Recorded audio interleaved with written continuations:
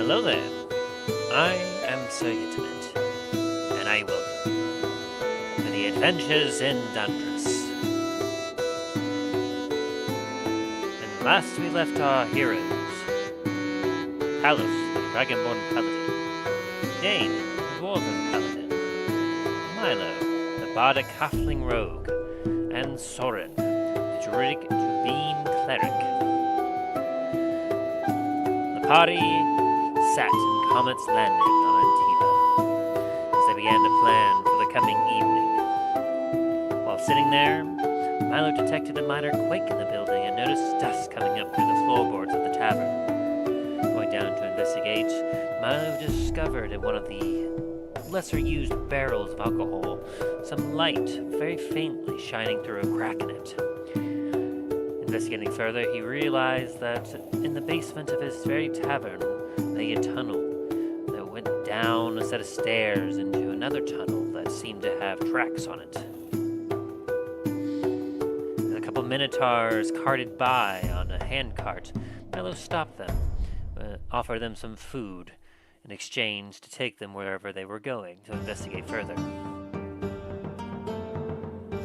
What Milo experienced next was fascinating, as Milo discovered a well-crafted, beautiful underground station with an automaton taking command of the cleanliness and control of the station, known as the Con-duck-tor. From there, Milo discovered that an old ally of his, Stradabah, had commissioned this station be built, as well as an underground shack to connect Antiva to Port La Montagne. So with this knowledge in hand, Milo returned back to Comet's landing, as he had more pressing things to be concerned about. From there, the party returned to Milo's Manor, where they made preparations and got ready for the night's festivities. The guests began to arrive one by one. Each head of the crime families of Antiva made their way to the dining room of Milo's Manor. From there, Milo gave them all some food and helped make them comfortable before he began to unfold the events of the last 2 weeks before them. He brought out his son, Garret, and introduced him to them, and revealed that he, in fact, was the one that was responsible for the death of the Baron. But as the crime families began to stiffen up and show concern, Milo revealed that it was not Garret who had truly done it, though he was the instrument in the murder. It was another that pulled the strings. And so he led them all out into the foyer. There he revealed the scars of battle, as he revealed the head of the Aboleth that the party had fought just the day prior. He then explained to the heads of the crime families exactly what this thing was and what it was capable of and what its plan seemed to be. And then made a proposition to the entirety of the heads of the crime families, to which he was very charismatic and was able to convince all of them to recognize him as the Baron, forgive his son, and see what he could do for Antiva. Returning back to Comet's landing after an exhausting night of festivities, the party was relieved that things had gone so well. They began to make their plans to return to Dundras, as they still had the manner of dealing without Maldraxxus.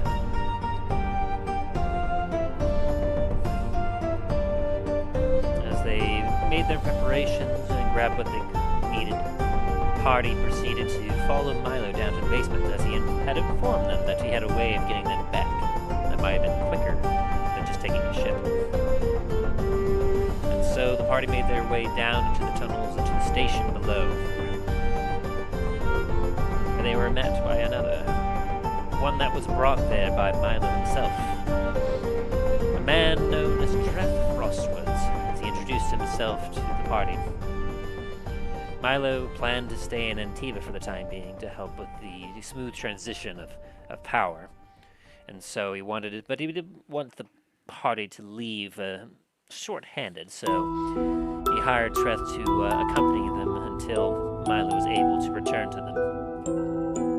Soren also made it clear that he wished to stay in Antiva as well, wanting to stick around with Garret to ensure that he recovered properly from his possession.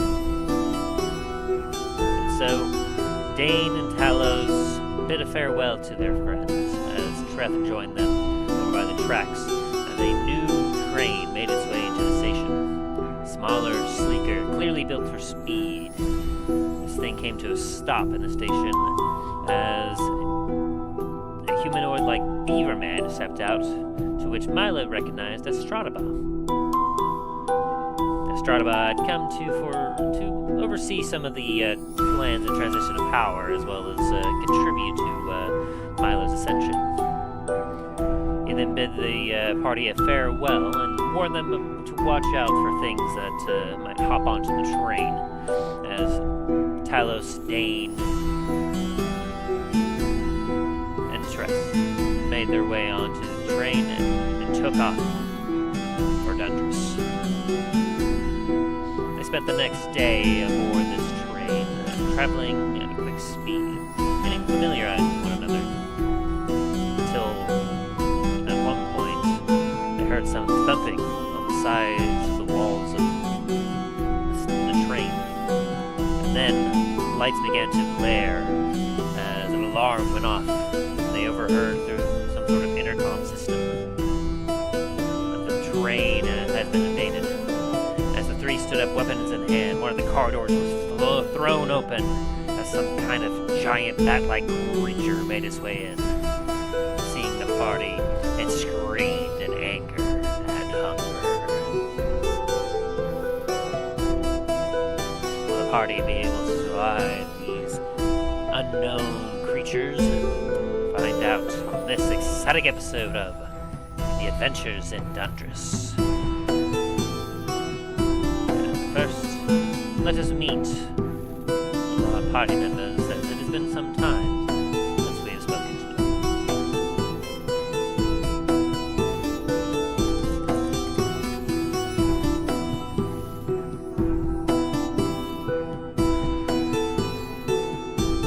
Hello there. Hello there. How's it going? It's going alright. Just excited for today. Happy to be back. How about you? Oh yeah. Doing alright, doing alright. Just chanting around about Elden Ring. Oh, fun. Yeah, been playing that recently. And I've heard good things about it ever since it came out. Yeah, never thought I'd actually play it. Didn't think it would really be my thing, and it's actually very good.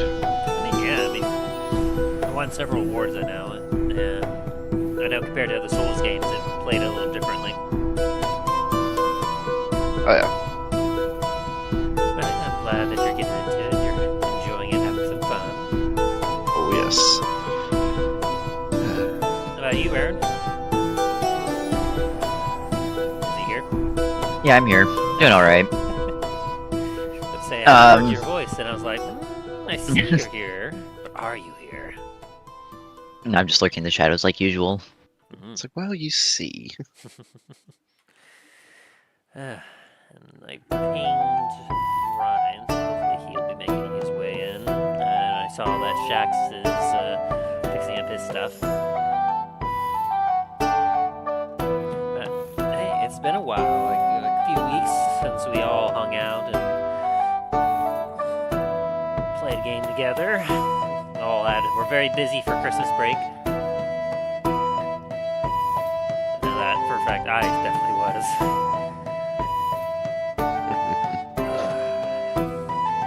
Time of year for my work. But now we're past that, and I get to burn a bunch of my PTO that has been accruing since the start of the last year. Ooh, very nice. I have the entirety of this next week off, and the entirety of the last week of January off. Very nice, very nice. Yes. And I'll need to try to find some additional days to try and add some more PTO as well, because I think I still have like an additional 20 or 30 hours that I gotta burn before I lose it. Thank you for reminding me. I actually should check mine as well.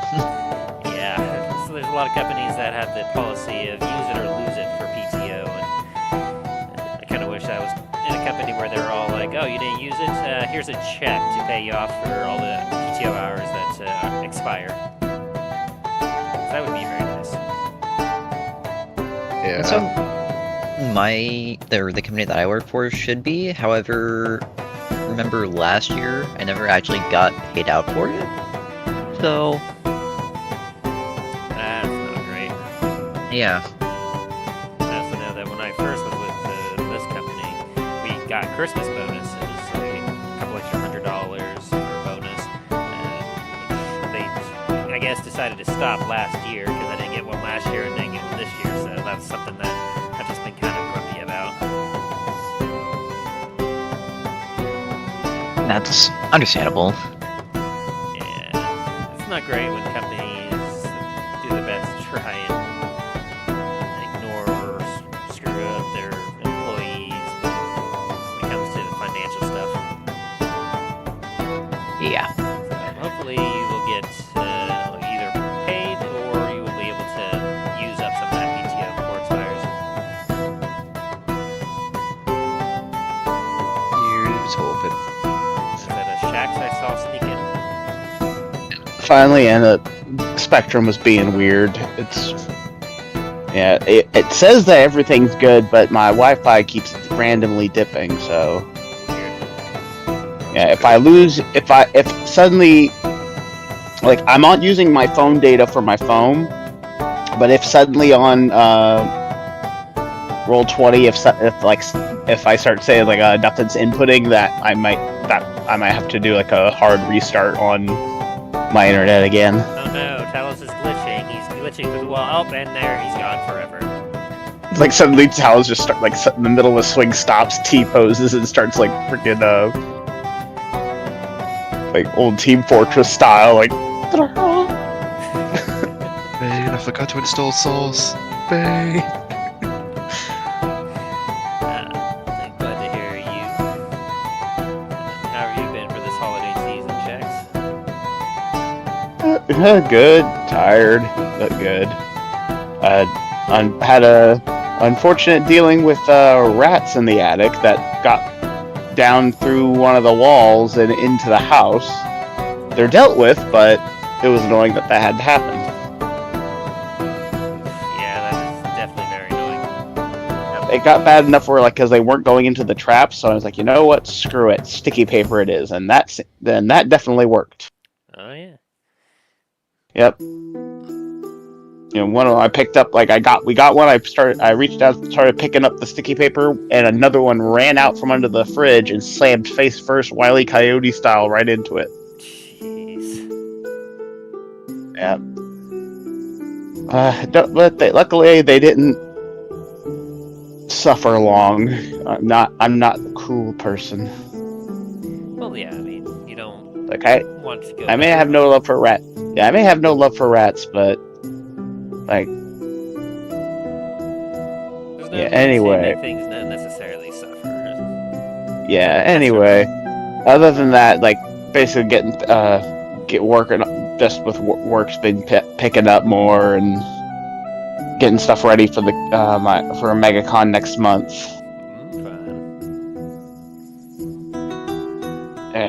Like, I'm also looking at trying to get a new actual laptop, which right now I'm just waiting for one of my buddies to finish going through the specs of a couple that I sent him and get his professional opinion on which one would probably be best. Nice. Well, hopefully that goes well.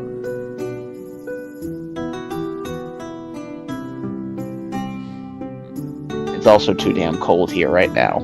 Florida should not be this cold. You think it's cold there? Oh, I know how bad it is up there. It's just that, like, if I went up there, you would never hear from me again. They'd just find a shack sickle. Yeah, it did get quite chilly, and it's gotten a little bit better. It's about in the mid-30s now, so a lot of the snow has been starting to melt. But yeah, we got dumped on by about a foot total of snow, so lots of fun issues that people have been having up here in regards to that. Fun times. Yeah. So many cars crashing, many cars getting stuck.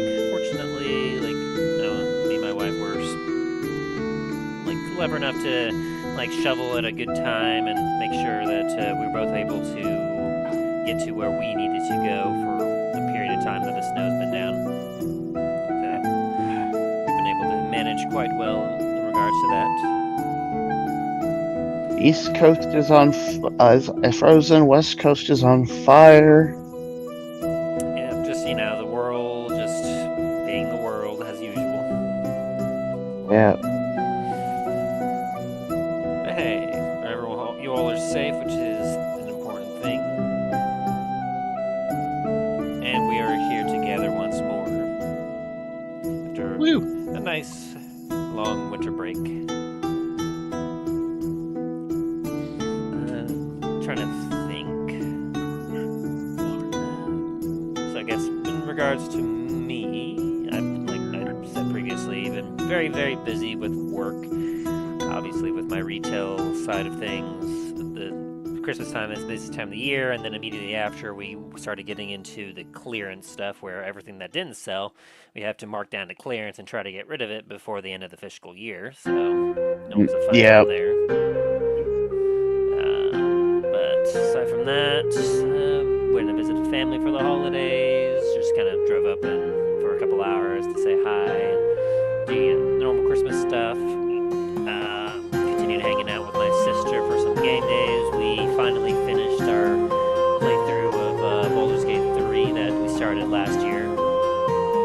Very nice. So almost took us an entire year, which of almost weekly sessions. So that was a good time. Unless you're making better progress than us. Well, I mean, to be fair, in the Baldur's Gate 3, I think far less time has passed than our game has. Plus, I got maxed out at level 12 or something, and while you guys are at 17, 18. That's true. Yeah, my Baldur's Gate right now, my current playthrough, I'm just going into the House of Hope right now, and I'm doing it on the hardest difficulty. So I'm like, lots of prepping and planning. No doubt. Definitely good luck with that. It's not an easy place to deal with. Nope. And then of course I have my Dark Urge playthrough, which that one on the hard difficulty is a very hard run.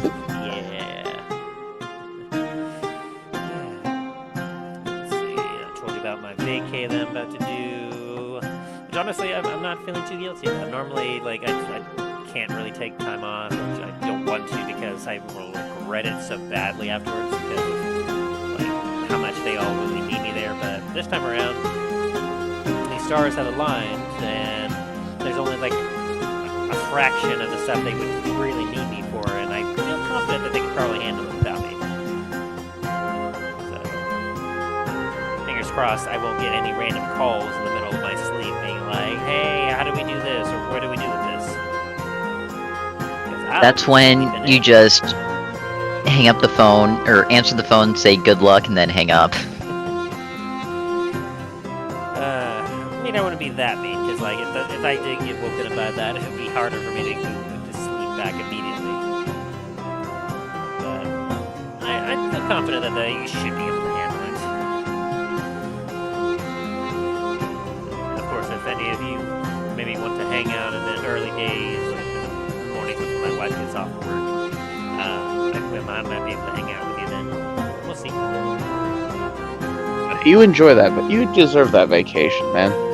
You work hard. I appreciate that. I definitely try to.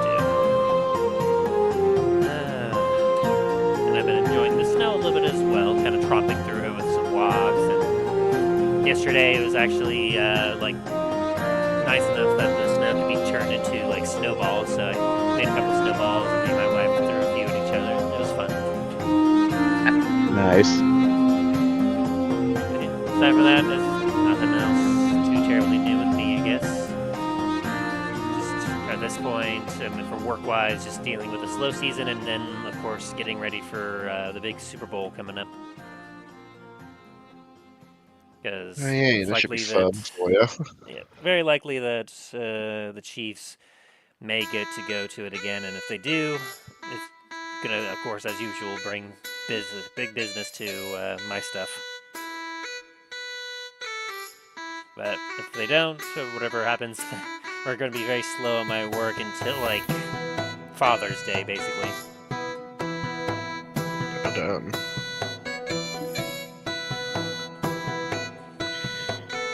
Yeah, well, hopefully they have people to help you this year, and you're not having to do basically the entire thing by yourself.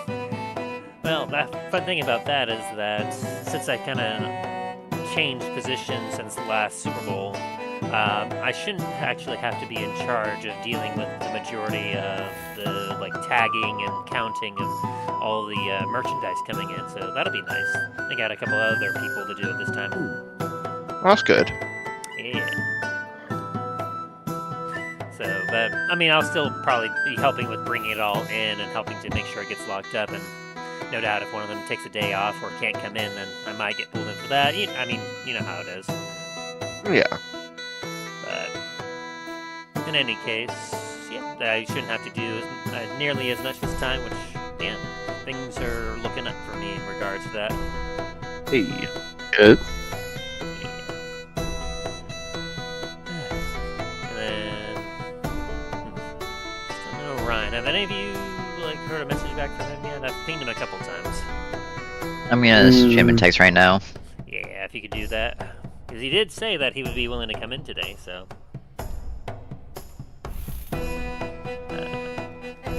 Remy, how about you? How are you doing? I'm doing alright.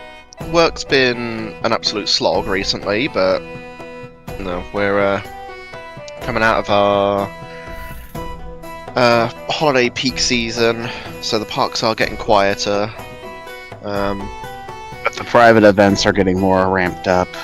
Yeah, we're starting to get our private events in the park now. I think the next one is Rock the Universe, so that should be interesting. Yeah.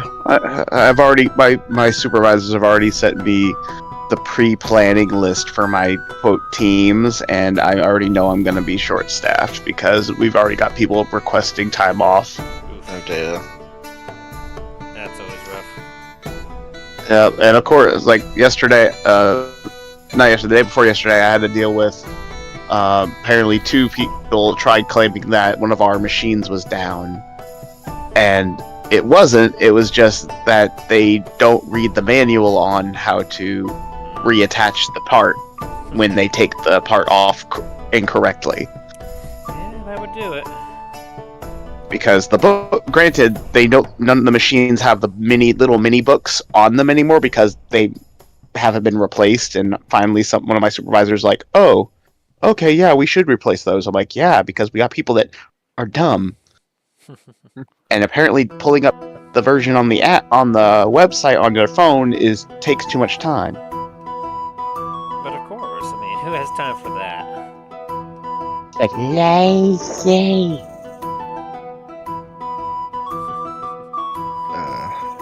Yeah, no, on our end, I'm already trying to get the leads to put in supplies for Grad Bash, which I'm already not happy about. We've got some megaphones that we've had left over from the building of the ride, that we may or may not have claimed for ourselves because the part of the company that deals with all that just never came to collect them, so they're ours now. Yeah, I mean, of course. Yeah, there's a time period. Yeah, there's a time period of like, and if they don't pick it up within so many days, and oh, well, this has been like 4.5 years now. Yeah, I think the time limit is about a year, for depending on the type of materials it is. I mean, yeah, Oh, yeah. It's been a couple. Like, if it's in at least a year, like they're clearly not coming back for it. Oh yeah, and like since they've been in the building, it's been like 4.5 years.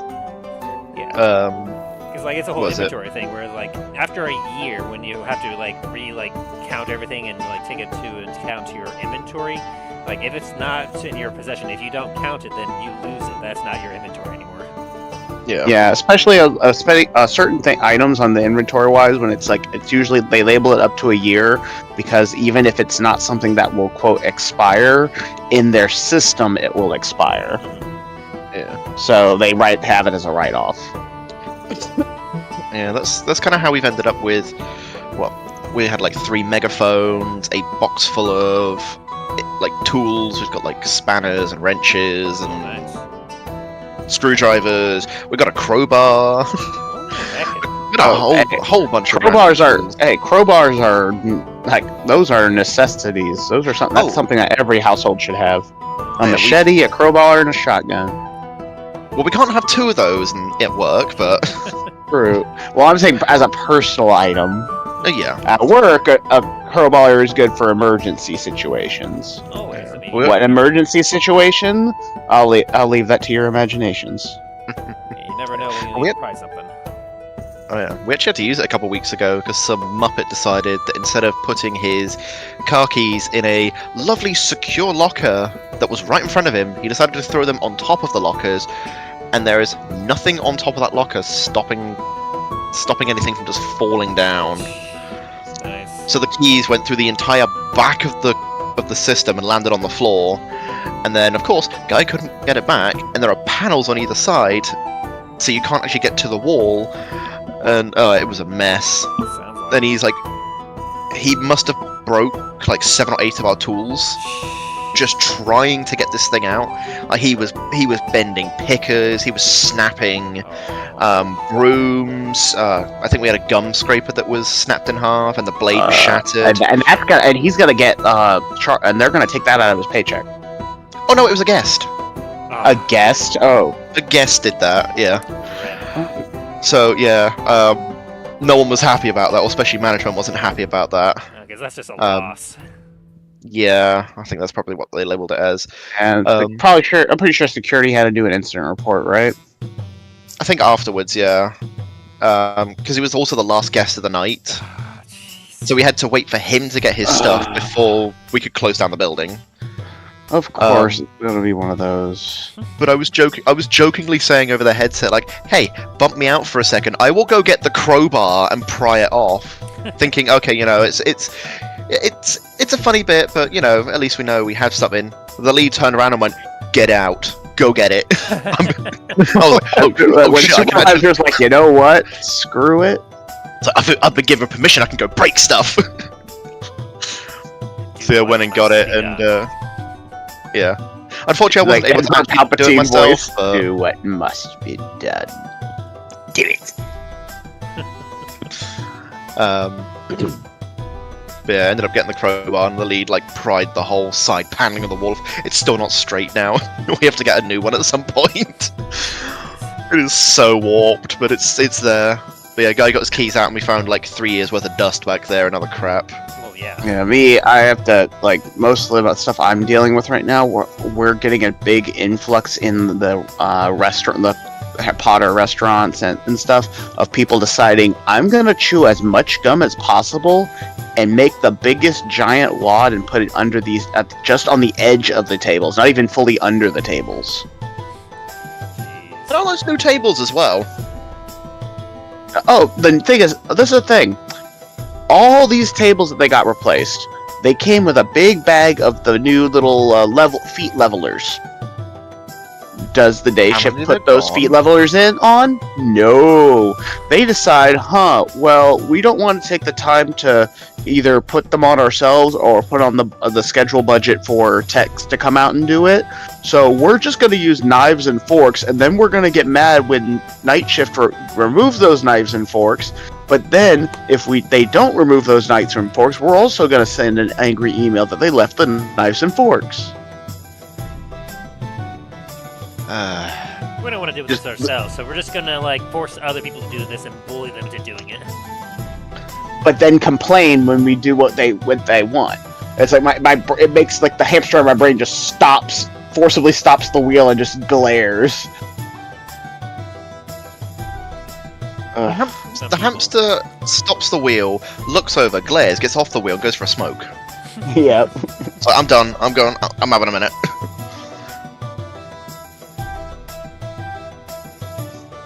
It's like, I need a minute. It's like, but you do. It's like, no, shut it. I need a minute. It's like, I need a minute now. If not, I'm gonna. So you're gonna find a minute at the busiest time when you're on your own.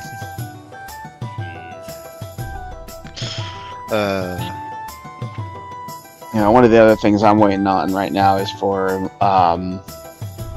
next month when Monster Hunter Wilds is released. They finally released the second beta test dates. So, like, that's something I'm looking forward to. Get video game wise, I'm looking forward to. It's like okay, something to numb the brain while the world burns and freezes and hacks its lungs out. Should be a good time. Yeah. Dog, no. That's my no. Give me that. Arf, arf, no, arf. You tried to sneak another one of my damn socks out of the bin. My wife's old dog used to love socks. She would love to just kind of like grab a bunch in her mouth and then just like shake her head with them and just carry them around. Oh dear. Always amusing to see. But, I don't actually. It's not really any video games that are coming up that I'm looking forward to right now. I don't really need anything down the pipeline that has me like interesting, Yeah, not really much going on right now. Sure. Starting to I know get there's back into a few older games. I know there's a couple newer games that should be coming out from like indie makers coming out in the first quarter of this year. They don't have like a date exactly. Oh no, but like, what do you see? I'm trying to pull up Steam right now since I have a couple wish listed. Steam. Especially if we please get work. a new laptop. Yeah, especially if we get a new laptop, I'm definitely gonna be down for trying to get some games.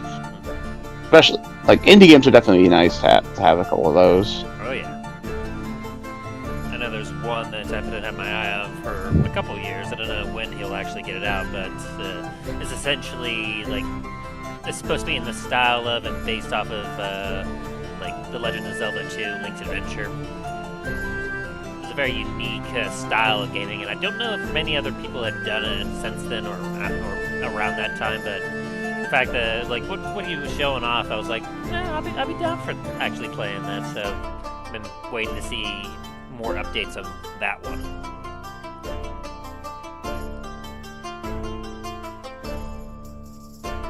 Sorry. All right. I didn't mean to interrupt. Okay.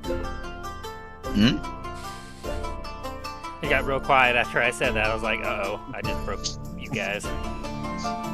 I know I had to mute myself because I started choking on my damn root beer. Hey, what do you got, Aaron? Talos. It's like, Alright, so one of the games is called The Kingmakers. It's basically where you are a modern-day soldier that gets teleported back in time to medieval Europe, and you fight, like, armies of medieval soldiers with new age technology. Oh, jeez. Oh dang! I just like imagine it's like Knight trying to turn around the corner, stops and just sees a freaking tank barrel pointed straight at it. Basically, Whole line. Pretty like tell, what Abel- beep boom? It's like that. Really like that. What's that movie? That anime Gate. Where it's like this whole cavalry, and all of a sudden they just start all exploding, and like they're all confused on why they're just suddenly dropping dead. The main villain, any type of loud noise freaks him out because he has PTSD now from the freaking explosions. yeah, the first video that I saw about this game was you're like driving just like a standard pickup truck, and then just get teleported into the middle of a battle and just start running everyone over with this fucking pickup truck. It's like He has a dragon. He's like, he has a dragon. He has a what? Gets mowed over by a freaking. You just hear the freaking red versus blue, Hispanic radio. That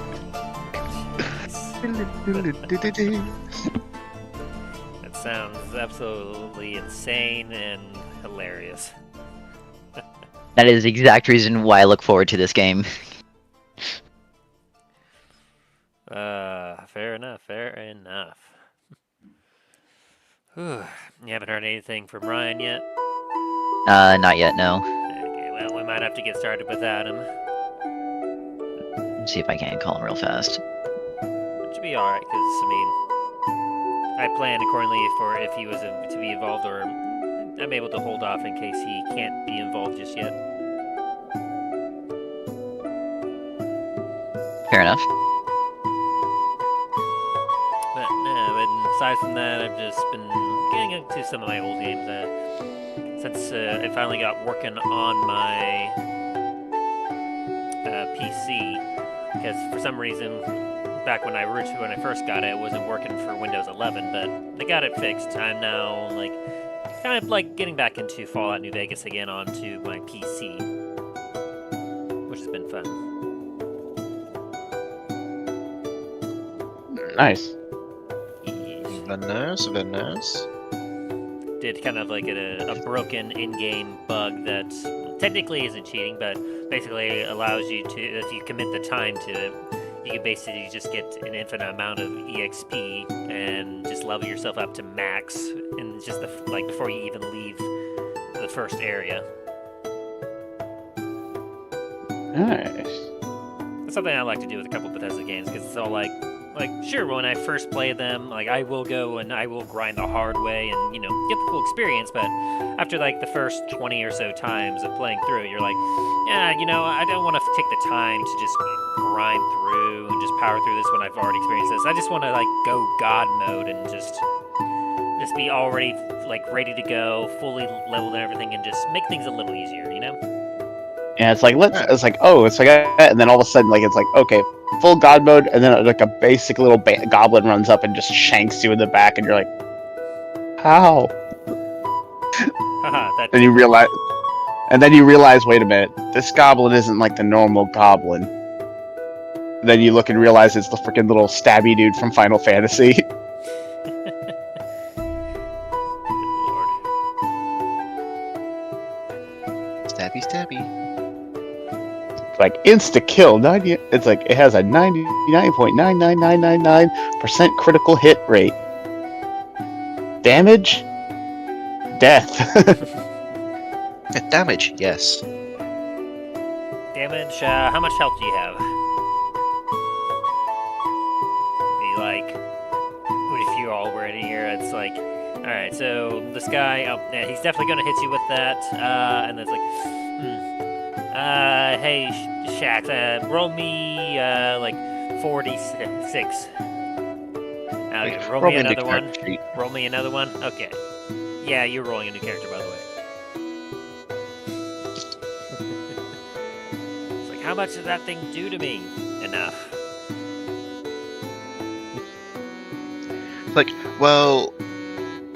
So I'll lay this out to you.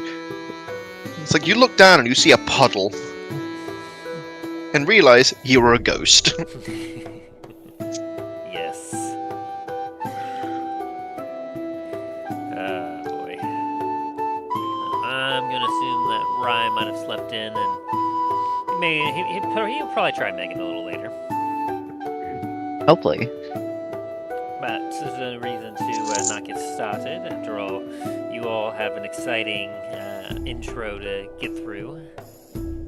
I think we have a fight to get into. If you're remembering correctly. We have yes, giant manta bat things. Yes. I thought it was sharks.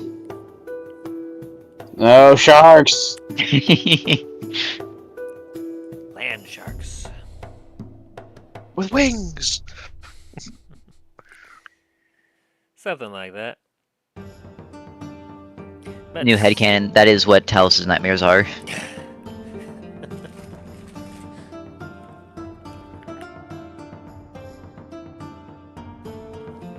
I can avoid them if I don't go in the water. Oh no, they're in the sky! Oh, that must be an angel. Wait, why does that have a giant... Biblically accurate angel. It's like, be not afraid. The reincarnated, like, Dread Roger, like... Just start screaming, I said be not afraid! Be terrified! I said be not afraid! Continues to scream. Everyone looks over at Shax's body as he's just screaming in his sleep. Like, his body's completely still, but he's screaming in his sleep. Like, what? Alright, well, without further ado then, let us return to Dundras.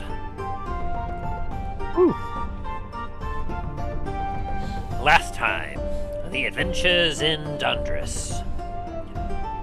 Our intrepid band of heroes, Talos, the Dragonborn Paladin, Dain, the Dwarven Paladin, Milo, the Bardic Halfling Rogue, and Soren Moonberry, the Druidic Tribine Cleric, had just finished off the dreaded Aboleth on Antiva. Having taken control of Milo's son Garret and committed many murders and heinous crimes, the party was tasked with figuring out how they would explain this to the crime families of Antiva and finally bring peace to the relative peace to the island. Having sat down in Comet's Landing to begin their plan for the coming evening, Milo detected a minor quake in the building and noticed dust coming up through the floorboards of the tavern.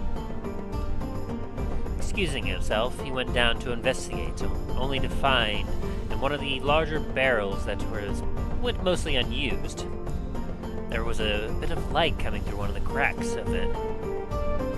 Opening it up, Milo discovered a stairwell leading down below to the depths, where at the very bottom there was a faint flicker of light. As he snuck down the stairs, he discovered a tunnel going both ways with a track upon it. And on this track, coming up from the right, was a handcart with 2 Minotaurs grunting as they were making their way through. As Milo kind of stepped out and revealed himself to them, he was curious about what they were doing, and promised them food if they showed him where they were going. And so Milo quickly went back upstairs and employed Lure with cooking up some fresh meat for them before heading back down and feeding them. Satisfied, they loaded Milo up onto the handcart and brought him into just a very short distance down the tunnel into a magnificent station. Decorations galore, polished metal, and gems all about, Milo was treated to a sight of the eyes at this hidden underground station, where near one of the edges of it, towards one of the parts of the track, he saw that there was an Automaton standing guard. It seemed to recognize Milo as he approached and introduced itself as the Con-duck-tor. He then explained to Milo what the station was and exactly who had commissioned it, as an old friend of Milo's, Stradabah, Port La Montagne, had commissioned it not long after they had left for Antiva all those months prior, wanting a secret tract in order to connect parts of Dundras to Antiva for business purposes. Satisfied with this, Milo made his way back up to Comet's Landing. With that in mind, he wanted to focus on his task at hand. And as the sun began to set, guests began to arrive at Milo's Manor. One by one, each head of the crime families of Antiva approached the door. Within, the party was furiously getting ready for their guests, making preparations and food in anticipation for nights that could change the fate of Antiva forever. Milo welcomed each guest into his manor and guided them into the dining room, where eventually, for the first time in years, all the heads of the family were in one place together. food and drink was served, Milo remained at the head of the table, keeping an eye on the proceedings, while Talos, Dain, and Soren worked hard to serve their guests with whatever they needed, and even avoiding some advances from a few of them. Eventually, Milo tapped a glass that was near him to bring attention to the table. He then welcomed all to his home and began to explain why they all were there, as he began to unfold the story that had been transpiring for the last 2 weeks on Antiva. He then brought out his son Garret, much to the surprise and shock of the guests, in order to explain his part in all this. While explaining, Milo had all stand and follow him into the end of the foyer, where the fight the day before took place. There, he showed off the preserved head of the Aboleth and the battle scars in the room, explaining what had transpired and what it was capable of, and making some assumptions as to what his plan seemed to be. Milo then made a proposition to the heads of the families and stood there in anticipation, as he felt to himself that he was very charismatic and very convincing with this. And one by one, all the heads of the family stepped forward, as they recognized him as the Baron. And all made it clear that they were looking forward to seeing what he could do in the position. Exhausted as they all returned back to Comet's Landing, but happy that things turned out so well, the party began to make preparations for their return to Dundras, as they still had dealings with Maldraxxus that they had to take care of.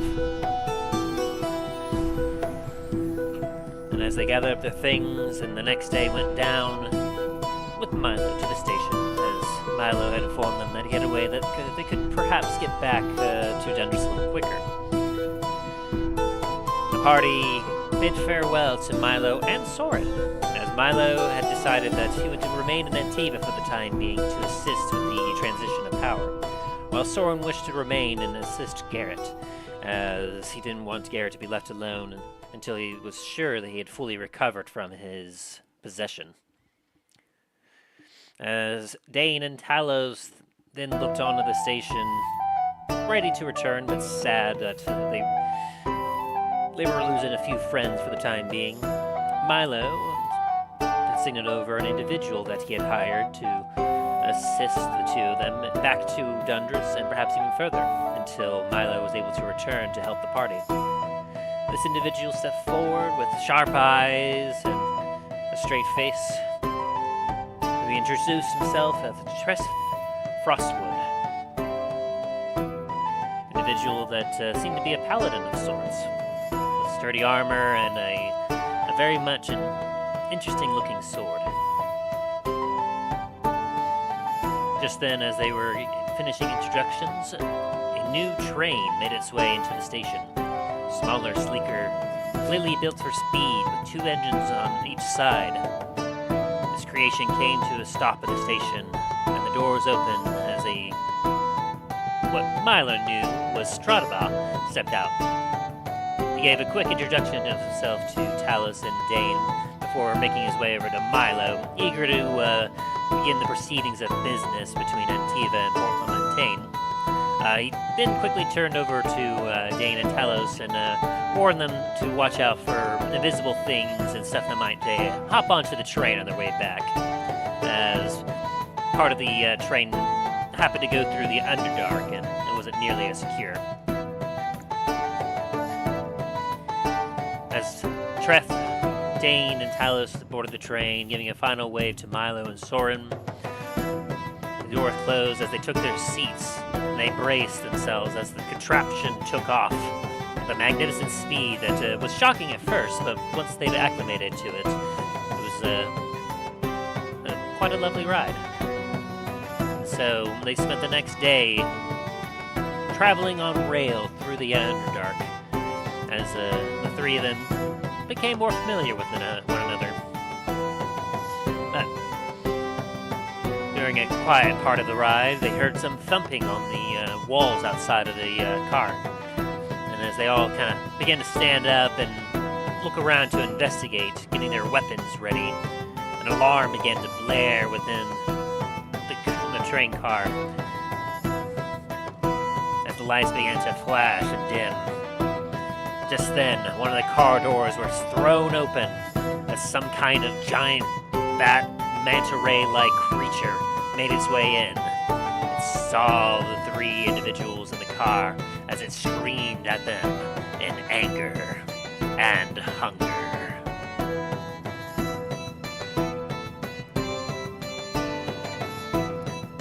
What will our party do? Will they be able to survive this onslaught? Find out on this exciting episode of The Adventures in Dundras.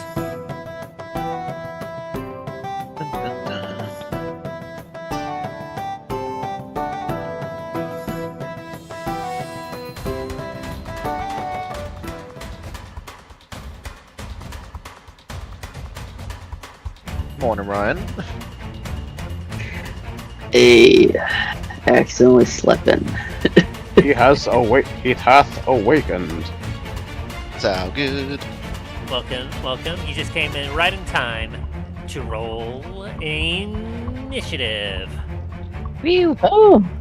Okay. God damn. Alright. What? Oh, I roll for initiative. I was not Oh. expecting to be that good from this character.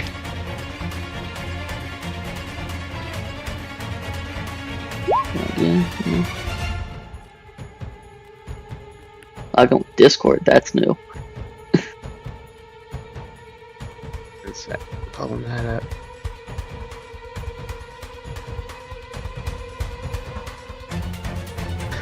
It still shows that there's a bear for my character roles. It's like, oh, enemies, bear. What? What?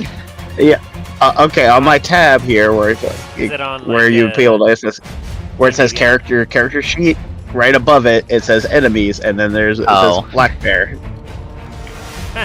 Fun. Apparently, there is an enemy out there that is this black bear must be my mortal enemy. No, I'm pretty sure that's one of Ryan's, what am I thinking of? Wild shapes. Ooh, Talos. Yeah. That sucks. Well, that makes sense. You did have the lowest perception last round, and like you all were trying to figure out what was happening. Yep. It's like, what's going on? It's like the freaking Skyrim guard. It's like right in front of me. Huh? Must have been the wind. Oh yeah, I got epic Greyhound stuff. It's an arrow freaking in my forehead. What was that? It must have been my imagination. Alrighty. 1, 2, 3, 4. Alright. It looks like you all have finished rolling initiative. We have at the top Treth Frostwoods ready to show what he's got with our enemies coming in next. After that, we have a mysterious individual that some of you may have heard a louder thump on the train car, but may have been too distracted by the lights. Then we have Dain, who was a little more prepared for this than Talos was, and then Talos at the rear. Not quite prepared for what has happened.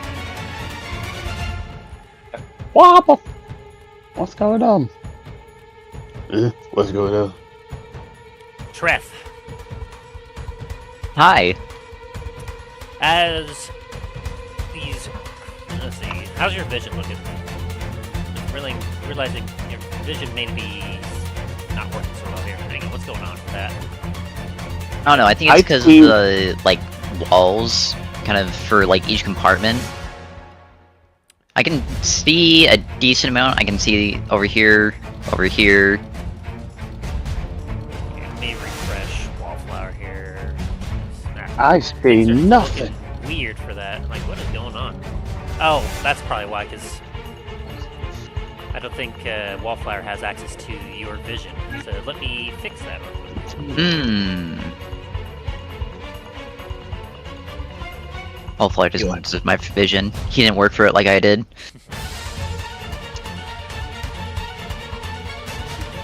Edit. Wallflower. There we go. Alright, so that should hopefully allow. There we go. Now, okay. So, Treth, as the doors have flung open, several things have crawled in, and as your eyes flick behind you and in front of you, you definitely see what appears to be some sort of bat-like manta ray things that are crawling on the walls, but in this kind of darker space, your eyes must be playing tricks on you. Because each of these things, like, while they're there, like, it is strange, because there seems to almost be, like a dozen of them. Like, there's almost 3, like, for everyone that you see, there's, like, 3 more right next to it, like, all around it, that is just swarming. Constantly shifting position. It's possible to track, like, any individual one, as they all are looking at you and very much making it very difficult to, like, see. What do you do? That is a good question. Uno momento, let me double check a couple of spells I have.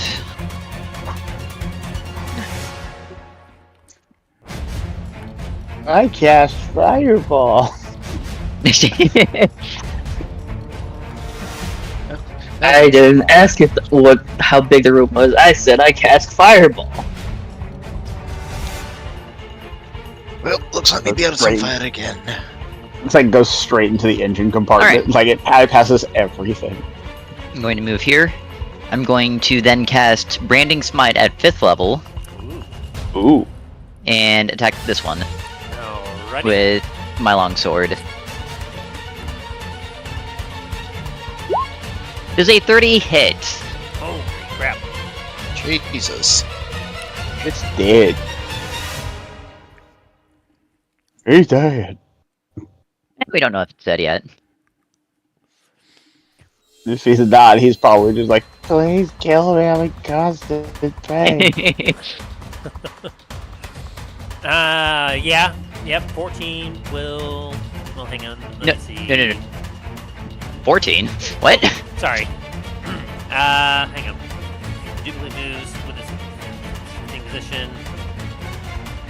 Okay, let me just finish reading up this ability. When any creature targets the cloaker with an attack or harmful spell, while this remains, the creature rolls randomly to determine whether its target... Okay. This is AC. Okay, so then what does it need to roll then? Interesting. No, good to know. Okay, so... Oh, okay.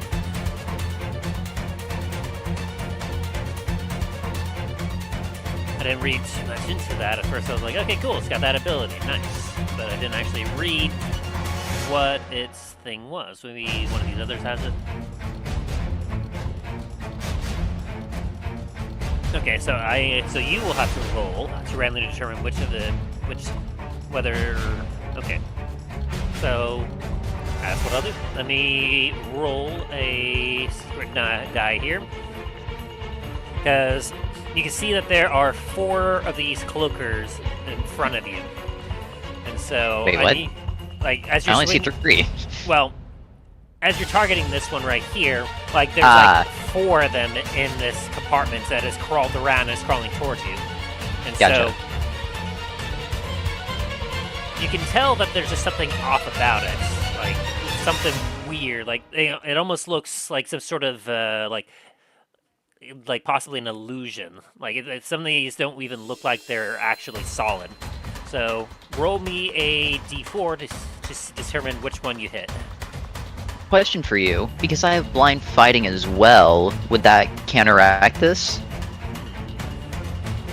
Let me see.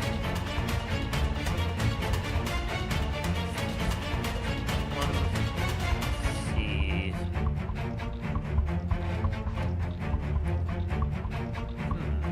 That is a good question.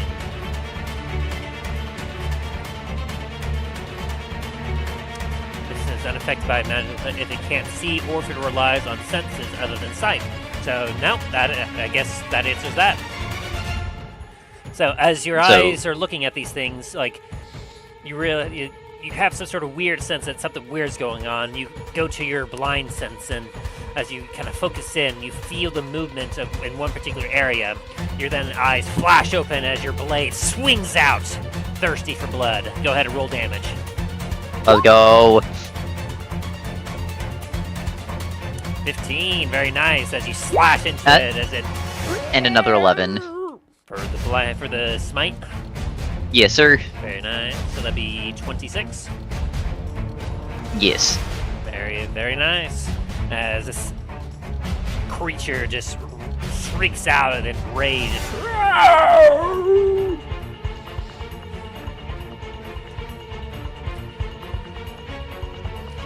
What else? Then, since I will then also attack this one with my longsword as well. Very nice. For a 32. Good lord. Yep, that hits. Once again, like your ability, like they can't do anything about that. You got nothing. Nothing. Oh boy. I can't do nothing, those gits.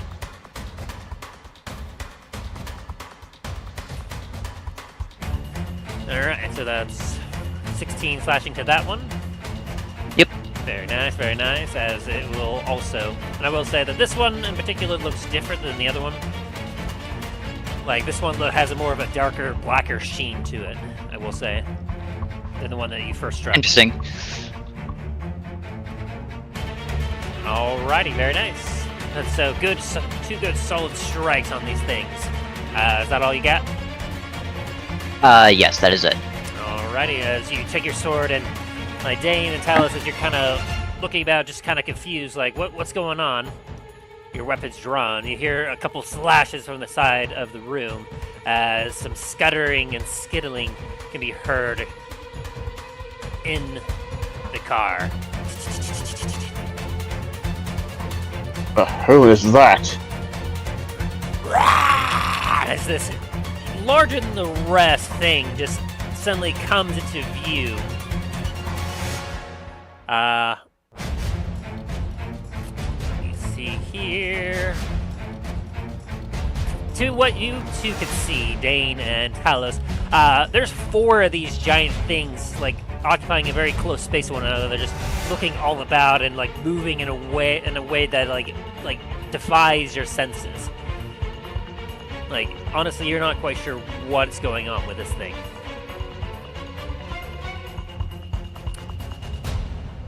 So, it's going to look at a very, very lovely Dain here. Very juicy looking. And it's going to bite you. Oh, goddamn! Oh dear. That's not fun. Like, I'm gonna bite you. Why? Because. Talos, helm. Huh? You want to use your reaction for anything, by chance, Talos? You're breaking up really bad on my end. One sec. Tim, can I use my reaction? Are you able to use Actually, wait. from that distance? Sorry. Okay, say again. Sorry, I just got my. Something's going on with my headset. So the Talos and I heard every other word. So Talos and Treth, you can see that this, like, 4 of these, like, larger cloaker things are about to, like, latch onto Dain. Like, Dain is sort of caught off guard by this, and like. I'm gonna. For a big I'll bite. you. Yeah. And you. Okay, the thing is just showing on my screen of he's getting the bite, so I'm gonna use my reaction to my one of my charges on my helm sigil to make that into a regular attack. Very good, very good. And unfortunately, Dain, as this thing, like, have you ever seen Alien? Yeah. Oh no! Oh no. It doesn't attach to your face, but it goes for your neck, and its wings wrap around you, and its tail wraps around you as it latches onto you, dealing. Let's see. Okay, that's just the. Okay, so that would be the extra attack. So it deals 17 points of piercing damage to you as it latches onto you. Oh, it does attach to your head. Fun! You are now blinded and unable to breathe. Oh, lovely. Thanks, Tim. Thanks. And that's just the beginning of it, because after it attacks you with its bite, yay, its tail there's whips more. around, and does a 21 hit you? It does not. Its tail swings down to try to gut you in the stomach, but your armor fortunately blocks its tail as it just glides against its piercing a blow. As it's going to remain here. Talos is horrified. Meanwhile, let's see here. Yeah, this one right next to you, Treth, is going to attempt and bite you. Neat. Oh, does a 27 hit you? That hits. Good lord, like, they're getting some insane rolls here. Like, that was a 19 on the die. Well, as for you, Treth, you take 15 points of piercing damage, and now this thing is attached to you, to your head, as you are now blinded and unable to breathe. Wait, what? This thing is attached itself to your head. Neat. And it's also going to attempt to stab you with its tail, but it's a 12 to hit. 12 does not hit. As your armor also proves unable to be pierced by its tail. Meanwhile, this one here will kind of go up, and since you're already attached, what it's going to do instead is it's going to moan. And so I need all three of you, since you're all within 60 feet of the cloaker, and you can hear, to make me a wisdom saving throw. Those of you that are immune to frighten don't need to worry about this. Huh. Hooray. Okay. And Hooray. so, Treth, you definitely made that save with a 25. Holy cow. You were not frightened by this moan, as you were too distracted with this other thing just clinging itself to your head as it's biting into your neck. And it's just going to be sad and disappointed as it's going to attempt to attack you with its tail. Does a 22 hit you, Treth? Yeah, that hits. Ooh. And then the little one managed to hit you for 5 slashing damage as its tail... Oh, that's weird. Why do some of them have piercing and one of them... Interesting. Maybe because of their size. They're not Maybe. fully mature. Yeah, I suppose that's probably fair. So you take 5 slashing as this thing's tail whips around and gets into your leg a bit. As this one here is just going to approach as there's... Well, actually, you know what? There's still a bit of room up here. It's going to go over, because this thing can fly? Let's see. Fly or climb? What is it? Which one is it? Scuttle. I can just imagine like a Yeah. bat, like that weird bat crawl 15, thing. 20, 25. This thing's going to scuttle over the roof over Wait. you. Tim, I'm gonna use my reaction and have an opportunity of attack. Ooh. Yeah, it will be in range, because the cabin of this car is not very tall, so you will have an opportunity. And you do Let have me just- blind sense too, right? So you don't have to worry I about do. it. So that will allow you to. Go ahead and make your attack of opportunity. Because you didn't use Let me your reaction just yet. double. Correct. Let me just double check something real fast. And then in regards to being able to breathe, if you're not able to get this thing off of you in time, you have an equivalent amount of turns equal to your Constitution modifier. before you will start to suffocate. How fun. Let's see.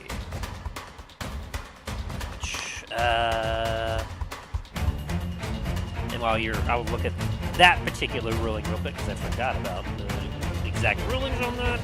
While you figure out your reaction. Going to cast Vampiric Touch at 5th level. Ooh. Oh.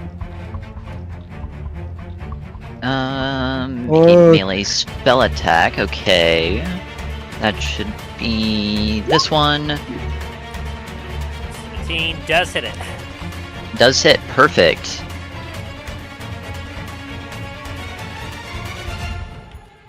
Man, that blind Damage sense is would gonna save you on this fight. Yes, sir. 14 damage to it, and then I gain 7 points back. Nice.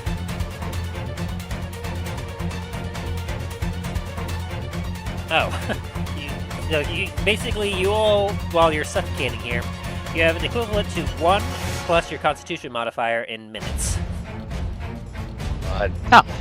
So 40 turns. Yeah.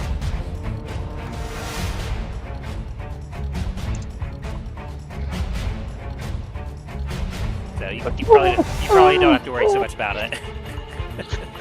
Like just sitting there struggling, swinging his axe, and everyone else freaking out.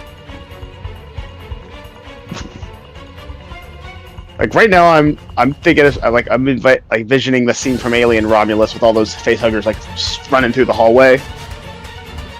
That's the meme I was trying to find. Pretty much. And anyway, Talos, after this thing gets vampiric touched, it looks at you. Ooh, I don't imagine a 12 is going to hit you.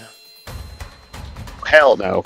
It slaps as it tries to jump on you, but having been hit by an attack, it loses its balance and bounces off your armor uselessly as it quickly tries to slash at you with its tail with a 17 to hit. Nope. As its attacks are useless.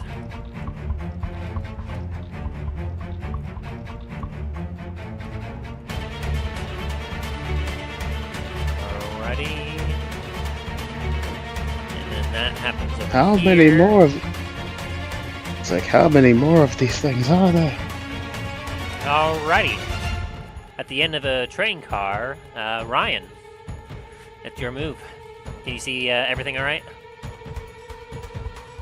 Yes, I can. But the wallflower can't. Dang it, how did I not just... Hang on. Let me open character sheet. Wallflower needs to see what you're doing.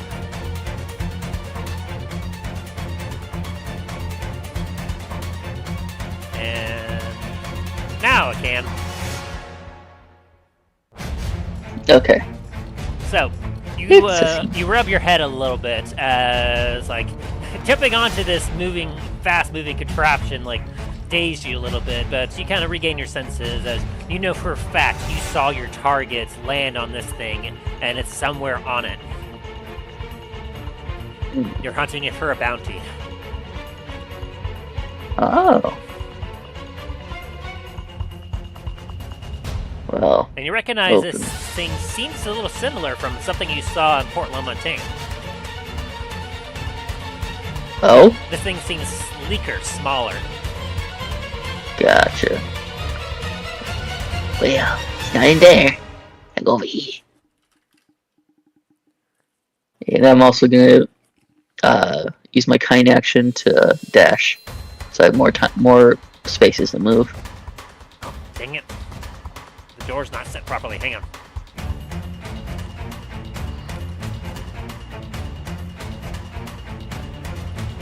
Oh, there we go. You don't see anything? Okay. Okay, now you're good. As you open up these doors, you see lavatories in these stalls. So civilized, gross. Not supposed to open that yet. More lavatories, each with a dim light within them to help illuminate slightly. But the lighting on the it's very dark in the Underdark, but with your dark vision, you're able to kind of see things clearly. Especially as on this terrain, there appear to be some small crystals here and there to provide a little bit of light. You know how when you have to adjust your eyes when you're in the dark, and then you in school, your teacher would turn on the lights and your eyes would just get flashed. Yes. That's how Greyhound is being flashed every time. Stupid lights. Imagining Greyhound opening each one of these individually, be like, alright, it's fine. Everything's fine. Okay, so that was 5, 10, 15, 20, 25, 30, As you 35, 40, enter 35, this 50. particular area, you're able to see all this, I assume. Let me double check. Yes, you have good vision here. So, as you look, you can see that in this car, it appears to be some sort of dining car, intended for guests or whoever to enjoy food. You can see that over here, give me a perception check.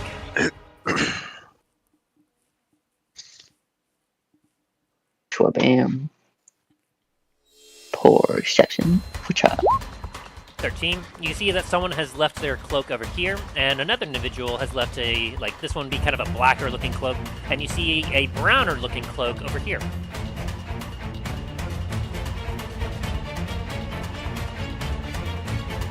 Well, okay.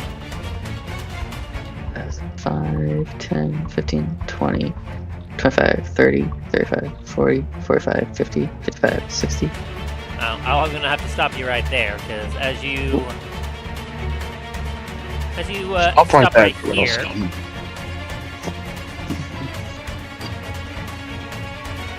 something transpires. As you didn't investigate, this thing uses its held action to make an attack of opportunity against you with a 25 to hit. That doesn't hit. Obviously, yeah, it hits. Suddenly, as you're walking down on this car, you feel a sharp pain in your neck as the lights go out and you can't breathe and you cannot see. Is it normal? As you will be taking 8 points of piercing damage. Okay. How strictly sound are these carts? You do not know. You just jumped on this thing, it seems similar enough to the T.R.A.I.N. at Port La Montagne, but you obviously don't have much interest in that, so you're not quite The sure. metal beast. Yes. Okay, how much damage should I take again? You took 8 points of damage. Okay. Gotta correct that then.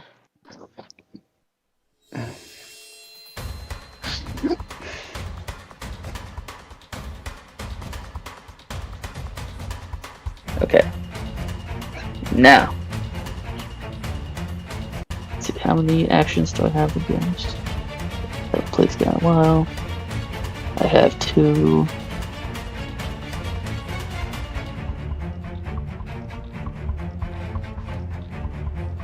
Okay. Yeah, I'm gonna do that. I don't know if this place is gonna go down if I decide to do some attacks. Certain Would attacks. Greyhound really care? Well, I mean, he's not the most elegant a person, but he's also not as stupid as people think he is. What's his move? Well, I need to change my attack modifier. Oh, it's probably because my proficiency isn't correct.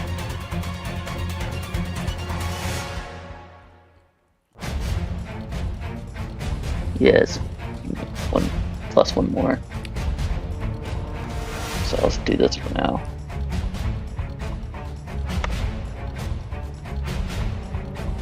Okay. Soul knife. There are 2 soul knives on this thing. The one that's attached to you? Yes. Alright. Which one does any of these hit? Let's see. The first one would definitely hit. Oh, wait. You're blinded, aren't you? Yeah, because you're blinded. It's attached to me though, right? You are blinded, and so, Okay. according to the rules on the blinded condition, a blinded creature can't see it automatically fails any ability to check the required sight, and attack rolls against the creature have advantage, and the creature's attack rolls have disadvantage. So this thing is attached to your face, and so you're essentially just like as you're flailing about. So that will be an 18 and a 13 to hit, which the 18 will still hit. Okay. I was making you think that you missed both attacks, didn't I? Yes, you did. Okay, to make sure that my So damage is go ahead and roll correct. damage on the first one. Oh yeah, damage is correct. Alright, it will take 3 slashing damage and you take 2. Correction, psychic damage. Well, you still take 2 psychic damage as you slash at this thing with your soul knife, and as it hits, like, you somehow manage to nick yourself a little bit and hurt yourself in this attack. You okay? As you're like, ah, ooh. Get off of me!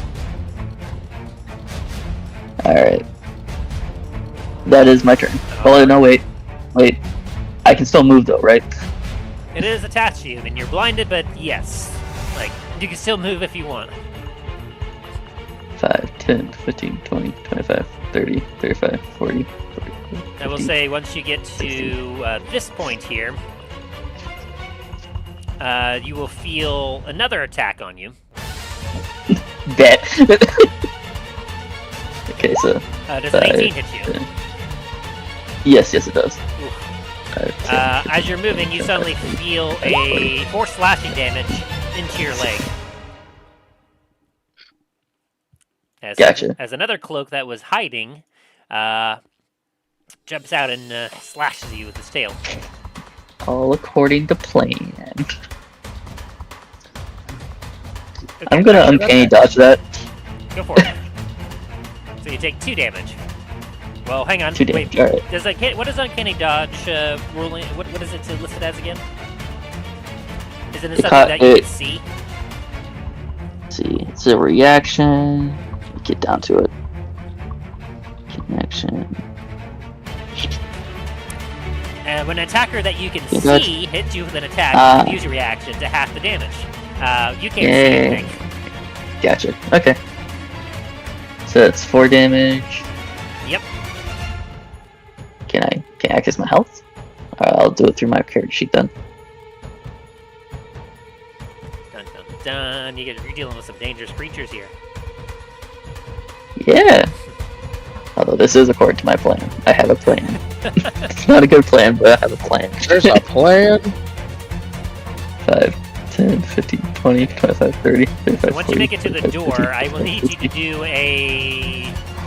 Give me an investigation check to see if you can figure out how to open it while being blinded. Like, if you could reach, like, the... Or, like, how would you open up the door while being blinded? It's not gonna be a good plan. It's plan. Just like full face first run into the door. Do I have that spell yet? No, I don't. I used the Alright. spell, but Oh, it's obviously a fireball. It was Oh, obviously no. gonna be a fireball. Are you Just about to decimate cast, everything. Are you about to cast Fireball to blow open the door? I was going to, but I don't have it yet. Oh wait, I can get one more spell. oh dear. Firebolt. Well, you would have had this prepared before you jumped onto the train, I will say. Yes, I would have.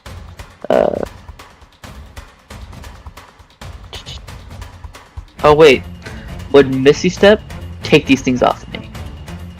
Doesn't Mystic Step also require vision? Yeah. Damn it. Okay. It's like that sigh. Yeah. Yeah. You can teleport up to 30 feet to an unoccupied space that you can see. Through. But what if I can smell it?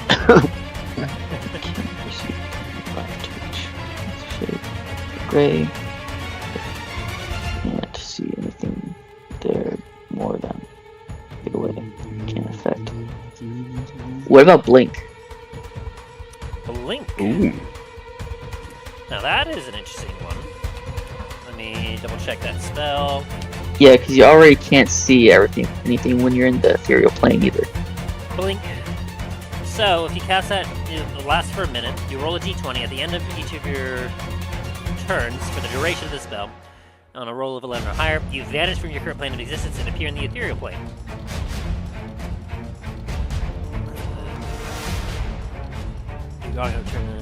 So, yes, actually, if you were to blink into the ethereal plane, this thing would fall off of you. Okay. Well, I don't have that action point, the action to actually do that yet. No, because you attacked. Yes. Trying to make sure if I actually even can get I would Fireball, say yeah. that you also know that if you were strong enough, you could also probably pull this thing off your face. I mean, yeah. But I'm also looking at other options too. Yeah. Absolutely. Oh, I can get Fireball. Why do I want to get Fireball? I want to get Blink. Anyway, back Actually- to the matter at hand. How are you going to open up this door in front of you? There's a door? Hopefully you didn't hear that. Greyhound's gonna flail around. See if he touches the door.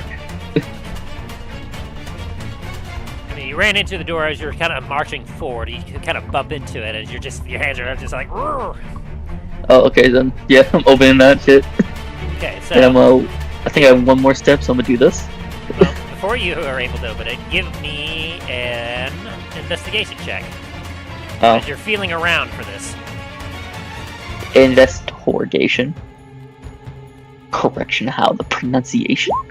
That one. Actually. Oh, dang. Oh, wait, a natural one? No, I was. I was gonna... I will say with an 8, you put your hand on the door as you move it all about, and you're just like, because of your lack of vision and the fact that you're not able to breathe, while you're able to handle not breathing for a little bit, it's making things difficult to feel out. You're not able to open up the door right now. Okay, well I can't do anything else then. Alright, end of your turn. Yes. Yes, I am. Dain, this giant thing is on your face. You can't breathe, you can't see. Oh, and I will say at the end of your turn there, Mr. Mysterious Person in the other cabin. Ooh, will it do that?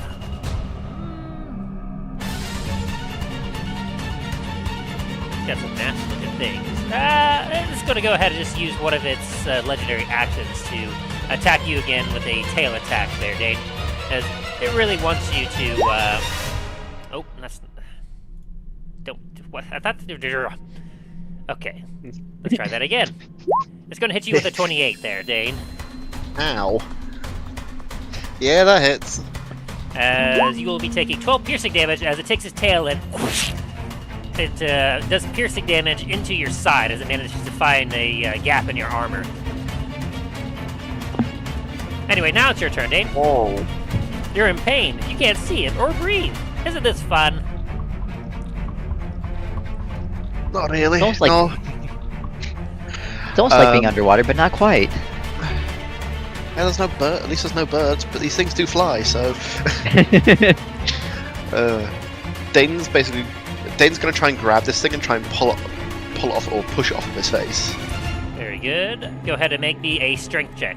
Base strength check. Alright, so you use your action to try and attach this thing that's on your face. and you pull, and you're like, but it's got a really good grip on you. Like you're not able to pull it off. Do you want to do anything with your bonus action?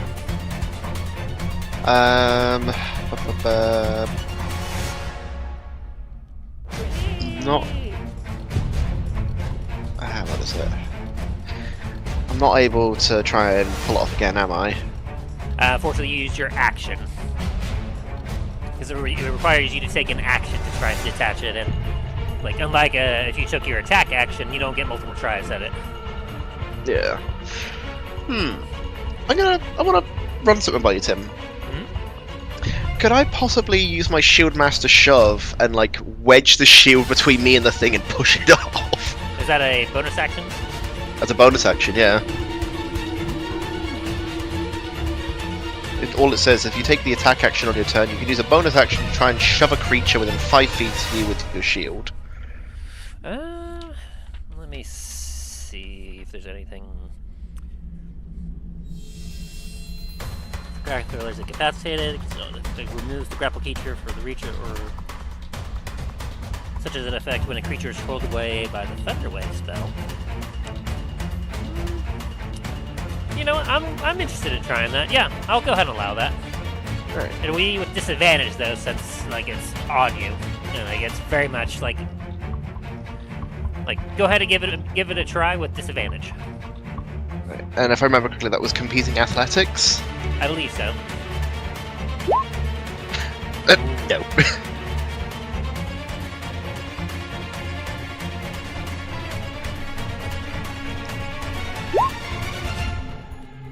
Yeah, that's gonna be it. It's like you try to get the shield, you pull up, you're just like, but you can't find any gap in it where it's gripping onto you to try and pry it off of you. As you kind of like fall backwards onto your chair, just like you're struggling so hard. Is that your turn? Yeah, unfortunately, that's my turn. All right, it's going to seeing as how you're still struggling and you're not dying from those for the stab and the bite wound. It's going to use another one of its legendary axes to stab you again with this tail. With an 18? It misses. Ah, Just his it's action. Alrighty.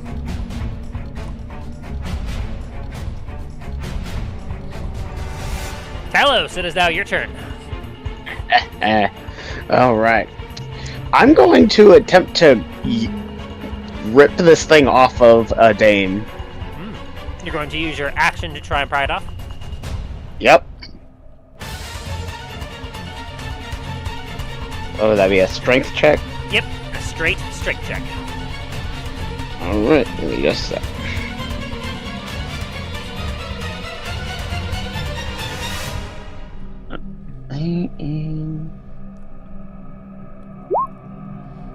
Oh! You grab this thing that's on Dain and you pull and but you end up lifting Dain up out of the chair and holding him in the air, as well as this thing that's attached to his face. It does not detach. I'm gonna try again. You have your bonus action and a reaction. Well, you don't have, well, yeah, you have your reaction back, so you have a bonus and a reaction left. Because you used your action to try and pull it off. Let's see, one sec. Seems like it's a good idea that you came on this trip here, Treth. Wolf, why am I flying? Put me down!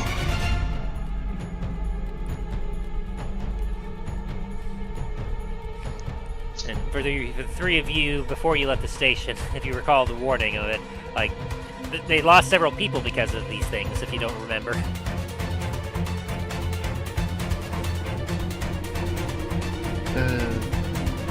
So, what are you doing, Jax? Well, I can take another. It says like since I have 2-weapon fighter, I can take another attack as a bonus action.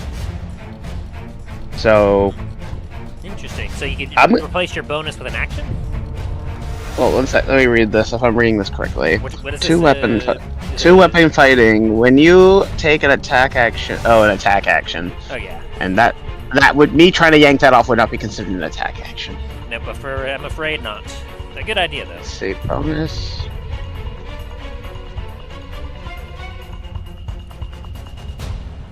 I'll actually try using a searing smite on the other one. Using my sunblade.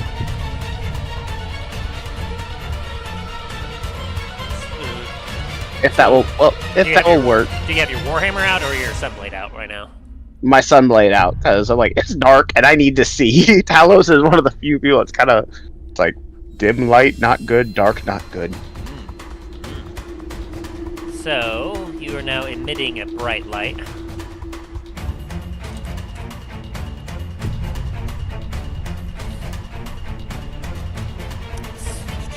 Let's see, and what's the sword a longsword?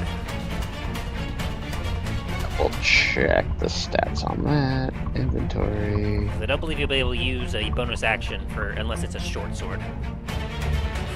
That's a long sword. But I will say that as you pull out the sunblade, like, fortunately your two allies are blinded so they can't see it, but the cabin fills up with bright light, and as it does, each one of these creatures, what looks to be like hordes of them, they shriek as they kind of cover their eyes from the light, as what almost looks like in each area suddenly drops down to one each. Little. Like, that was a try not to cuss You right realize now. that in the bright light, their illusions cannot stand up to it. Alright, that's gonna... I don't think I can do much of else, so it's gonna have to be my turn. Alright, and at the end of your turn, the Lord is going to use its last legendary action to command one of its cloakers to attack you. As this one here immediately launches a bite attack against you. With an 18 to hit? No. Well, I guess... Oh, it would have disadvantage on this, so it would be 17 to hit. No. It's just like... You just changed the game. As it just flaps at you, just like hissing against the light, just... Like, me try, like, and what, I can just imagine, like, me, Talos in one hand up, holding up in the air, trying, like, doing that weird little shaky pulling on the one that's on Dain, while holding out, like, his sword like how you would with a broom if you're dealing with, like, a rabid raccoon, like, fuck. Very good. Yep, so now none of those are going to be able to... They lose a lot of their abilities because of that. Treth, as we're at the top of the turn order, it is now your turn. Very well. This thing right here, it's in your space, but I have it on the side here just to, you know. Mhm. This one that's right here is not attached to you. So what do you do? See, I am 12 levels into there.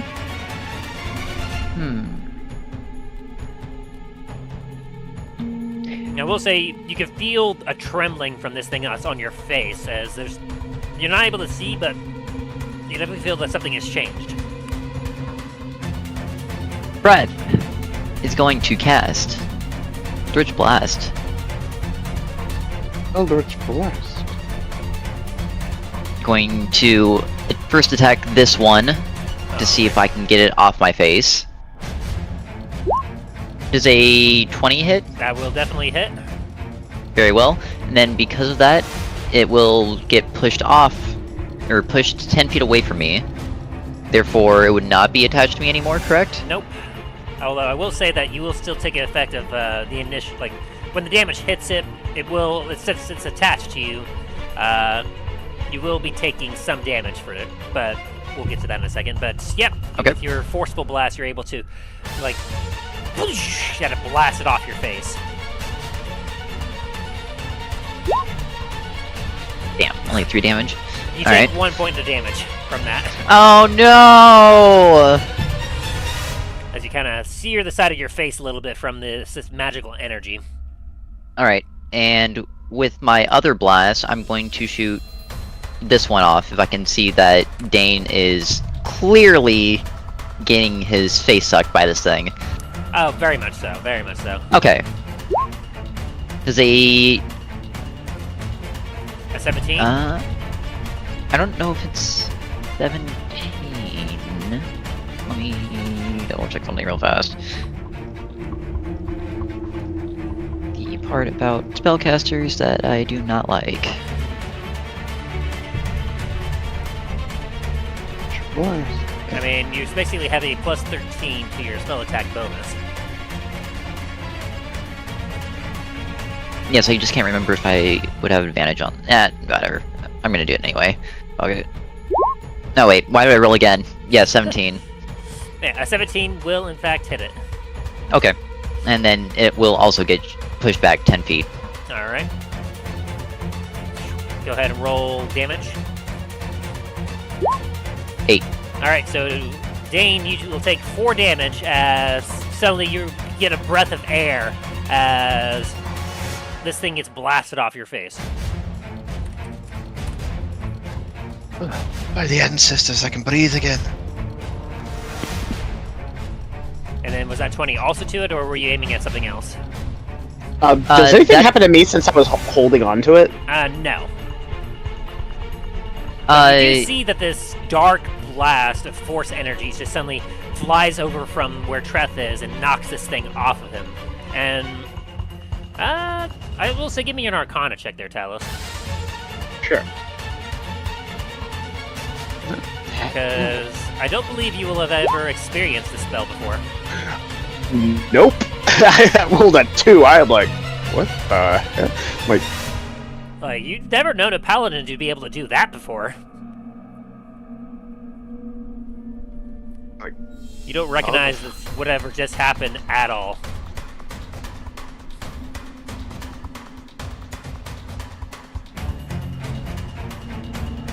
Anyway, so so I'm assuming that, let's see, you get how many attacks with that spell? I get 3. 3 total, very Because good. I'm at least 11 right now. And with the third one, I'm going to shoot this one back. Very good. Does a 20 hit it? Yeah, it very much definitely hits it. For 8 damage. Boom! As you boom, boom, boom! And that one will also get pushed back 10 feet. As it flies backwards. Very good. Alright. And with my bonus action, I'm going to shoot another 3. Ooh, yeah. Jesus. Every single one of those will hit any of them. Any of them. Perfect. Okay. I'm going to hit this one here that was attached to my face twice. For 16. And then this one back here for 1. For 6. 6, very good. That one's hurting real bad now. And also this one is going to get pushed back 10 feet once. And it's basically like at the door. Well, actually, no, the door would technically be open, wouldn't it? Because they thrust the door open, so it'll get pushed outside. Okay. And then Treth will move 1 step forward, and then that'll be my turn. Alrighty. And so 16. Yes, the one that is now in the back. Very good. Boop. Very good. Alright, top of the turn order for the enemies. They definitely do not like that sunlight of yours, Talos, and so this one's going to move forward, and it is going to attempt to blot out that light as it attacks.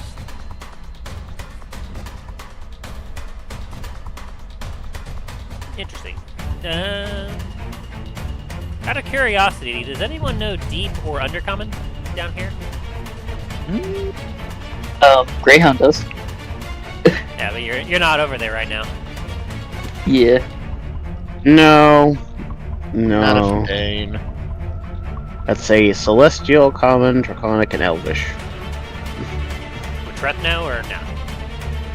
Can't remember real fast. Because as this thing scrambles at you, Talos, you hear an unnatural.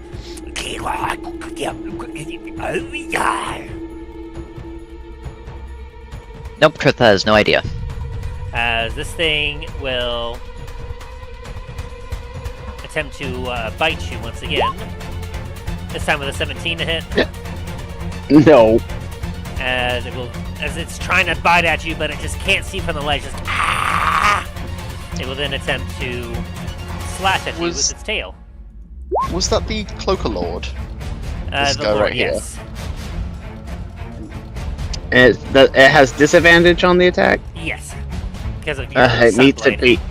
It meets it beats. Ooh, the 25. Alright, so Yeah. Hang on. I actually do have something for this time.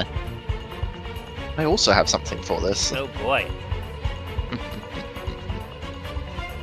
I It's like am asset going leak. to use my reaction and invoke a cloud rune that is imbued within my armor.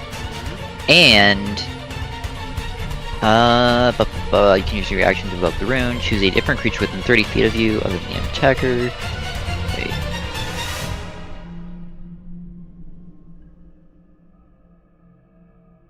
Okay. Here, while doing that, Dain, I'm assuming you're going to use your Sentinel. Oh yes. Alright, go ahead and swing, bada bada. 21 will 21. definitely hit. Revenge! Okay. And I'm also going to cast Searing Smite at level 3. Is that something So- you can just do? Because, like, it's not your turn. I think it's something you can just do. I want to say, hang on. I Let think me- that might require a bonus action for Searing. Like, if you just Yeah. do one of your normal Paladin Smites, that one you can literally just invoke at any point, at any time. Yeah, Searing Smite is only during bonus. Oh, yeah, why am I thinking Searing Smite? Yeah, just Divine Smite. Alright, go ahead and activate your Divine Smite at however many spell levels you want to use. And then we'll get right back to you, and don't worry, Aaron. No worries. So fine. Giving you plenty of time to figure out the mechanics of your new, like, class here that you're... Yes. Yes. It's like that's like Takes an that's additional gonna be me 17 eventually. damage. Ooh, spicy! I want this thing char-grilled. As you just... whoop, boom! A divine flash of light smashes on this thing as it just shrieks in pain, just... Vanishes and it's like it's a bad like And you while its swing it. tail And attack goes towards Talos, Treth turns around suddenly and activates a rune on his armor. So the attack that would have been hitting Talos is now going to be transferred over to this one. And suddenly a puff of cloud just suddenly appears before you, Talos, and, like, it almost seems to teleport this tail attack into this creature, this other one next to you. Surprising you and it as it takes 8 piercing damage. As it looks at the bigger one again with a face of just like, what? What the heck? Boss, why? But why? You're supposed to be attacking the Dragonborn, not me. Alrighty, and so with that, it looks confused, but that is its turn. This one here is going to attempt to bite at you again, Talos. It really doesn't like that light. That's a... yeah, a nat Natural one. wonders. Rolling for severity. Okay, Likes it's just a itself. miss. Yeah, It bites its own tail. No, It tries to bite Talos and bite its friend. no. It will attempt to then slash at you with its tail for a 14, as this thing, like, your light is just too bright. They do not know what to do with this thing. No, afuera, no. This one here is feeling brave. It's going to scramble up towards you, Treth, as it's going to attempt to bite you once again. Very well. With a 10. Nope. And it's going at you with its tail for an 18. That does it. Then it will slash at you for 9. Wow, 9 damage. I got a really Oh good roll there. no. As it rush slashes into you. This one here doesn't like that light. Let's see how much. Okay, so it's got. Blinded It's going by the to light. 5. 40. It gets out of range for what you can see. Alrighty, and our poor little friend here, it is still very much attached to you. Let's see. So while we can make this attack only at the target and has attack advantage on the attack roll. So it has advantage on this attack roll against you, as it's going to hit you with a 25 here. Brian? Yes. It does hurt. Hit. Alright. It's going to hit you with 12 points of piercing and 8 necrotic, as your hit point maximum will be reduced by 8. Oh, it's 8 damage, or the 12 and 8? 12 and 8. So you take a total of 20, but your max health will go down by 8 as well. Ah, gotcha. Just temporarily, though, until you're able to, fix it.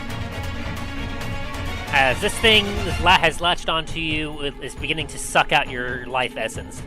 As you're starting to feel a little lightheaded from loss of blood here. As It's eating in. That's my blood, not yours!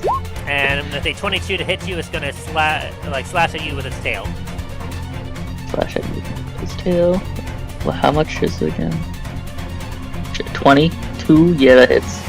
22, as you will take 7 slashing and 5 necrotic damage from it. So an additional 13 points of damage.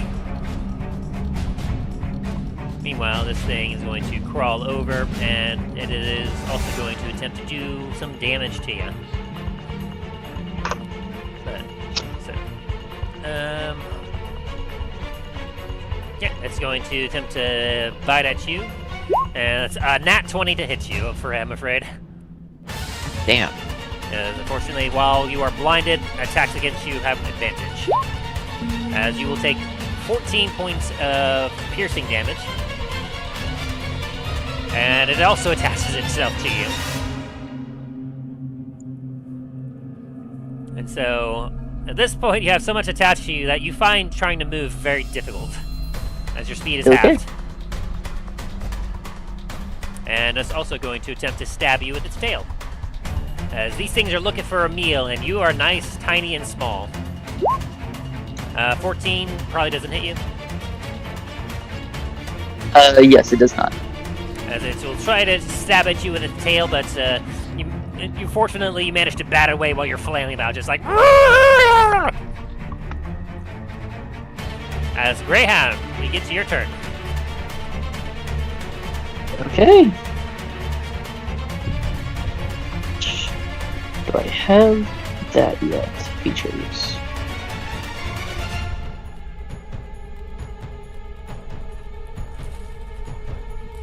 Give me 1 second.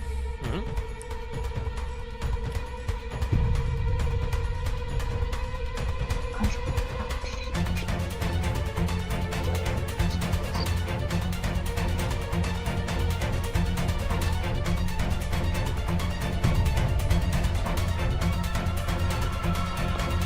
Yes, I do have that out now. Nice. Okay.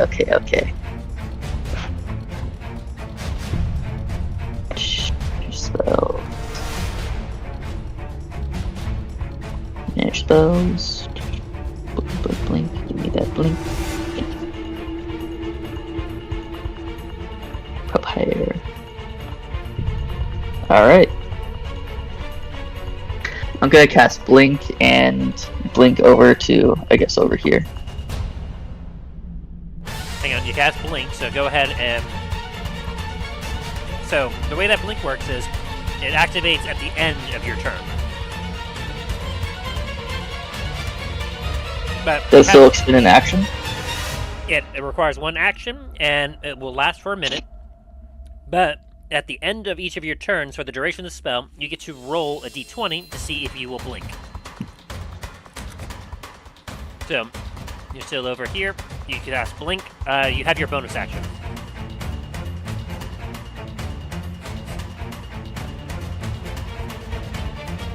Blink is a level 2. 3. No. Level 3. Get rid of that slot.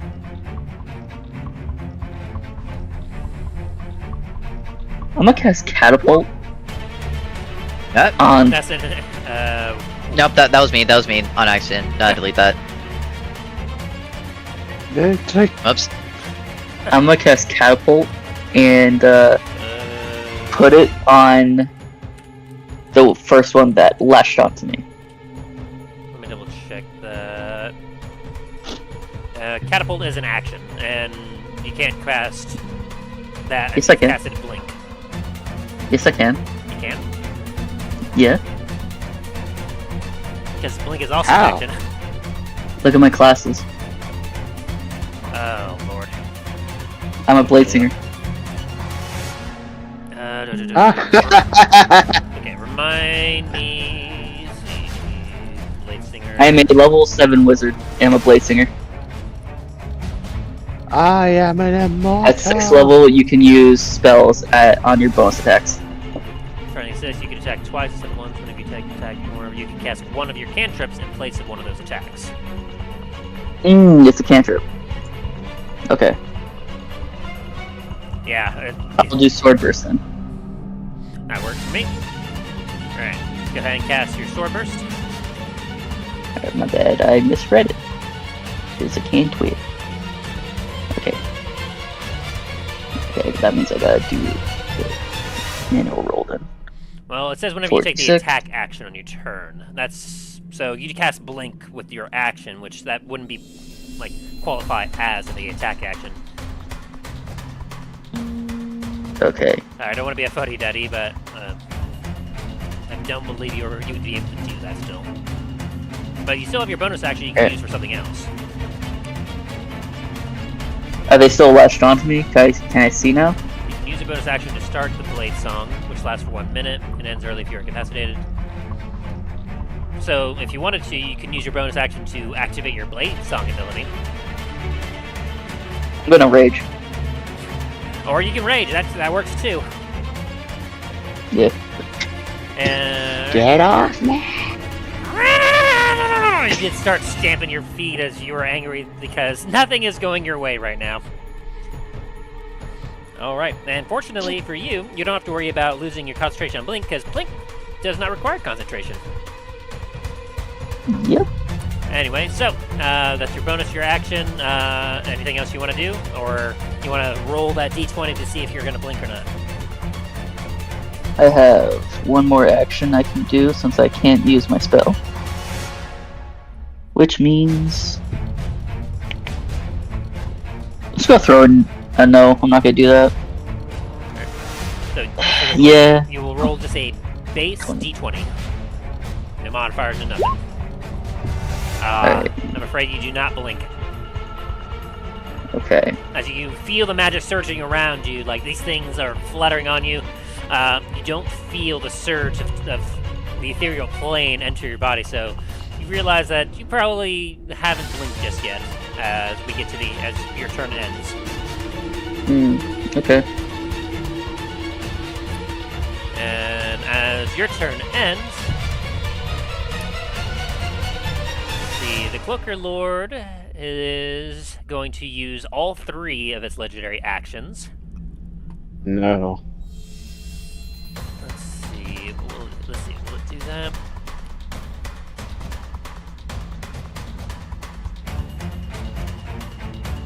Yeah, not good. That's not one work for it. So, it's going to look at you, Talos, as it speaks in some sort of unknown language. Yes. As I need you to make me a Wisdom saving throw. Wisdom save. 19. Whoa. I have no idea what you just said. Not that it would matter much, but it was also a 21 because he was close to me as well. You save as like you're just like, what? What? As it just hisses at you.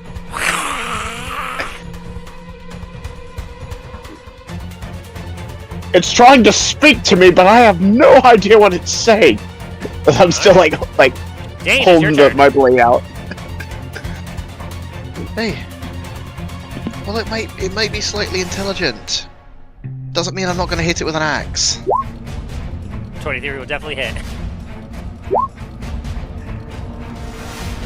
That means 12 And points of damage. I'm also going to use my Divine Smite again, but this time at level 2.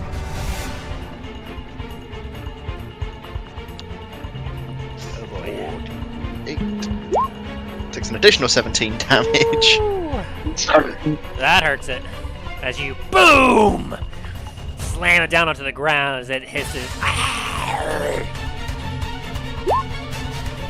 And I'm gonna do it again. Also hit as well.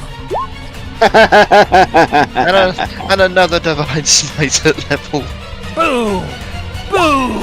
As for an additional 18 damage. you're slamming down on this thing as if you're slamming down on a forge, as like flashes of light, just boom, boom. And the thing's just like, I may have made a serious error. As it starts to twitch on the ground, just like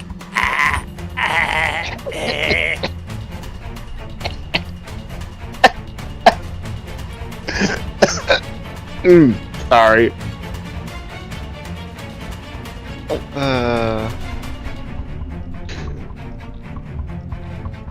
And I'm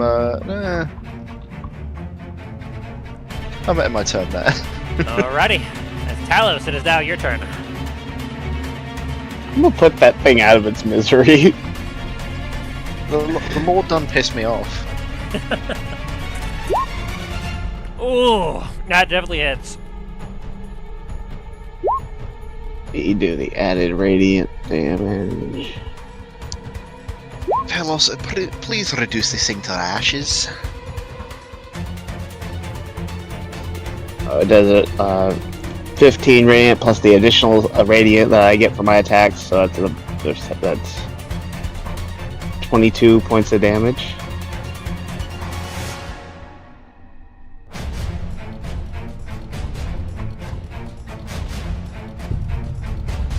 He did? It's looking up at you very angrily as he's not great. I still don't know what you're saying, but sorry, I do it again. Swing bada bada. Sunblade. Oh! God damn. Natural 20. So, how do you want to do this? It's more of like a just an like a. I just like that jab, like, you know what? It's like, sorry, zap. like, As it's reaching up at you with its claws, its tail getting ready to strike, you're just like, nope. And you impale this thing through the floor as it just as the wings flutters and as it just next. Alright, that's gonna end my turn. Alright, top of the turn order, we have Treth. Very nice, very nice. There's a 20 and 23. Hit this one. And both definitely hit. Very nice. As you hear a voice inside your head goes, yes, yes, let me consume it. As that is 27 points of damage. Looks like it. Woo! As you make 2 slices of it, and like what you can see, like there's no blood that comes off it. It almost seems as if the blood gets caught on the sword. As this thing in front of you starts to, as it tries to crawl away from you, it's just barely hanging on.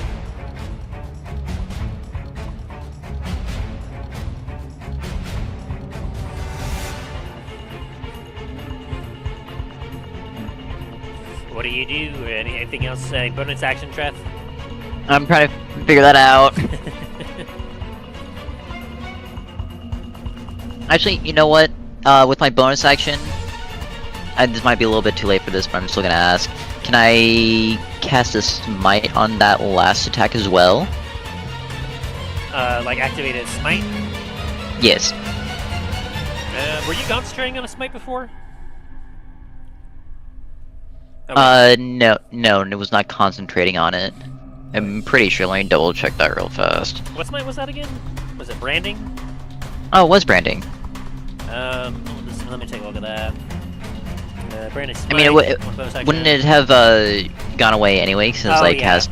like 2 other spells. Yeah, next time you hit a creature, the spell ends. Okay. Ah.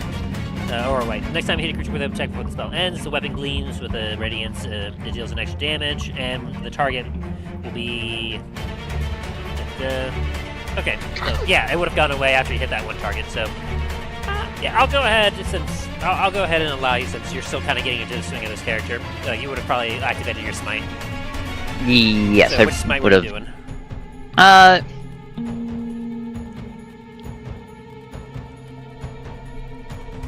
I'm gonna hit it with a 5th level staggering smite. Okay. So with staggering smite, you would have hit it with a 20 to hit. Staggering. Let's see which one that one was. Or wait, I guess it would only be at 4th level. Deals an extra 46 psychic damage, and the target must make a wisdom saving throw. On a failed save, it has disadvantage on attack rolls, ability checks, and can't make reactions until the end of its next turn. Alright, so go ahead and roll that 46. Yeah, because it doesn't benefit from any upscaling. Yes. Alright, so I'll say with your first attack, you hit it with a staggering smite. Boom! And then with your next blow, how do you finish it? I'm going to just like shove the sword down its maw and kind of just flick it downward for the blade to poke underneath it and then just pull across. Shriek. As you do that and you watch as this thing dies.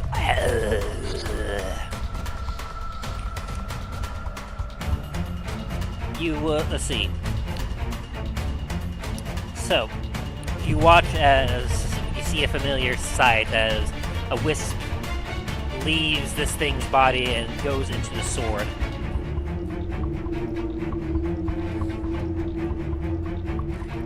As it does, you will be given 78 temporary hit points. Oh, okay, alright. Nice. Which will last for the next 24 hours. Yes, and then with that one dead, Treth will move 2 feet over, or 10 feet over this way. As you hear a voice go, "Ah, yes. Please, more. I will help you with more." As you feel that with the, as you normally do, with this extra boost that your sword has, that you will now have advantage on attack rolls, saving throws, and ability checks. Yes.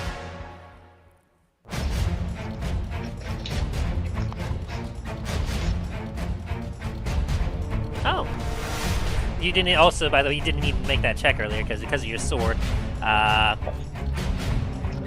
These things. Yeah, it was with a 6 feet of view. You can't be charmed or frightened, so. Oh, neat. So, there is that. Where's that at? I don't see Soul that. Hunter.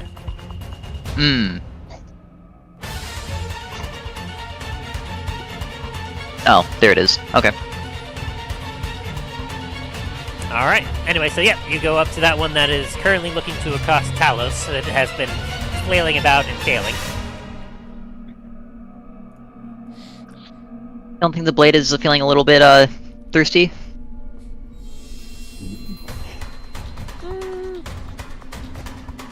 Yeah, it feels encouraged by the fact that you just did it. And as it says, like, more, give me more.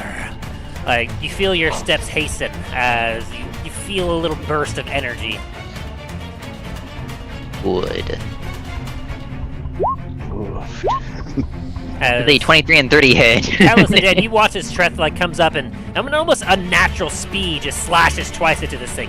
Whoosh, whoosh. As both of those will definitely hit. Ooh. Thanks for the assist. As, let's see, you deal an additional 12 and 16. Really hurting this thing as...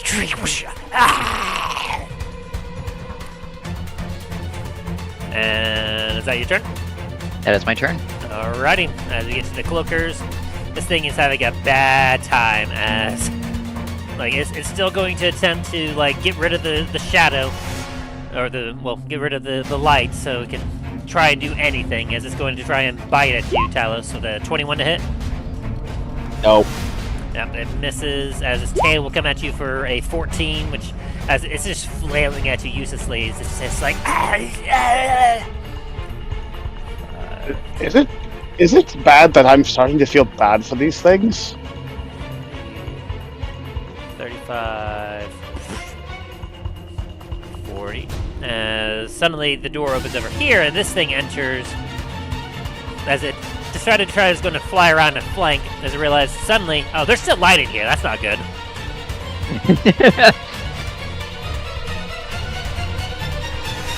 I don't see it, so where I'm at, I can't see it. So. Yeah, it's not in direct sunlight because you're behind a wall, but it's definitely not having a good time.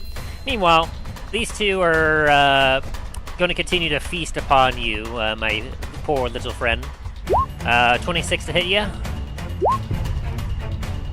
As you'll take an additional 20 points of damage, and you lose 8 more hit points maximum. And I doubt a 10 will hit you. Will it, Ryan? No, a 10 will not hit me. Oh, also you will take half of that piercing damage because you're raging. Got it. I don't think your rage doesn't do elemental negation, right? Yes, it does. Oh, it does? Just not psychic. Oh, okay. Well, then you also take half of the necrotic. So, and that will. And I will uncanny dodge that as well. Oh, you can't see. Oh, well, You're unfortunate. Okay. But Okay. that is a total of 6 piercing and 4 necrotic, so for a total of 10 damage, and only 4 maximum hit points, not 8. So if you took out 8, return 4 of that. Meanwhile, the other cloak thingy is going to, well, it's only got 2 attacks, so it's going to bite at you for 23 for 6 piercing damage, and tail attack for a miss. Yes, And that would now, be a miss. It is your turn. Okay. You're gonna rage. That's These things 6 are on you, damage. they're not getting off. You're mad about a Greyhound. Now, will I be allowed to do a sword burst? That'd be an action. It's a spell attack. Sword burst. Let me take a look at that. Okay. Oh, it's a cantrip. It requires an action. Yes. So you could do yeah. I mean, if you wanted to do your oh, well, you have extra attack, so yeah, absolutely. Can I do it twice? All creatures within 5 feet of you must succeed on a dexterity saving throw or take force damage. Yes. It would be a dexterity saving throw of 17. And since I have the extra attack because it's a spell attack, I would be able to do another one? Yes, absolutely. Okay. So, do 2 dex saving throws. I need to write this in sec. Okay. Okay, that one made those checks, and now for this one. And I will say, Okay, so- since they are attached to you, they're going to have disadvantage on these dexterity saving throws because they're directly attached to you. But I will. Okay. So they will. Both of them will be taking both attacks. Gotcha. So, Is this a psychic thing, by the way? Psychic damage? No, it's force damage. force damage. Okay. Which D6. I will also tell you that your rage, it doesn't negate force damage, right? It does negate force damage. The only thing it doesn't negate is psychic. Ooh. Very, very nice. So they So, will both, 13 force damage and 18 force damage. and you'll be taking half of that. So you'll be taking 6 of for the first and 9 from the second one, I'm taking damage from that? because they're both attached to you. Oh, okay. And I'm afraid these things have a specific ability that when they're attached to a creature, they will take half that damage that is dealt to it, and the other creature takes the other half. Okay. Yeah, it sucks. 18. So you take. Let's see, you took 6 from that one, so that means it will take 7 for the first attack. 15 damage. Well, it's 15.5. Do you want me to round up or round down? Round down. Okay. That's that damage. Ooh, very nice. So that one is hurting pretty bad now. And this one.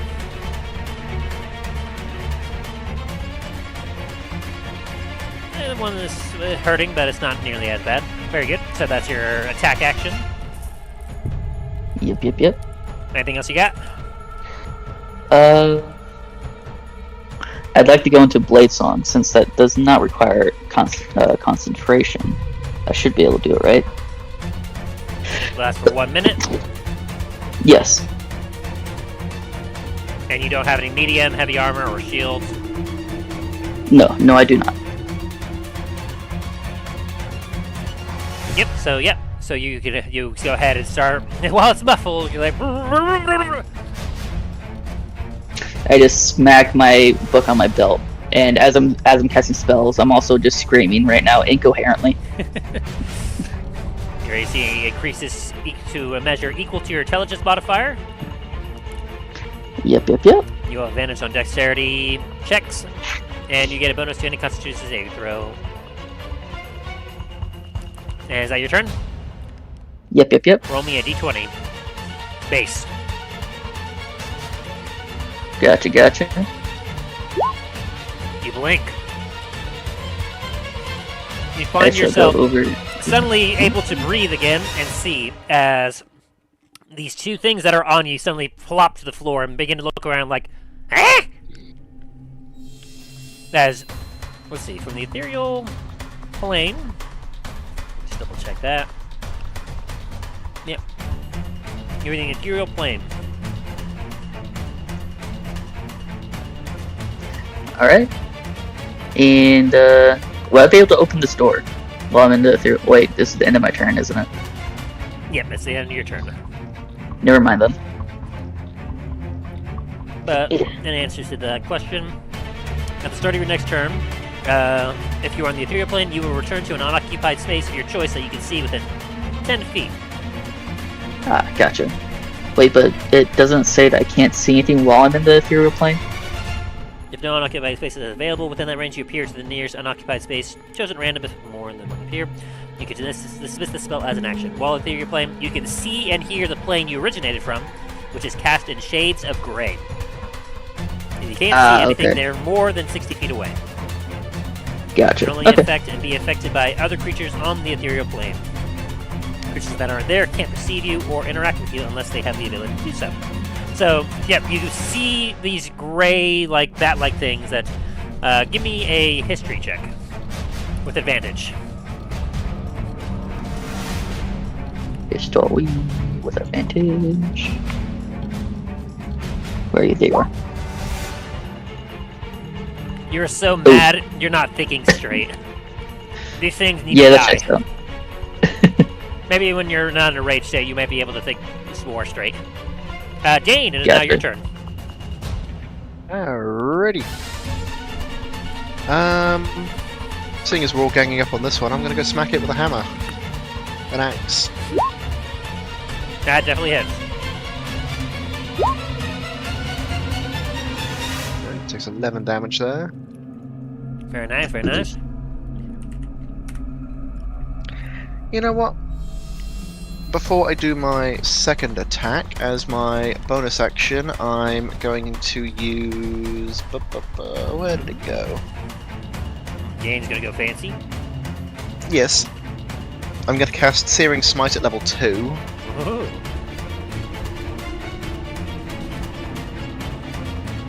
And I'm going to hit it again. Oh, do you want to step down a hair?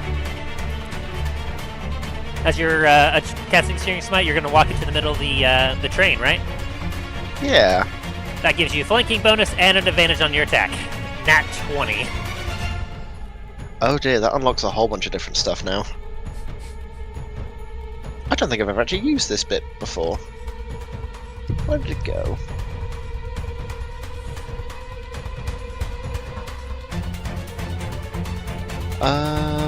Alright. So... That damage needs to roll twice for damage. The Searing Smite would only count as once, right? Well, it's a rolled attack. All critical roll, like anything that's rolled at the critical, is doubled. So it'd be like 46 instead of just 2d6, so... Whew. Yeah. Alright.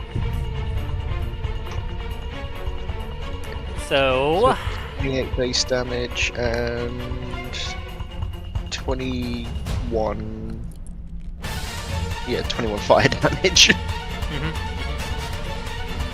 You almost seem to grow in size a few times as your dwarven rage kind of comes out. As you into the center of this cart, and you look down at this thing that has been flailing against you and your allies helplessly.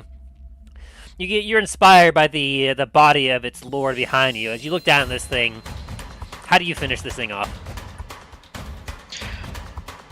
As I step down from the sofa, I'm just gonna bring the hammer down on it on the back of its head. And as Pull the you axe do down. so, I hope Talos and Treth, you wore your splash guard, because this thing, as he brings it down, whoop, it just goes everywhere. It explodes in fire and radiant light. Its parts go everywhere. Just My helmet's on, so it's like The visor just drops down. Treth is just gonna hold up his sword and hope to God that most of this gets absorbed into it. Hey, mind the splashback. You hear a voice in your head that goes, "Ah, I wanted to do that." God damn. How do I get rid of that? Yeah. Trying to add something. Alrighty. There's going to be a splash zone. Was both your attacks, Dain? And because I used my bonus action, I can't do the my special, unfortunately. Ah. Next time. Oh yeah. Look behind you at the open door where you see this thing and just seeing what just happened there. I'm move through the train to get up to it. Hey, where do you think you're going? His eyes just look at you wide. Is that your turn? Yep, my turn. Talos, it is now your turn.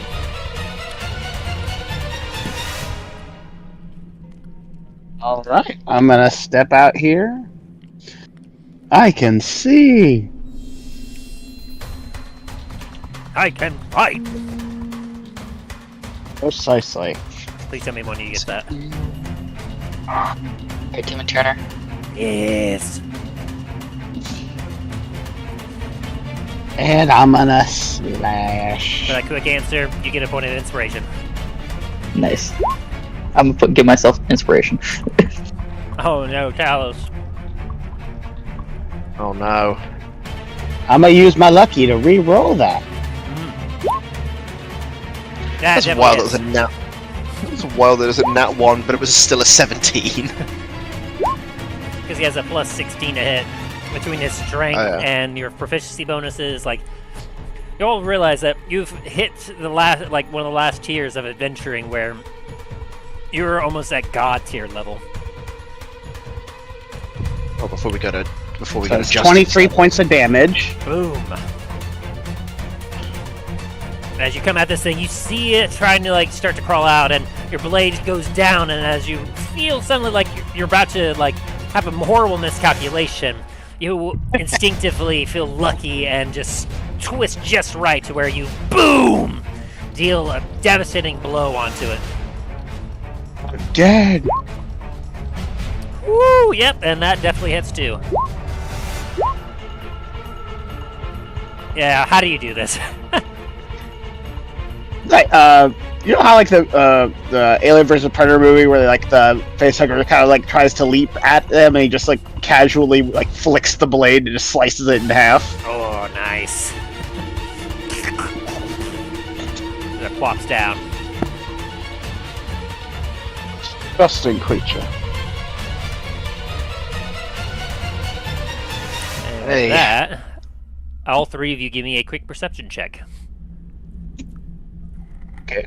Perception. 21.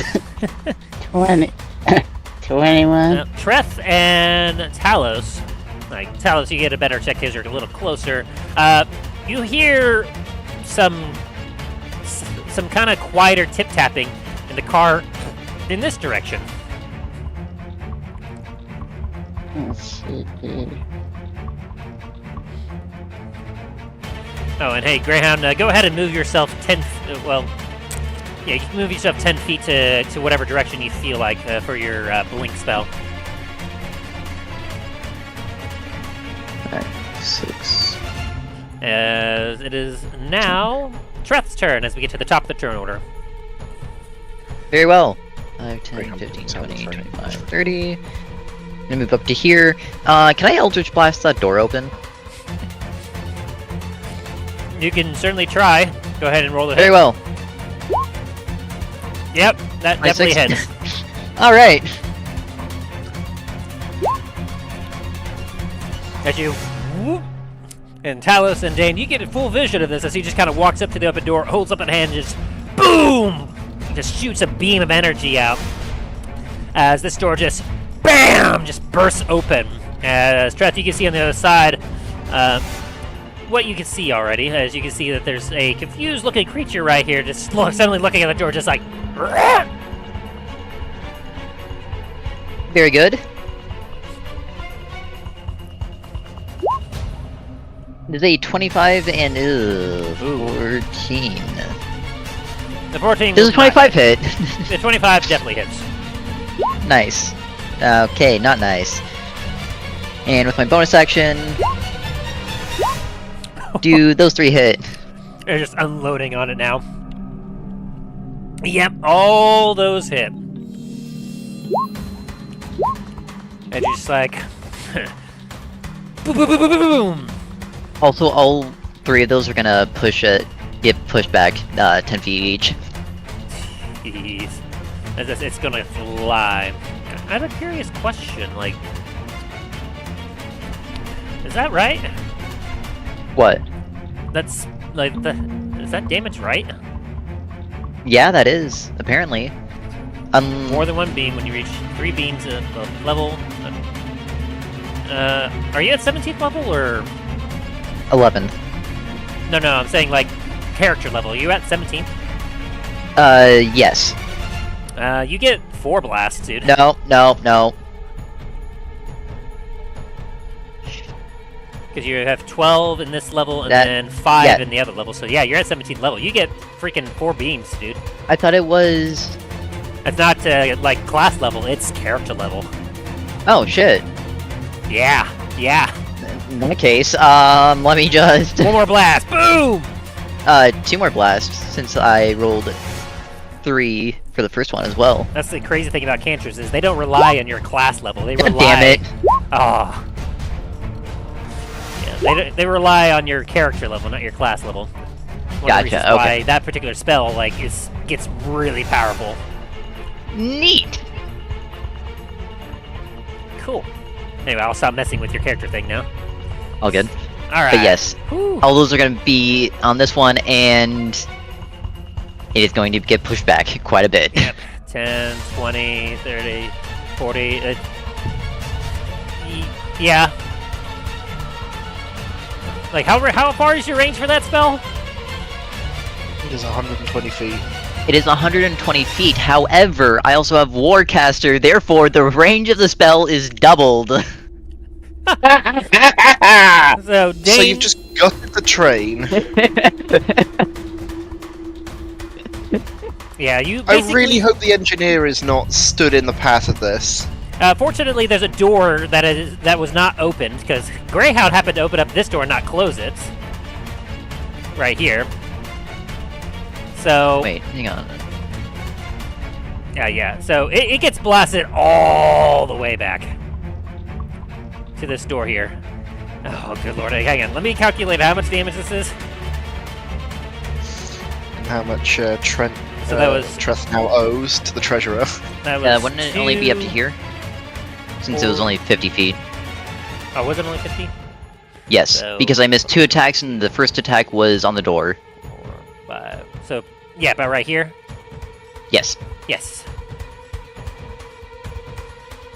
Sorry, I thought it was a couple other extra beams there, but it was almost all the way to the end, so yeah, it's right there, and that's a total of 2, 4, 6, 9, 19 points of damage. As you just unload just a barrage of blasts, just like do-do-do-do-do-do-do-do. Like freaking like one of those characters from Dragon Ball, just like daka daka daka daka daka. Who needs Magic Missile when you have Eldritch Blast? Well, Magic Missile will still hit every single time, but Wow, hey. won't hey. do nearly as much damage. Trying to make a joke here, alright? Let me let me have this. Dallin would have something to say about that. Yes, Dallin loves that spell. Down is not here, so fuck him. And Graham, you How dare you watch say as thing. like this thing just, and that's kind of weird, like sensation because you don't feel it, but you watch as this thing gets blasted through you, and also these beams go through you in the material plane as you watch as this thing gets blasted all the way to the other end of the car.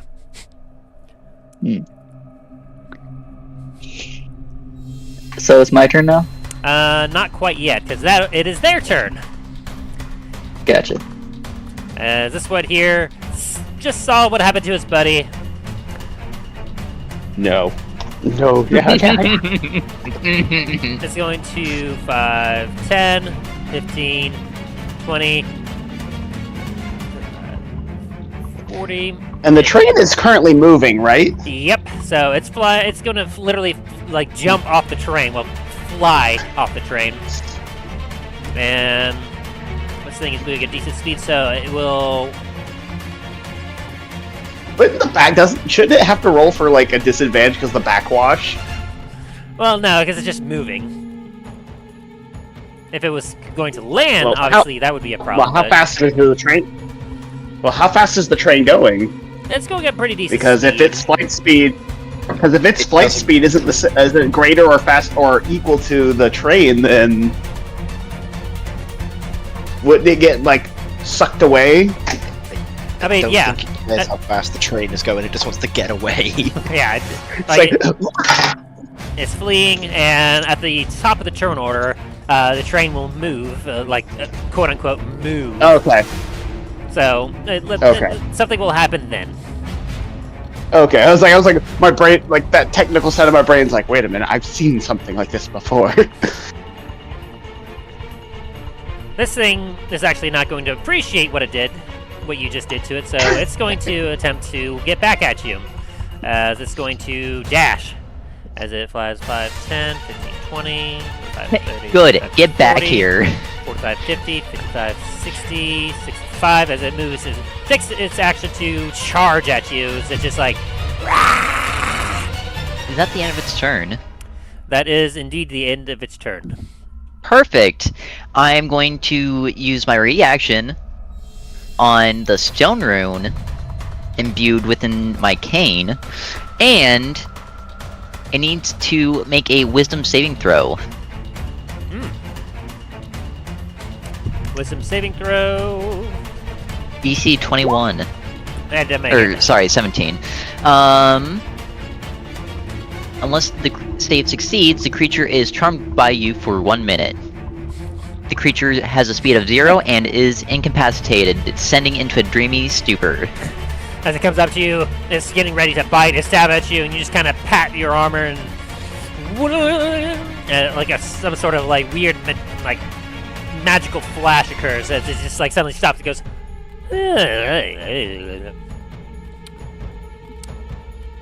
Greyhound, you pop back into existence right here as you feel a rush as you leave the ethereal plane and you pop in right here. Dain and Treth, you see Treth in particular, you see a black like kobold with crazy look in his eyes, foaming at the mouth, just suddenly pop out of existence right on the other part of the train. Do I know what a kobold is? Roll me a history check.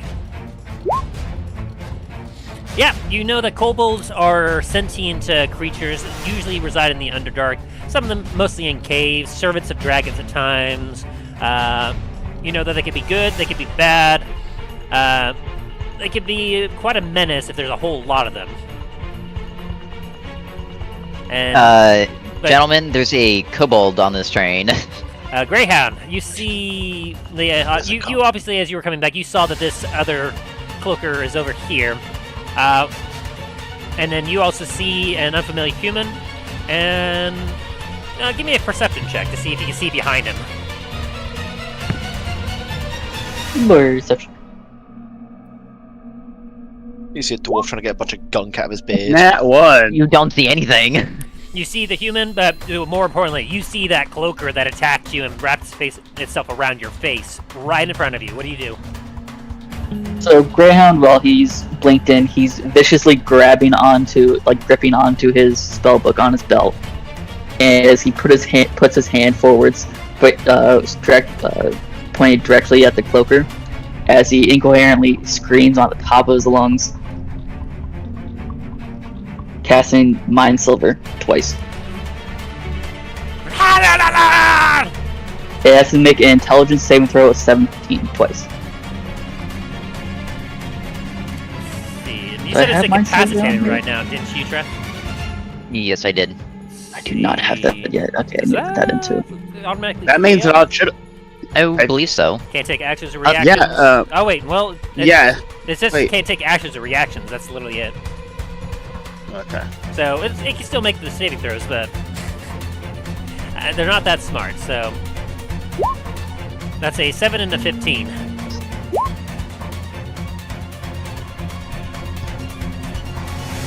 That is 25 damage, psychic damage. Boom, boom! As like this thing in the Stream Super just like its orifices around its face start to bleed out. Is it dead yet? It is not. Greyhound's gonna yell at the human he sees and say, "Stay with it! It's mine!" Dain and As you Talos, run- give me a history check. He runs over here as he just. Oh, we're gonna sit here and over there. blink. The fuck is that over there? Dain and Talos, you hear the voice of Greyhound. Dane's gonna look over at Talos is gonna look at Dane and be like, "Is that who I think it is?" You heard that as well, didn't you? That sounded like Greyhound. Hey, you guys know this thing? As you like are all on fours charging towards this thing, Greyhound. Is it the end of your turn? He's on threes. He went. Just so you know, whenever he's gonna be in Blade Song, Blade Dance, he's gonna keep one hand on his spellbook at all times. Gotcha. Like, And your turn? So I haven't. Bonus action. I can do a bonus action to do one more attack. And that would be this. The damage is going to be lesser. 26 will definitely hit. 26? Okay. Okay, I need to turn down the damage. Yeah. 1d4. Yes. Does 6 psychic damage, not slashing. I need to change that. As you just wha-bam! Slam down into this thing. Hurting even more. It is very low in life. Is that all you can do, Graham? Yeah, that is the end of my turn. Roll me a d20.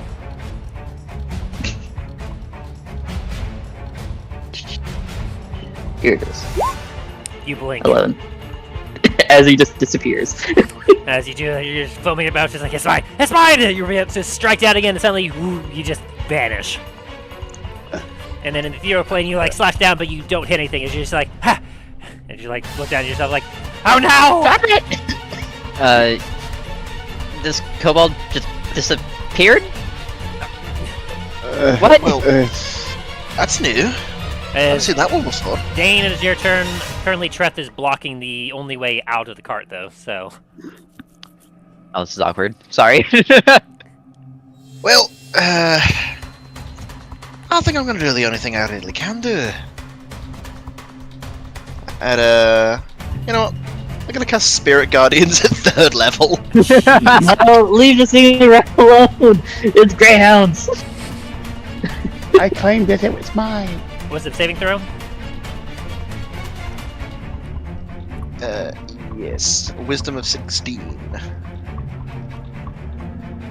You got a 17. Takes half damage.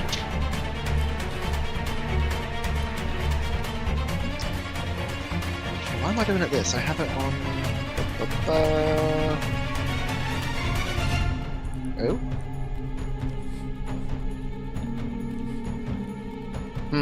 I think my Spirit Guardians... Oh. There we go. Okay, so it's... There's like Guardian of Faith and Spirit Guardians. The Guardian of Faith is a bit broken. Yeah. A little bit. Oh no, like I'm getting syntax errors. Oh, jeez. Alright, so it'll take 10 points of damage as a couple of dwarves just appear out next to side by side and just kind of slap at you. I'm just like, yeah, get down. You see one unfortunate dwarf end up falling off the train, just appear beside, just looking like, just shaking slightly. it's like and reappear. Alright, It's is like, that your turn, Dain? Yeah. Alright, Talos, it is now your turn. As you see a dwarf suddenly appear next to you, holding up a tankard for you. I wish I don't think I can take it, but I'll try. Tal's gonna try to take the tankard. The proper You tankard. reach out, your fingers just phase through the light as it just kind of looks at the mug, looks at you, shrugs, and then starts to down it itself.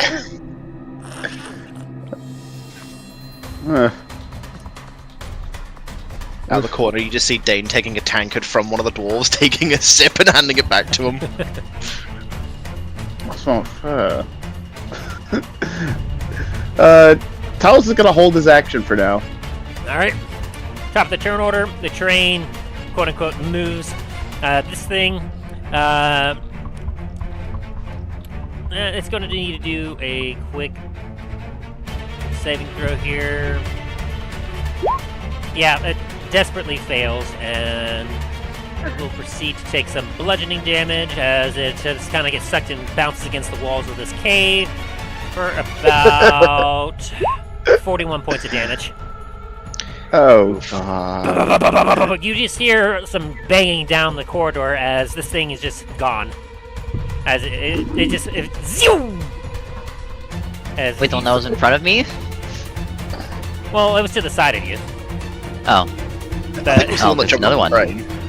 yeah, it was the one that jumped off the train, and you hear just like as the train zooms off, you just heard some like banging out in the distance as you just heard. Which, by the way, that wasn't enough to Interesting. kill it. So, it's out of combat, it's definitely gone, but it is in a world of hurt right now. Like, it is regretting all of its life choices. Anyway, Treth, it's your turn. Oh, yay! You have an almost dead, incapacitated thing, cloaker thing in front of you. Do those 3 attacks hit? Are you going to do one more because you're hasted right now? I am, but I only can do 1 attack with haste, apparently. Doesn't sound right. Hang on a sec. Okay, I need to change music real quick because that music is no longer relevant.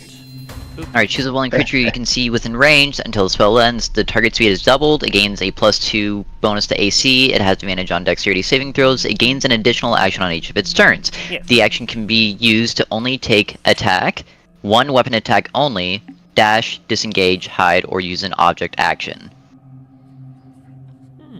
Curious. Let me have a closer look at that specific typing.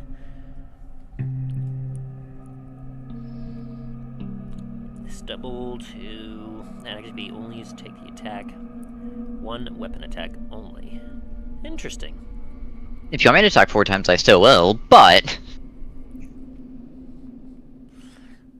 No, it does only say one weapon attack only. Because I always thought, I guess I never looked that closely into that one. Now that's fair enough. So, and yes, all 3 of those attack. So, is there any particular flair you want to put into ending this poor creature? I'm drawing a blank, go ahead. So, you, with magnificent speed, proceed to carve this thing up in 3 things, and it almost feels as if the sword itself, is guiding its actions, that it is hungrily devouring this thing, as the parts of it are being thrown off the side of the train. It's just like, shing, shing, shing, shing, shing, as you see that familiar essence being absorbed into the sword, as your temporary HP goes up to 84. Ooh. Total of 84, God not damn. plus 84. just Yeah. I kind of figured. Yeah. As this thing was a little tougher than the other one, as it is also dead. As combat is ended. Congrats. Wait a minute, it's not mine silver, it's mine's sliver. What the fuck? Greyhound, so you pop back into existence. Poop. As you saw that your kill got stolen. I told you that was mine! Why? As this kobold just suddenly reappears again. I was Greyhound, told to is that you? defend the train. I was defending it. And who might you be? Oh, I'm Greyhound! Who are you? My name is Treth Frostwoods.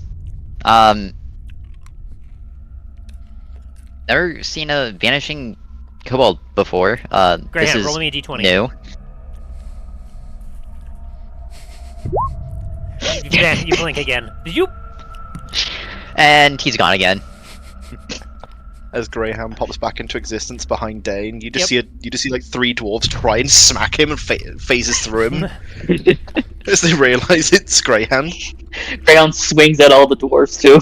Yeah, Greyhound, you were curious about this human. You walk face through him and you recognize immediately Dain and Talos there. So you pop back into existence behind Dain. Well, before Greyhound does anything else, did he notice the Eldritch Blast? I mean, it did go right through you. I mean, well, you Okay, were so he getting to the noticed plane. it. So, would Greyhound be familiar with that spell? For a lot of reasons, yes. Part of your backstory, you say? Yes.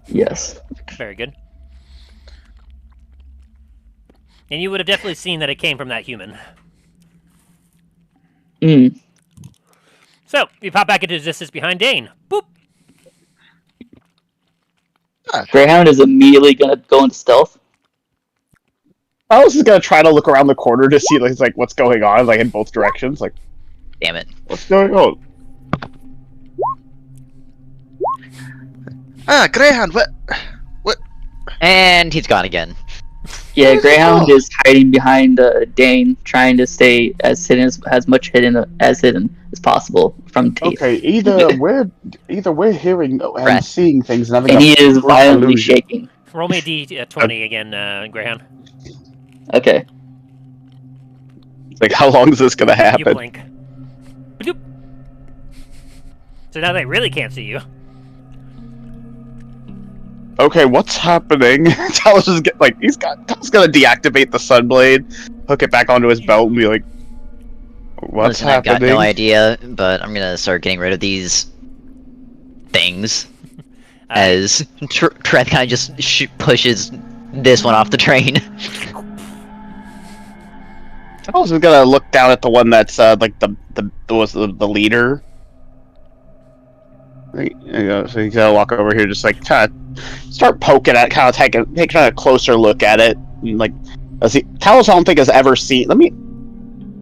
Yeah, now that you actually roll it. Now that you calm down, you all can do history checks on these things to see if you recognize these at all. 16. Yeah, Treth, you haven't really delved much into the Underdark for obvious reasons, and like these things, like they're kind of gross. You don't know anything about them. Understandable. Talos, you would have read about these things. And Dain, you would have actually come into contact with a few of these back in the hold, because these things, as you know, tend to be underground, and they have a very leathery look to them that, like, when they're up against cave walls, they are almost indistinguishable from some certain cave walls, and you've had a few of your friends and family been attacked, and a few have even lost their lives from having these things wrapped on them and just literally suck the life out of them. They smell like leathery burnt bacon when they burst into flames. Greyhound, like, you definitely know what these are. These are cloakers, and the one that you see in front of you that currently your allies are looking at, this is the specific one that you have been hunting for a bounty. And it seems that it got taken care of for you. Greyhound's gonna cut off its wings and its head and put it in his bag of holding. I'm also kind of just poking at it right now. No, before you do that, Greyhound, roll me another d20. You blink. How long is this gonna take? Last Can I turn this off? Can I turn this off? Dang it. Like you reach for it, Mike. Unfortunately, this blink is not one that you can just dismiss. Once it's activated, it goes until the minute is done. Switching Greyhound, he pops back in front of Talos, goes to reach for the cloaker, and immediately just disappears again. Like, it's back. Like, it's cut off. Like, oh, it says you can dismiss the spell as an action. Okay, I missed that part. It was buried in line of text. So, okay, I turned this shit off more fun. This and I is cut the wings more off. funnier though. It's like, it's back. No. You were just so distracted that you forgot that you could do that. So eventually you remember, oh yeah, I could just, and you dismiss the spell. He was still raging while he was going to do that. Yeah, I turn it off and I go to cut off its wings and its head. Alright, to me. Every time I hear like when you blink, I just hear like the Team 4-star whenever Goku teleports, just the pop. Yes.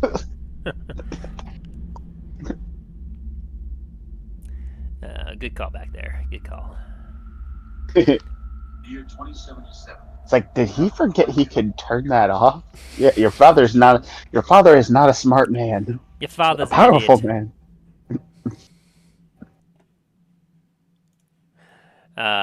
I've read about these things, but I've never actually. This is the first time I've ever actually encountered them. Okay, Greyhound is going to actively be hiding behind Talos and Dain when he from Teeth.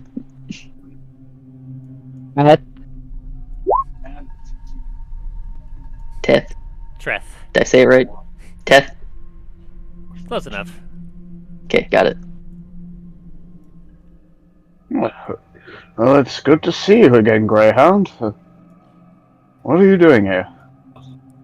I came here to kill that thing, as he points at the lead cloaker. Oh, well, I gingerly pick it up and gotta hold it out to him. You notice guess that it it's has no yours. head or wings. What the? Like, Talos is very confused. He's like, wait a Oh, minute. I did that. I didn't even notice. Sneaky little bugger. I said I'd go like to the nearest door to throw what's left of it out. So, Dain, who's that? As he points at Treth. Okay, Treth. I am sorry. I'm starting to think you're doing this on purpose, motherfucker. I was reading it wrong. I'm sorry. Well, as you stated before, this is Treth Frostwoods. He's coming along on the train with us back to Port La Montagne. As he says that, Greyhound, you're like, wait, you don't know where this thing is going. And, like, to hear this going to Port La Montagne, you're like, what? Oh, it's going over there. Okay. That's news to me. Conveniently where you were needing to go anyway, so it's just very convenient somehow. This is very convenient.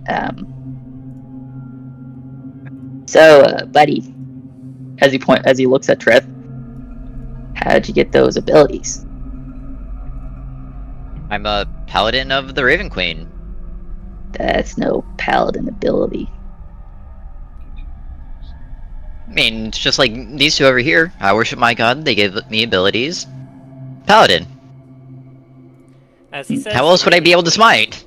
All three of you go ahead and roll me a history check as he says the Raven Queen. Oh wait, Oh, has Talos I mean- and Dain done that already? Yes, they have. as we already have- Treth says God, Greyhound. Ignore that. Delete that. Why am I Treth Frostwood as well? Wait, what the fuck? I just noticed that. It's Greyhound Frostwoods, your long lost He's brothers. multiplying. It's spreading. Okay. What was I saying? Oh yes. Like, what was I talking about again? Fuck, I lost my train of thought. Something about Raven Queen? As Treth talks about his god, says the god he worships, Greyhound is gonna spit on the ground as he says God. God, yeah. Yeah, I guess roll me a religion check then, real quick, Greyhound, to see if like you recognize like the Raven Queen at all. There's Whoa. shit. Very interesting.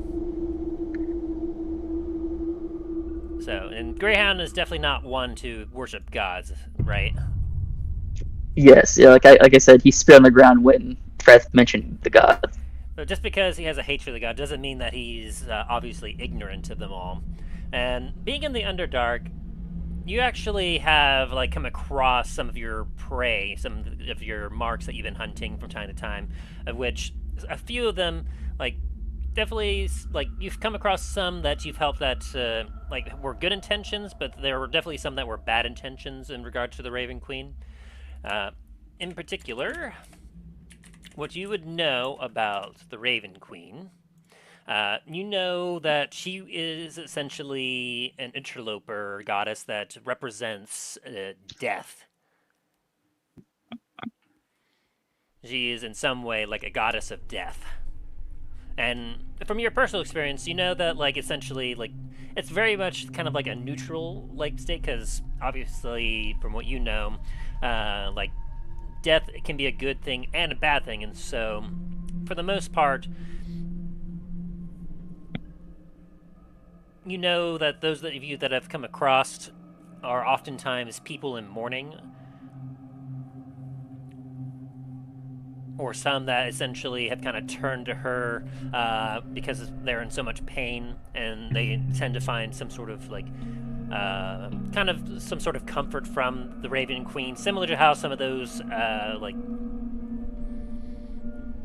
I'll say that you've, like, especially in the Underdark and whatnot, for where Greyhound would be, you would also be familiar with Shar, another goddess of like kind of pain.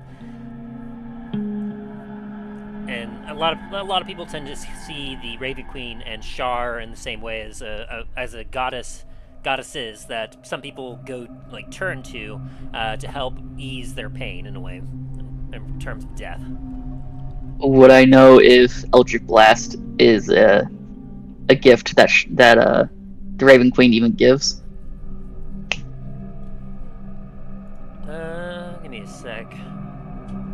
Oh, Okay, so you would also, one of the things that you would have come across in your travels, Greyhound, oftentimes people would essentially go to worshippers of the Raven Queen to help ensure that their deceased loved ones are protected from becoming undead. And you know that a few of the bad ones that you've had to hunt down and come across, they were trying to appeal to the Raven Queen in order to alter their fortunes.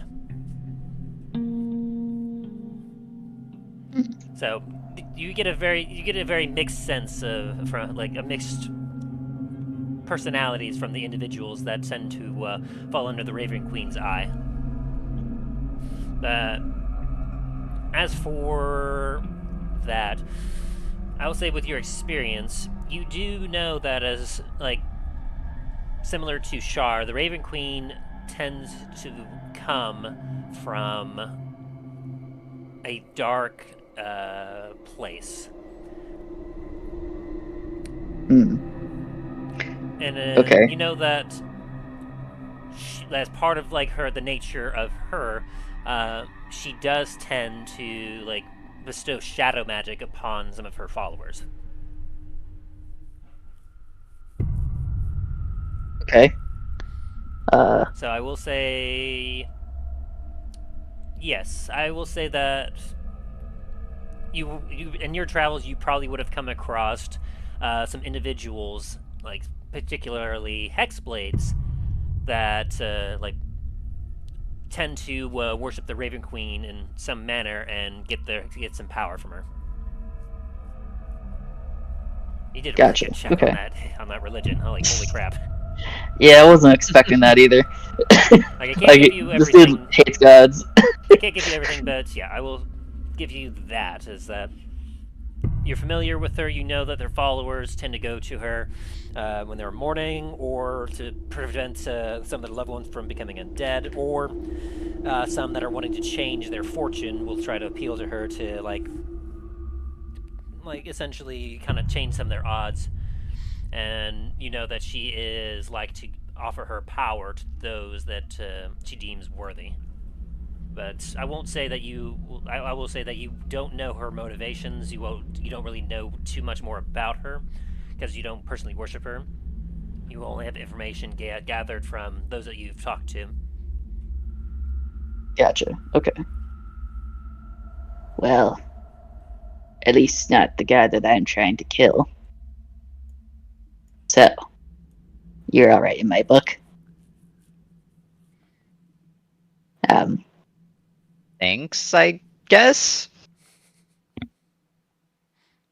This creature is absolutely fascinating to you, Treth, because this thing is very tiny. You're what Graham's 2 foot tall. Yeah, I think he was 2.3 feet tall. Yeah, this thing's goes up to your knee almost, basically, and it's very small with silverish gray skin, red eyes. He's dressed up in close and beat up manner. It looks like he's been in a few scuffles, and definitely right now he looks like he has a lot of fresh wounds. He is covered in a lot of scars.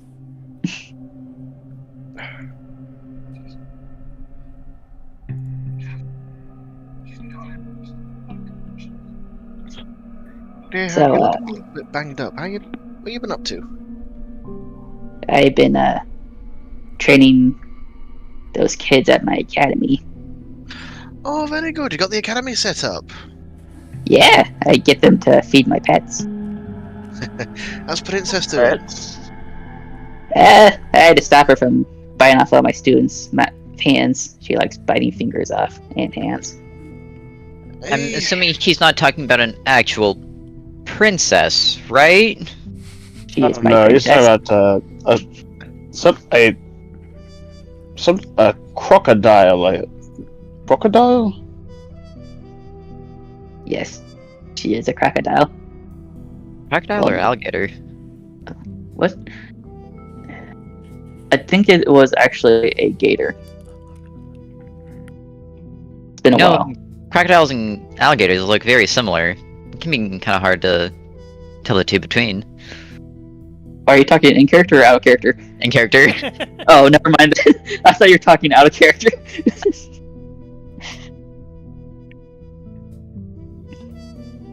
She's a beautiful alligator. She's my princess. I will kill everything for her.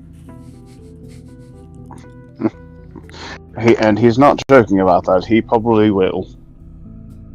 And why don't you let the student die?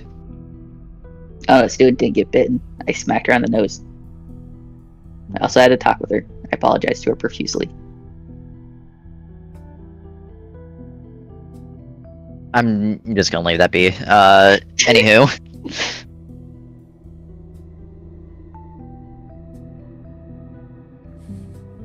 So, what's your name, friend?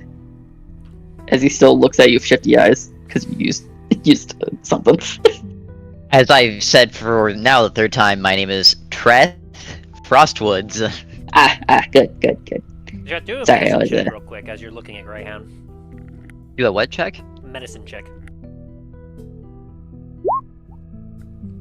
Neat. Yeah, you're not quite sure what's going on with this thing. Like, you're not sure what it is. Quite old, really old scars, new scars, but I mean, he definitely is not looking too great. Can I roll an investigation and take a closer look? With the investigation, you immediately tell he's yoked. He's absolutely jacked.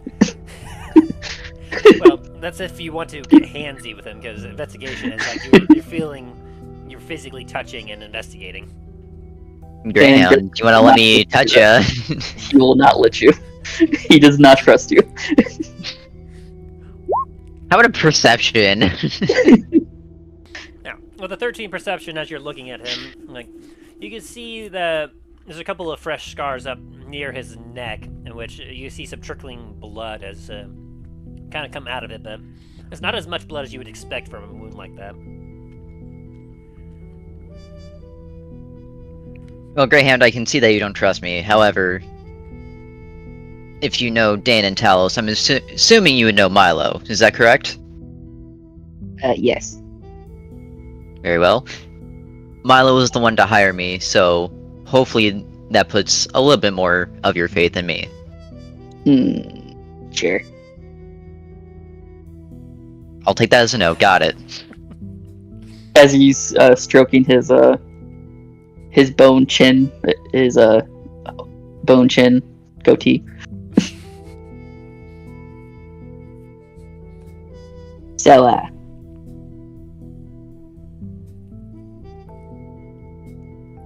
are you used to? How good are you with kids?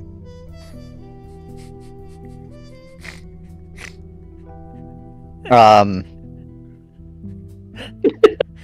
sorry. How is this relevant? It's relevant to me. How good are you with kids? And how is this relevant? Is what I'm asking. Dain and Talos is watching this happen. Well, I'll explain to it when you answer the question. I'm gonna turn to Dain and Talos, look at them, and be like, "This guy goes from not trusting me to now asking me if I'm good with kids. Is this normal for this guy, or?" Pretty much. He's a bit of He an is odd the one, this embodiment one. of chaos. I'm also slightly confused about what he's doing right now.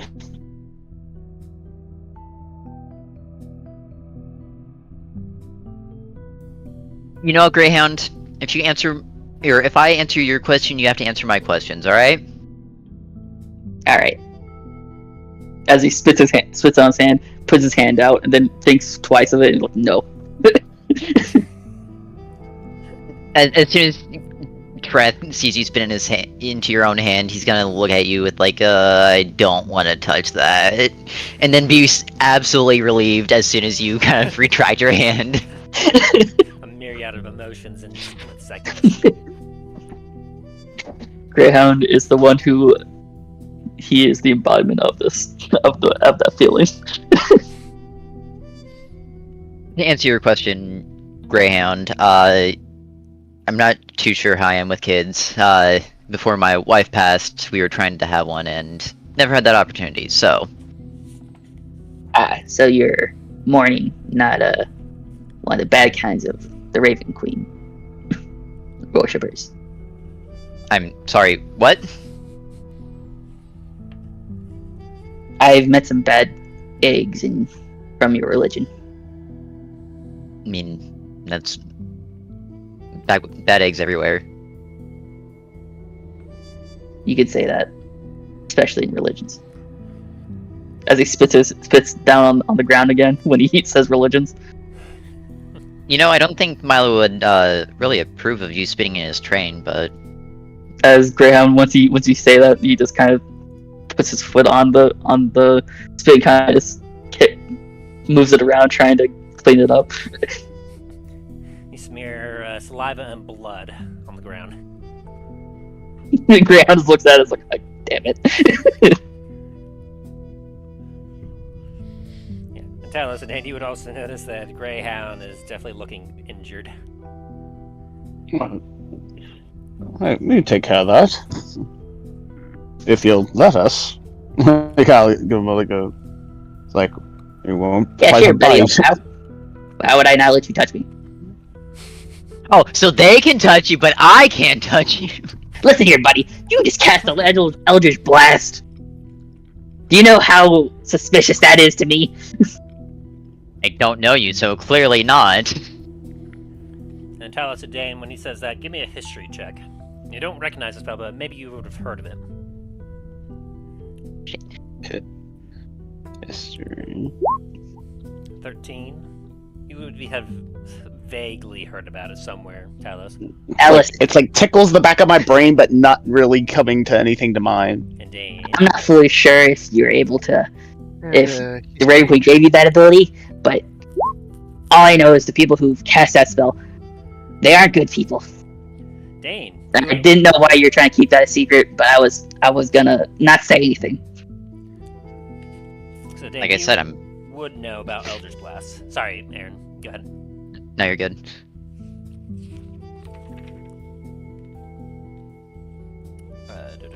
So, what you would know about Eldritch Blast, Dame? You know that, essentially, that particular magic is a burst of force energy that comes essentially kind of from a pure font of power. You know that oftentimes, like, this kind of energy, like, is not something that can be produced naturally by any mortal body. This is a sort of energy that gets erupted from a body, usually being routed from something far more powerful. Now, what that could be, you're not quite certain. From what you've heard, it could potentially be from gods, it could be from devils, it could be from, like, fey creatures. Essentially, any, like, creature that is not mortal, that has an immense amount of power, will tend to be able to bestow this sort of energy. They allow other creatures to draw from their energy in order to produce these blasts. I'm gonna use lay on hands to give him about, say, 10 points of healing. You watch as a couple of his scratches and stab marks from the creatures go away, but he's still looking very bad.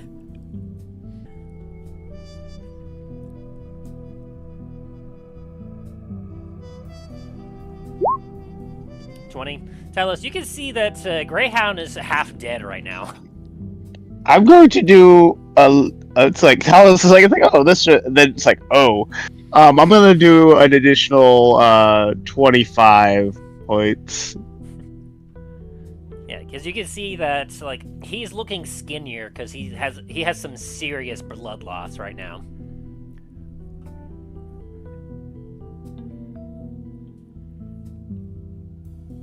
Yeah, so additional so a total of 35 points of healing on him for. Which will help. I mean, if he gets a long rest, then he won't have to worry about all that damage. But Like Talos is like, oh, oh.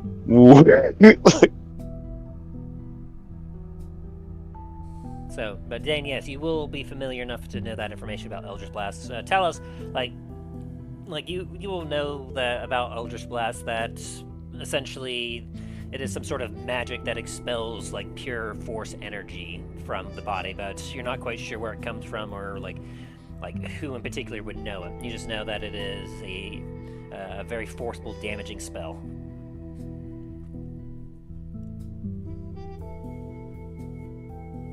And as you saw firsthand, it did quite a number on these cloakers.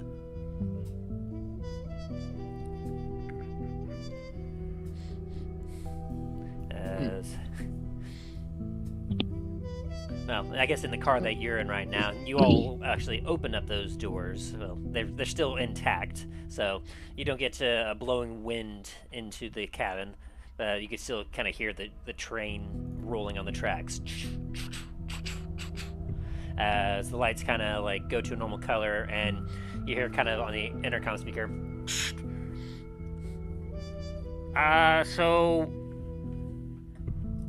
This is the engineer speaking.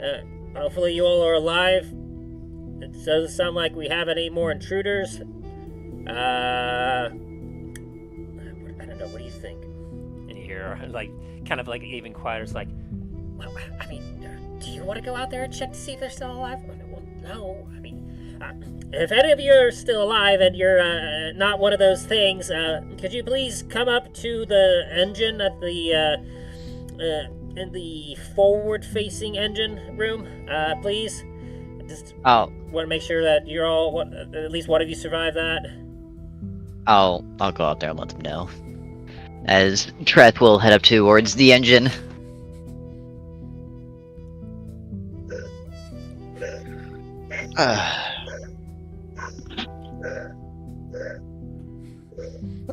The smell of blood is in the air, and like a heavy smell, as you can like. There's like obviously the remaining body of the giant one before you, as well as the other two cloaker types, like a basic cloaker and a shadow cloaker that are also in that cabin with you.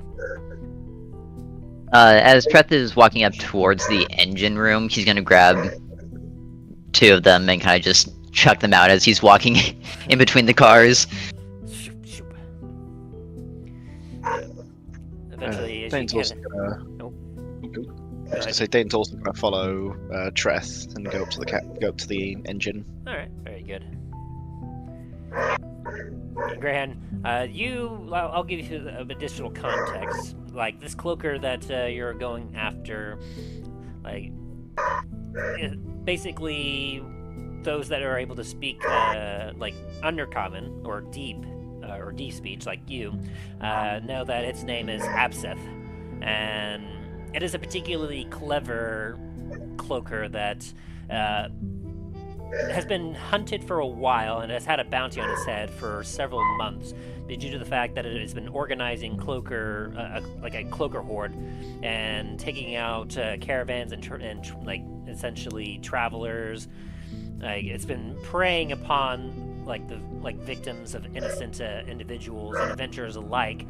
Essentially, just they're trying to do their own thing to survive, but some were worried that this particular cloaker was up to something worse, because from what you understood, Abseth was capable, like somehow it gained the ability to cast magic.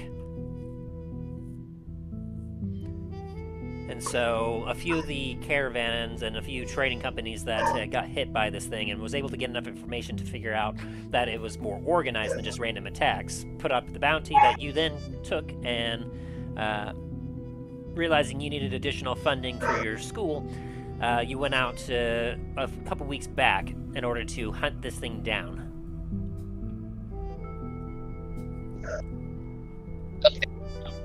Has Greyhound managed to find any helpers to help with teaching the students yet?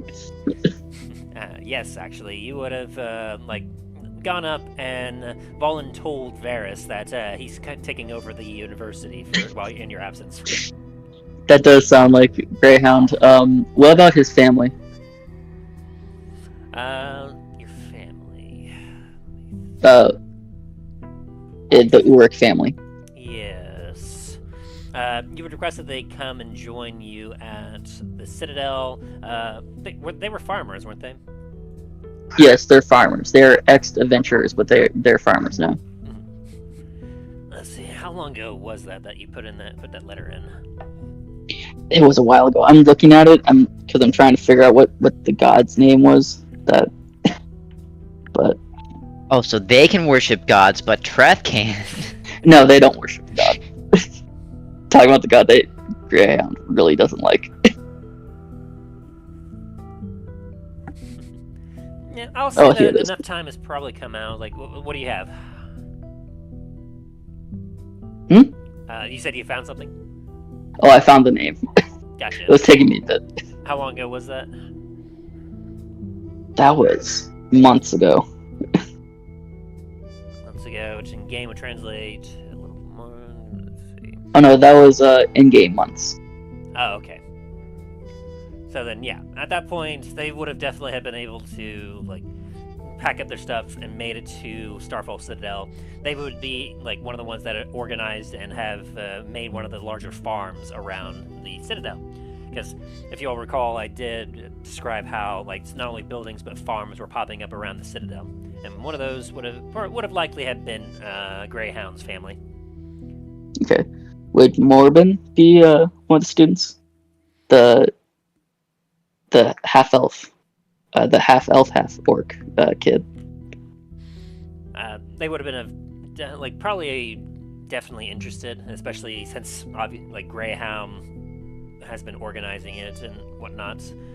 So he would have definitely want to been spending more time with Greyhound and would have joined for that matter. Okay. That's all I wanted to know about all that. That's good, that because I don't think Greyhound. I want to make sure Greyhound left with someone actually being responsible there. And yes, like I said, Valen told Varys.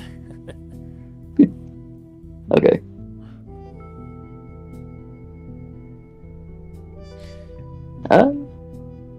Greyhound's going to be throwing the rest of the dead bodies that Treth hasn't thrown away yet. Sounds good.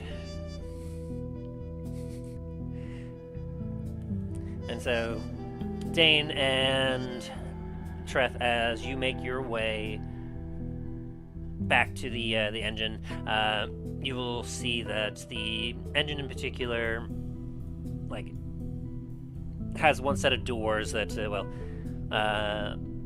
leading into the main engine that is opened, and as you enter, you can see that there's another set of doors, and as you try to open it, you feel that it is locked. Treth is gonna go ahead and just like bang on it 2 or 3 times. As you'll kind of hear some like light taps, as you'll hear a voice kind of go, if that is one of the passengers, please identify yourself. If you're anyone My name else, please is- go away. My name is Treth Frostwoods. I was one of the passengers on board. We're all fine. There is 4 of us now, however. Make a persuasion check.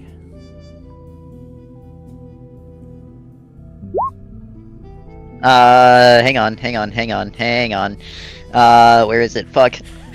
Can I I know help? Thank you. Hey, engineers, it's Dan Blackspire is out here as well. We're alive and well, and the train is cleared. You hear some mumbling, and then you hear a click as the door slides open. As one of them is holding a wrench in one hand, just kind of prepared, as the other one is like hiding as best they can behind the door. As they see you too, they just kind of sigh with relief as they drop the wrench and kind of look at you. Go, thank goodness. And what you saw previously were a couple gnomes. And Talos is gonna yell back from the end, because he's still down the other end, trying to at least pick up what's left of the bodies, kind of chuck them off the side of the train. It's a bit of a mess back here, but all's well. What a relief. We have felt some some turbulence as we were going across the tracks, and as I went out and took a look through the door, I saw one of those things crawl into one of the cars, and that's when I went and pulled the alarm. I wanted to warn all of you. Thanks for that. Appreciate that. Well, you're all the way back there, Talos. This is Dain and Treth. Oh, sorry, brain. I'm glad that all is well and that you all survived. Better record than our first journey. His eyes just gonna get wide. It's 1,000 yards here. Yeah, the first time around, I'm thinking it might have been those same things. That's why we kind of hit immediately. They kind of jumped, and well, we didn't get to see. I didn't get to see the whole thing, but well, there weren't any bodies left on the rail on the cars. They just kind of vanished. So Stradabah said though that they just kind of got grabbed and drug off the train. So that was a thing. Glad that didn't happen to you though. I knew that you were capable the moment I saw you. Right. I believe it. Yeah. Dain does not for a second. Well, so what are you inciting in particular? More just to see if what is it? If the gnomes did think that we were actually capable of, or if we were all just going to get dragged off the train. Yeah, as he's as you look at him, you kind of give him that squinty eye, like his eyes kind of go left and right, and like you feel that like he's saying that in confidence now because like clearly he did survive, but due to his previous experience, he wasn't sure if like you guys would have been capable of not getting dragged off the train yourself. Might need to chat to Namfoodle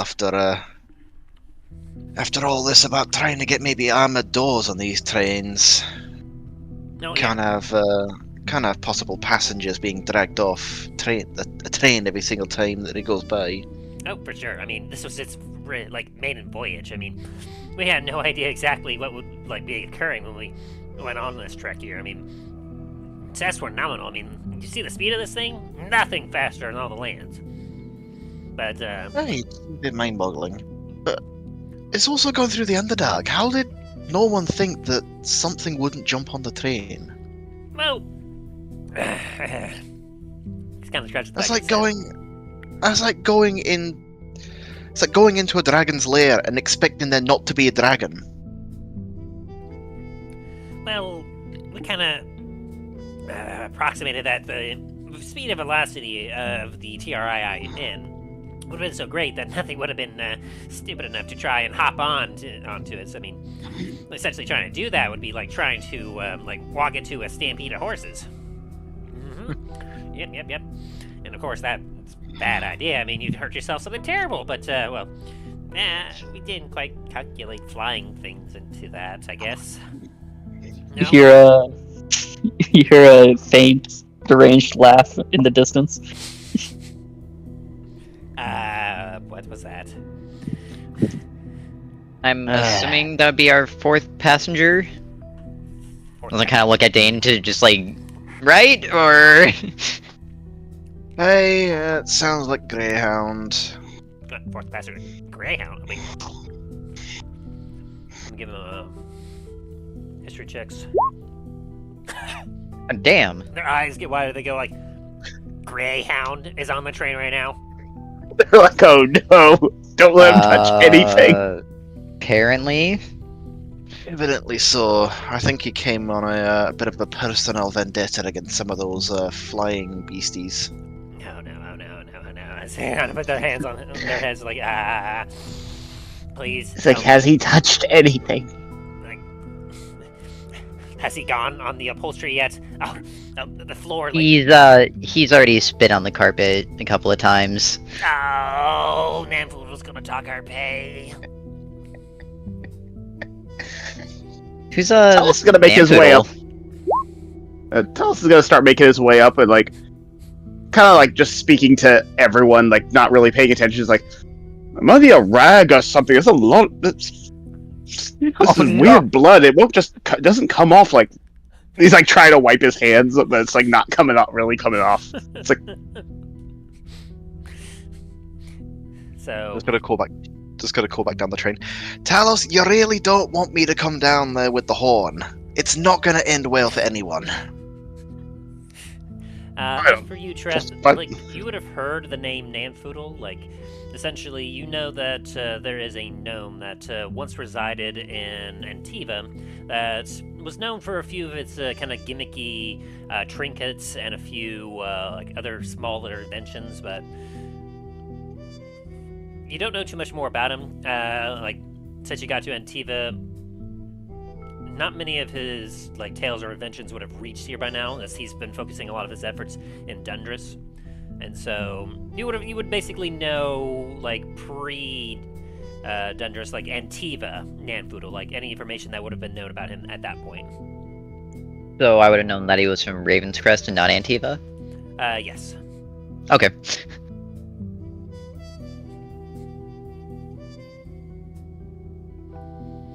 Then to hear that, like, they say that Nanfoodle's gonna duck their pay, you're just like, huh, like, because you would have known that he used to be like a guild leader, right? Not quite. Not quite. But yes, now he is. But I don't think you know that. Would even know, because that was a thing though. He was like a guild leader in Raven's Crest, and then he went to Antiva because of like things, if I remember. No, he was trying to become the guild leader, Ah. and he was told to go work on his anger, and that's why he was out in Antiva for That's some what it was. reason. That was a long time ago. Okay, so like that Treth would have known that like he was trying to like become a boss, like a leader of something, and so like. Well, you don't know too much more information about this Nanfoodle. It's kind of interesting to hear that apparently he did manage to succeed in some way if he's actually in charge of someone's pay. Wait, you're telling me Namefiddle's in charge of you guys? Oh, yeah. I mean, he's the one that built this contraption, the T.R.A.I.N. I mean, he's a mechanical genius. Honestly, he puts some of us gnomes to shame. What, you mean? As he kind of like the other one jabs him in the side. You mean he brings us honor? Yeah, ow, ooh, yeah.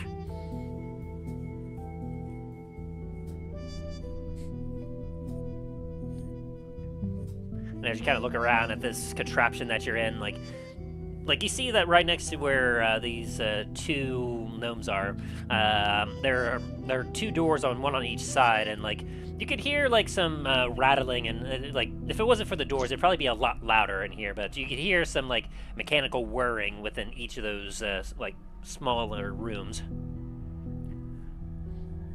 and just the complexity of everything you've seen so far about this is kind of crazy. Like it's kind of hard to believe that like this whoever this Nanfoodle is was possibly like smart enough to actually achieve something like this. Hey guys, can I ask you a quick question or favor, depending on how you look at it? Sure. I mean, we're just engineers. Yeah, can I stay in here with you guys? I'm kind of scared of Greyhound myself. Oh, no, absolutely. Please. We definitely would not mind the company, and, well, let's just say, we've heard things about Greyhound. Let me tell you what. That's the one that got a nat 20. It's just like, takes out a Hey, pipe what's he and done? just gets a long, just... Yep. What's he done this time? What hasn't he done? One of the other ones looks What at me and is goes, I heard once that he rode a bullet. Can you imagine riding a bullet? Oh yeah, that was fun. He's actually pretty good at that, surprisingly. What, you're saying Bryce's gonna that's always snap his true? neck at Dain and be like, what? Hey,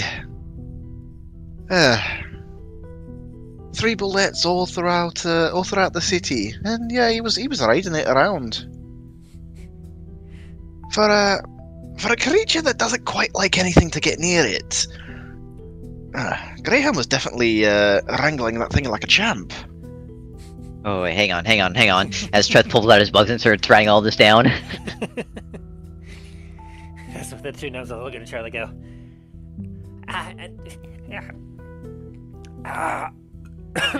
Greyhound enters the room and says, "Yeah! Captain tits!" You didn't leave them back at the fortress, did you? Or the citadel? Yes, they're still there. Beefy likes to eat, so he's a little fat now. We gotta make him lose weight.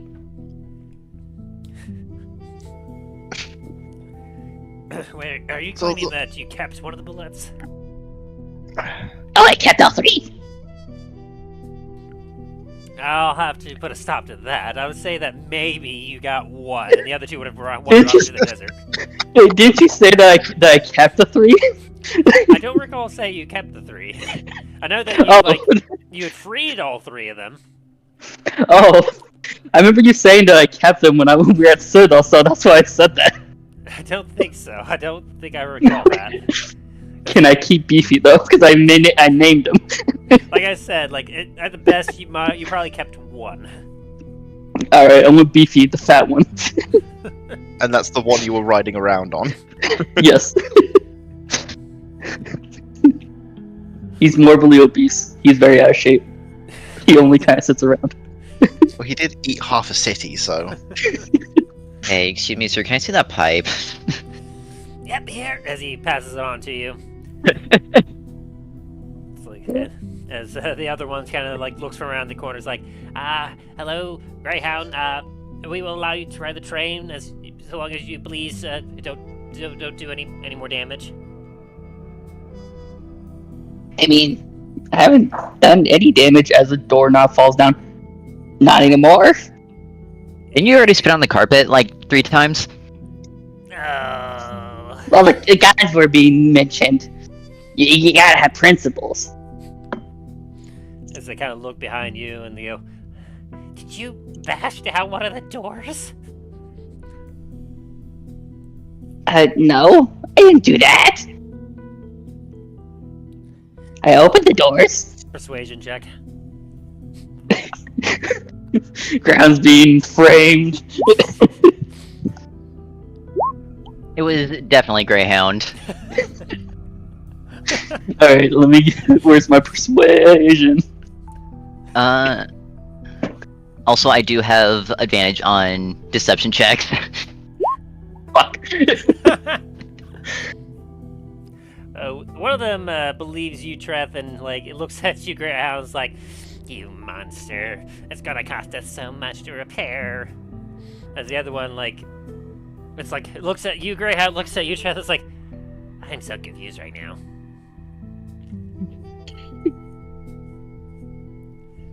As he just turn heels and goes back to the the main part of the engine, goes, I need to go and make sure that we're still running optimally. Hey, you need a bodyguard in there, right? As Treth kind of tries to follow him. Yes, please. As the other gnome just squinty eyes at you, Greyhound, and puts 2 fingers to his eyes, 2 fingers to you. Sorry, I didn't. If it happened, I didn't know it did.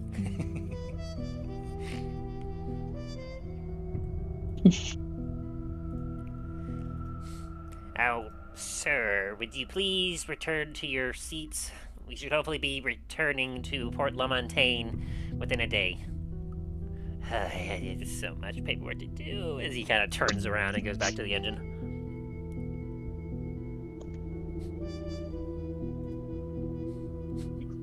Leaving you, Greyhound, and you, Dain. I just got framed. I don't know what's going on anymore. I don't know about you, but I'm gonna pop some of these doors back on and maybe go find the bar cart. I can try to help you. Well, there's only one door that got blown off. It's blown out, and unfortunately, well, it was the one that was. Well, let's just say that it is completely gone as it got blown off the hinges. Way. And it wasn't blown inside one of the cars; it was blown outside one of the cars, and so, yeah, it flew off.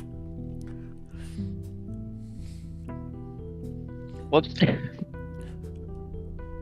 It's like, well, as we're walking back through the train, see what's just see like the hole where the door is, and there's nothing around. It's like, well, I think we lost the door.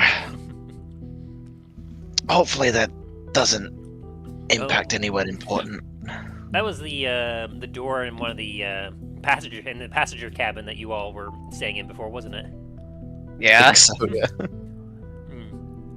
So yeah, as you kind of return to Talos, who's doing his best to clean up around, like you can sit down in the comfort of the passenger cabin, but it is going to be very loud as the door that was blocking out most of the sound is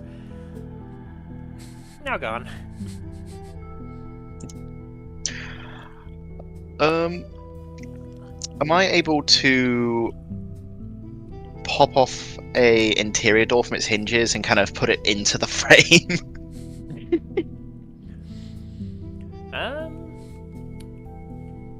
Let me see some look here. Or are they like different styles of door? There would be different styles of doors. I mean, you could pop it off of the dining car if you want, because, like, you know that essentially from this car and the dining car are similar size, and in the dining car, as you were passing by, you would have definitely seen, because every single one was opened by Greyhound.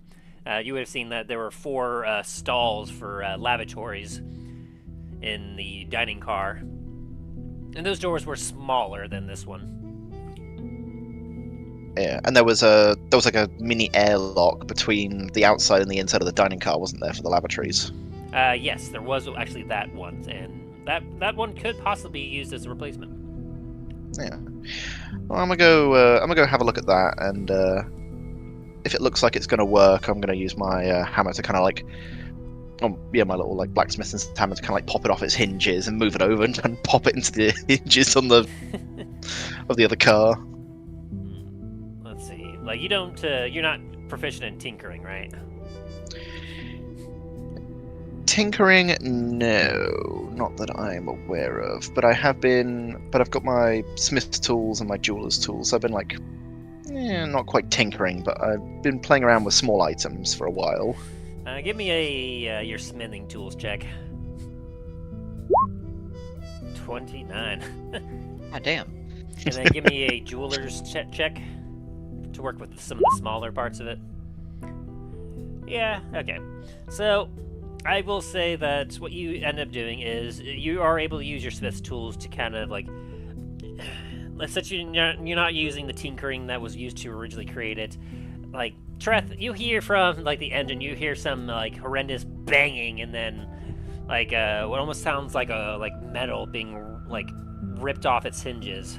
Just bam, bam, bam. I'm gonna turn to one of them and just like, is the train meant to be making that sound? As both of them just kind of put their hands on their heads and go, no. And the other one goes like, oh, I knew it. I knew as soon as Graham was going to be here, he was going to wreck up the train. I was gonna be playing for everything. He has a reputation. Yes, he does. As the other one like takes a look at some dials and whatnot, he goes, well, I'm not showing any loss of velocity and nothing dragging, and whatever it is, it appears to be internal. Well, of course it's internal. I mean, that's where Greyhound is. Well, I suppose that's fair. Hey, honestly, at least the train is not slowing down because Greyhound got into the engine itself and fucked that up. The two look at each other, they go over to the engine and like take their keys and immediately like lock the door. That should slow him down a bit. Really? Yeah. That should slow him down.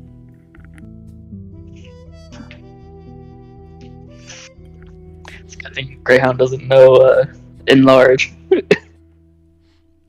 And so, Dain, You're not the using only your one. tools, like you're able to use your jeweler's tools to like get some hinges working, but this thing is very crooked on its hinges, and you're able to install the door, and so it blocks out about 75% of the noise that it used to. And instead of like sliding into the slot in and out, like all cool like how train doors usually do, it's now on a hinge, and so it opens in and out, kind of like a normal like door. You're like, this is what I know how to do. Yeah. Not perfect, but it works. Hey, at least we can hear each other, right, right, guys?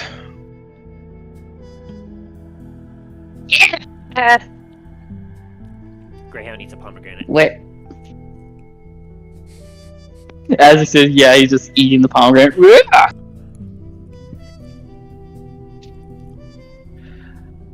Some things never change. So, how are y'all doing? What you been up to?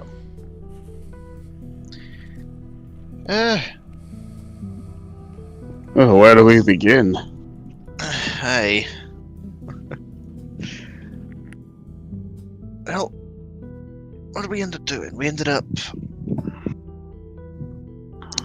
departing at the Citadel. I think we caught a ship down to Antiva. We've got a mimic in a bottle. That was fun. Well, that was really what? interesting. Played, Oh yeah, it's a giant mimic in the shape of a ship. Dain has it captured in a magic bottle. Ooh, can I see it? I'm not taking it out of the just bottle. like just deadpan. No. You're no I'm a, like- fun. I'm gonna like bring the bottle out for a second and just like have my other hand clamp down on top of it so it can't be open. Look, there's the bottle. There is a very, very large and angry ship inside this. It's going back in the bag now. I'm gonna put it back in bag of holding. Greyhound just wants to play with it, that's all. That is true. That was what Graham was gonna do. That's why I have my hand clamped down on top of it. Also, I'm pretty sure if it was unleashed in this tunnel, one, we wouldn't see it because it'd be suddenly miles behind us, and two, it would probably fill up the entire tunnel. Would it even be able to move? No, I think it would die instantly. And then we'd have like a weird flesh blob in the tunnel. Y'all want to go see Beefy when we get over to Citadel? Yeah, as long as he hasn't eaten anyone, sure. Nah, he hasn't. He's way out of shape. He's not gonna be able to chase anyone. Have you at least been training them to be a little bit more friendly around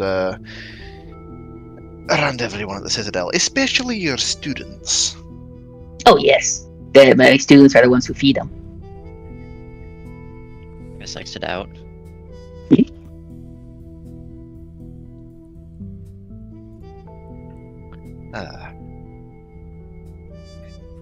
Well, that's fair.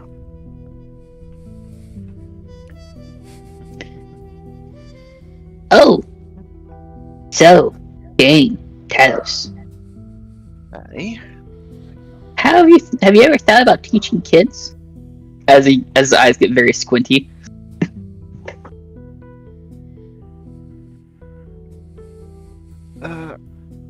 Not really.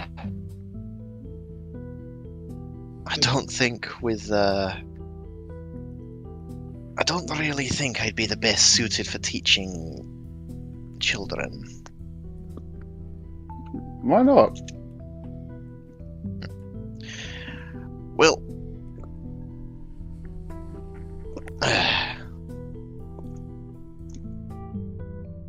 a lot of reasons, most of which I cannot recall currently. But I know for a fact that it would not end well. Partly for the fact that I'm like, well, most of the well, apart from the fact that I'm like 160 years old, so most kids that I would be interacting with are around, about 50, 60, 70 years old.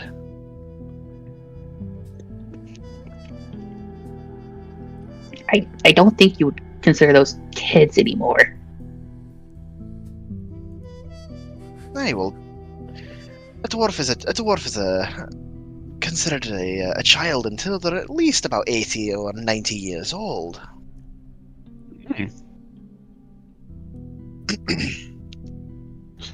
That's always been difficult with races that live such long lives. It was difficult for understanding when my parents had to explain my sister's ages. Technically, they're technically older than me, but in the weird way, even though I'm considered the oldest, Talos just gets a look of on his face of just he understands, but at the same time he doesn't understand. It's but I'm the oldest. Yes, but technically they're older than you. But I'm the big brother.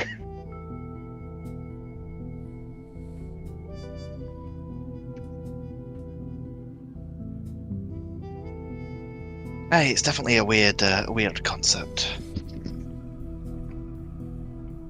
I know in about human years right now, considering for the time jump and everything, it's I'm roughly about 50 years old in human years. And in dwarf years? Dwarf years about 160. Talos kind of just stops to take a drink from his water skin because it just stops and then for just a second looks at Dain, but then goes back to drinking his water. We're long-lived. My sisters I don't like call you talking sir. about. I mean, if you want to, I'm not going to stop you. Make Greyhound knows manners. Yeah, my sisters don't like talking about their ages. They just tried to avoid it. It was kind of funny when the first time our father brought us to the local tavern for my first drink, and one of them she got a bit upset. The bartender brought up this big old book with different races in it, apparently, and oh, I have seen one of them. I remember my time in Stradabagh of getting a drink in a tavern. I don't even remember what I drank. In fact, I don't think I even remember what happened after that night. I remember the morning though. Sounds like a good night then. Sun wasn't even up, and Dad got me out for training. I threw up twice. And I still had to do training and my chores.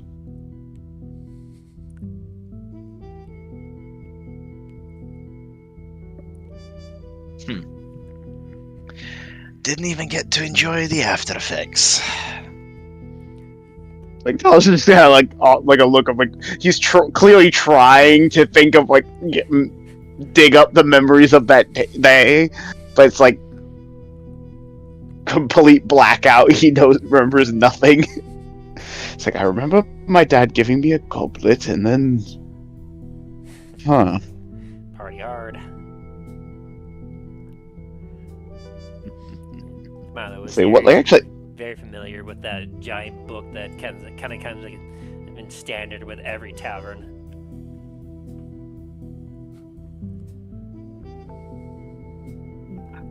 A big book of drinking ages. And races and yeah, Tech has in human years it would be 15 would be considered for a dragonborn to become an adult. Milo gets a random shudder, middle of Antiva. So human years, Talos was 15 when he became a legal drinking age adult.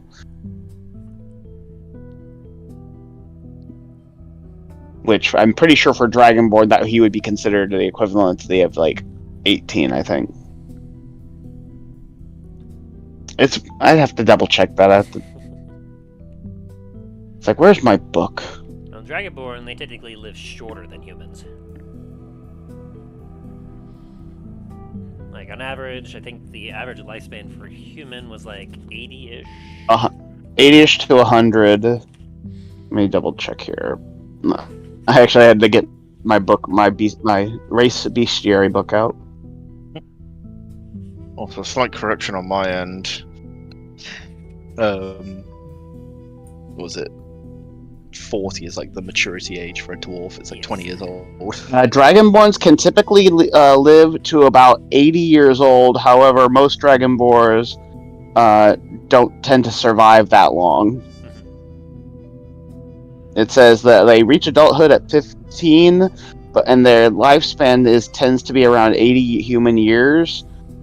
But many do not live to that age due to the conflict and the jobs that they seek. This is according to the official racial D&D bestiary races book. In regards to like Talos's and Dain's family, I mean, like the fact that Dain's brother is still alive is testament to how skilled like Fradnir is. But Fradnir is definitely like very old for a Dragonborn at this time. Yeah, Talos's dad, like when he was forced to retire, was like just out of just at the peak of his just before his prime, and would have been considered his prime age would have been over. But so Talos, right now Talos would be considered in his prime years. Yeah, except he didn't age for the 30 to 40 year jump that he did. Yeah, so it's like you are very well preserved right now. But at this point, as for his sisters, being elves, well, half elves, so yeah, they live longer than humans. I mean, half elves will generally live to up to 180 years. Yeah. But yeah, Talos's father, if he would have died of natural age if he had obviously fallen in combat protecting the family, friends, and Bahamut.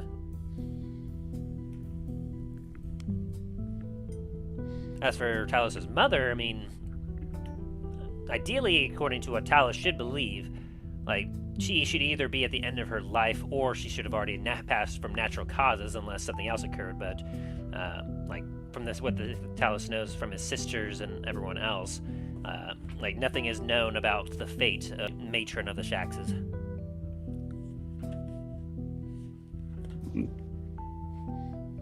And Dallin, he knows there are no that his mother seems to be alive. And Talos is kind of just staring right now at one of the light crystals, kind of mind wandering thoughts.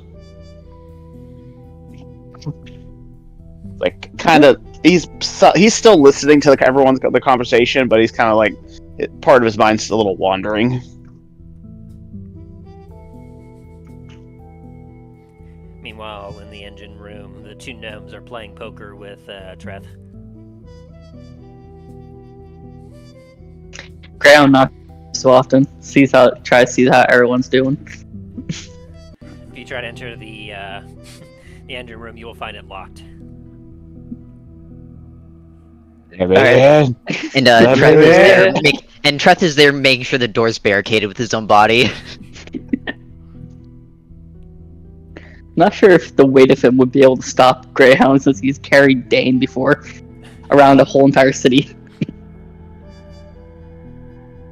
I mean, Treth is got some power behind him. I'm sure he could. Probably, yeah. True. Have a little raging Greyhound just push Treth across the room.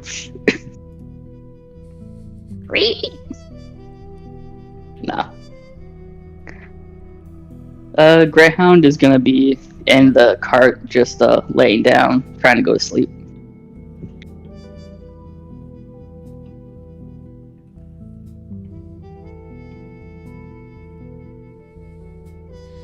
Sounds good. You curl up onto one of the bloodstained couches and you chill there as Dain and Talos just continue to kind of chat. Is there anything any of you would want to do before nightfall? Or I guess your long rest, I should say.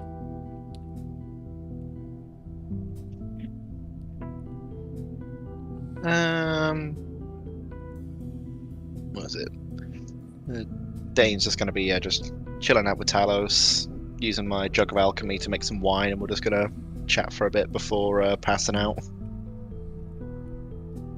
Sounds good. Anything Treth wants to do?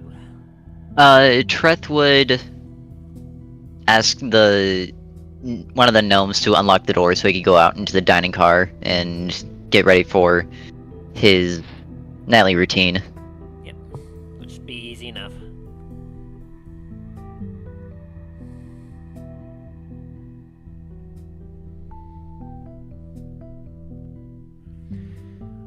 Alright. If there's nothing else, Treth, you'll be able to do your nightly routine, and then eventually all of you will get to your long rest in. Nice. Which, Greyhound, that means that you will restore all those all that lost HP that you lost during the combat. No, I was trying to get done. Alrighty, and according to my notes, that will Like- put us on the 26th of Alliant.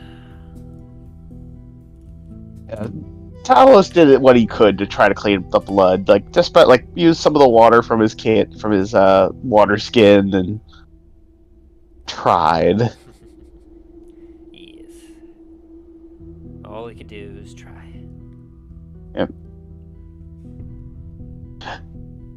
because I'm actually because I have one of the new new bestiary books, and actually those creatures are actually in the book, but this one's more like a ranger's guide of beasts, and it says it describes the blood as being viscous like oil. Yummy. So it's like just imagining trying to get that off, and it's like, Yeah. has a very sharp metallic taste apparently. So it has a high iron content in the blood. Did Talos test that out firsthand? This is what the book's reading from. I'm reading from the book I have. No, Greyhound tasted it and told Talos. That checks out. Yeah, this is out. Sorry, this is out of game. This is a book I actually have. Sorry, I'm just going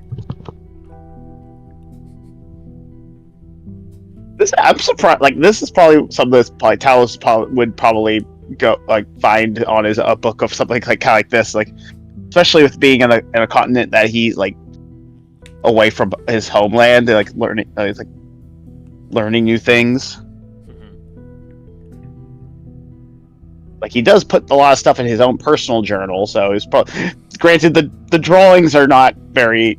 Some of them are very accurate. Others are like, "What is that? That's you. What are those? Those are your hair loopies." It's like, how come you can draw this with perfect detail, but then you draw like, when you have a shark in your face biting at your stomach, with dead, glossy black eyes, then you remember everything. Very fair, very fair.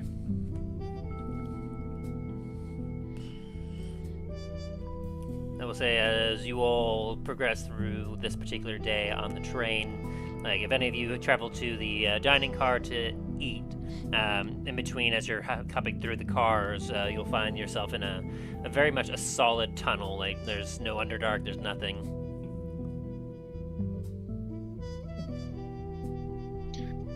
Yeah, Dane would have gone to the dining car at some point. Greyhound would have. He would have just been eating his pomegranates.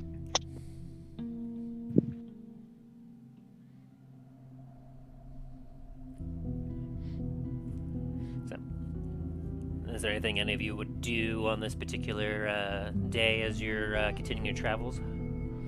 You would have been informed that around afternoon to late evening you will be arriving at Port La Montagne. Greyhound will be writing out a lesson for his students. Sounds good. Anything from Treth? Treth will continue to communicate with his wife. Sounds good. Anything from Dain or Talos? He's probably gonna try to draw what he remembers of like the things that they encountered, without getting as much of the, because he tried getting as much blood off his hands after throwing the dead bodies off of the train, but he's gonna try to like draw them out with his quill without trying to get any blood stains on the pages. It's like very daintily drawn. I'll say that you also have access to the lavatories within the dining car, so you could also wash up there as well.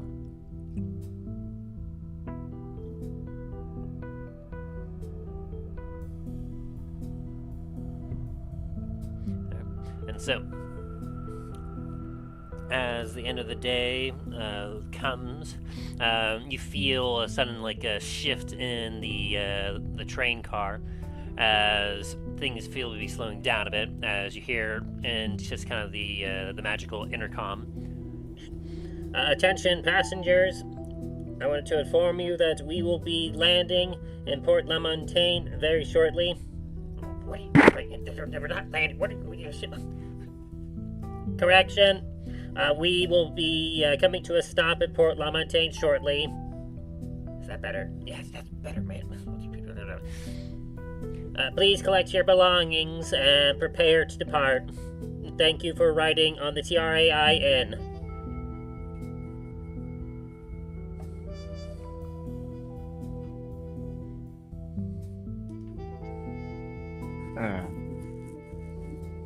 Ben's gonna go make sure that he's got everything, and then go find the others to prepare. I'm also gonna go do this about the same, making sure he has all his stuff. His cloak is nice and latched on his shoulders. His bags are properly put together and strapped.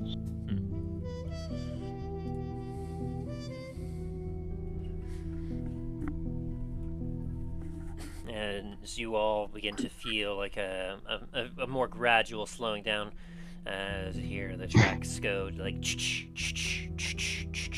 and then you hear some which are quieter than what you would expect for brakes, but it's still a little audible from where you are as the train comes to a stop.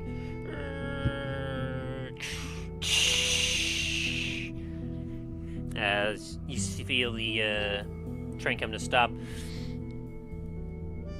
you all pretty understand as you're about to walk to the doors when from outside you kind of hear muffled, "By the gods, what did they do to my door?"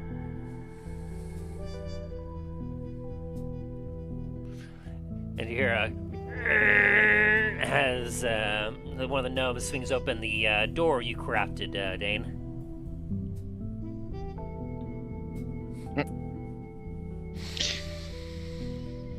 Hey, sorry about that.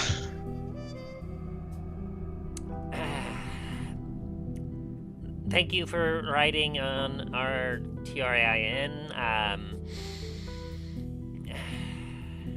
He kind of puts his hands in his eyes, just kind of rubs them a bit. We will be happy to serve you in the future for all of your short-scale transportation needs. Please don't come back for some time.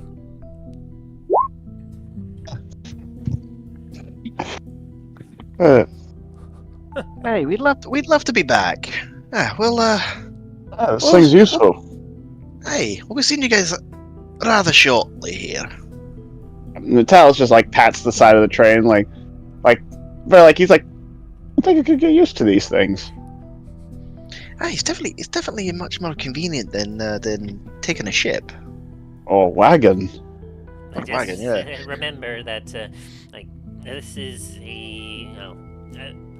this is supposed to be more of a secret. We can't be having the common folk or anyone that isn't authorized knowing about this contraption.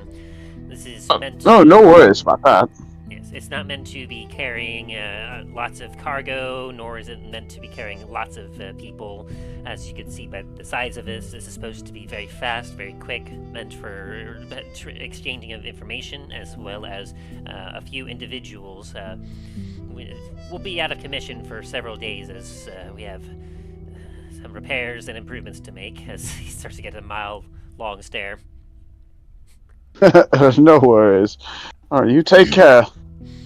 Yes, you as well. We'll see you next time. Where's Amphidal at? He should be at the Citadel, which we'll be heading to right after you all leave to initiate repairs and give him a few insights onto perhaps improvements that he should be making. Yes. He was working on some, as he kind of like starts to talk and then he stops. He might be able to add some defensive measures to this engine. Maybe some warding runes, maybe? The two of them look at each other, look back at you. Yes, something like that. Well, that'd be very useful. Keep some creatures from the things from getting anywhere near it. Well, I'll leave you to it. And as you all kind of step off the train, you find yourself in similar to where you started originally. A different color though, like. The other one seemed to kind of be more like a black and silver. Like this station that you're currently at seems to kind of be more of a green and like a light blue, like kind of almost like what you would see, the colors you would see at a port of like fine materials and whatnot. As this particular part of the station like is lit by some like magical sconces and whatnot, but other than that, it's very much empty. As you take a look around, you can see that there is an individual in a cloak currently sitting on one of the benches, and he kind of stands up when he sees you.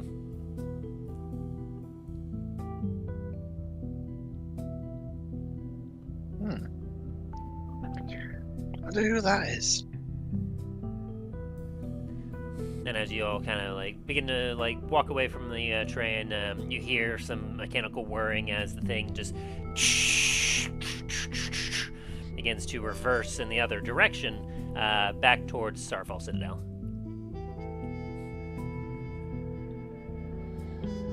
As the cloaked individual kind of comes up to you and goes, Comet's company, I presume.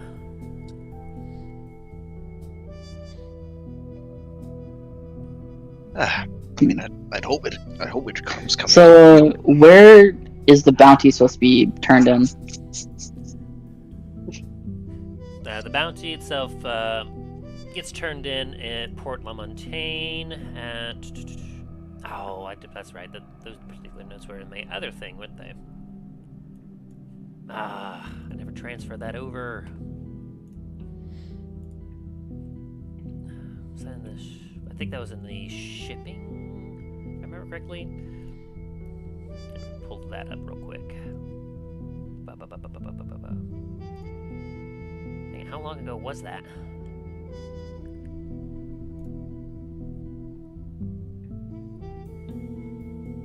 Nope, that's not that. There we go.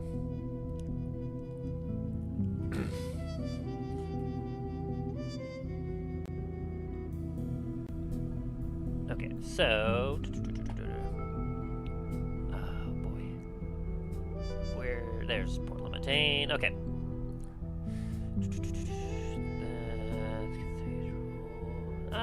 Yeah, that would probably be up there. So, you know that in Port La Montagne, in the far northeastern corner of it, there's the Grand Court, where a lot of the political... beings are. They would have been the ones to have written up and officiated the bounty, but they would have likely posted it at the guard barracks, where, well, essentially the captain of the guard would be the one to maintain, and because Greyhound wouldn't have been the one to have done it previously. Talos and Dain, since they had done a bounty previously, because they took advantage of the bounty that was on Dread Roger's head. you two would remember that you went to the guards barracks and turned in his head at, basically at the barracks. And so, as far as you know, Greyhound, though, you know that it's somewhere on the eastern side of the city. Possibly Grand Court, possibly barracks, maybe even the graveyard, you're not quite sure. Hey guys, where do you guys know where to turn in the bounties? So I was gonna start to history check real quick. Well, 22. Yeah, you would remember that you went to the barracks to turn in the bounty previously. Yeah, I'm gonna pull out one of the maps that we have. Do we have one of the city maps, or just the full maps? Yeah, I'd say that you would probably have a city map. You've spent enough time there.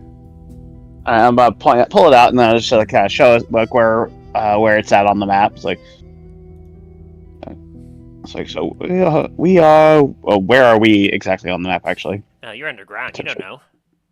It's like, okay, so once we get above ground, depending on where we are, this is the location of where the barracks are at here. So once we get above ground, we can get our bearings, and then we can point, and then you just go from there.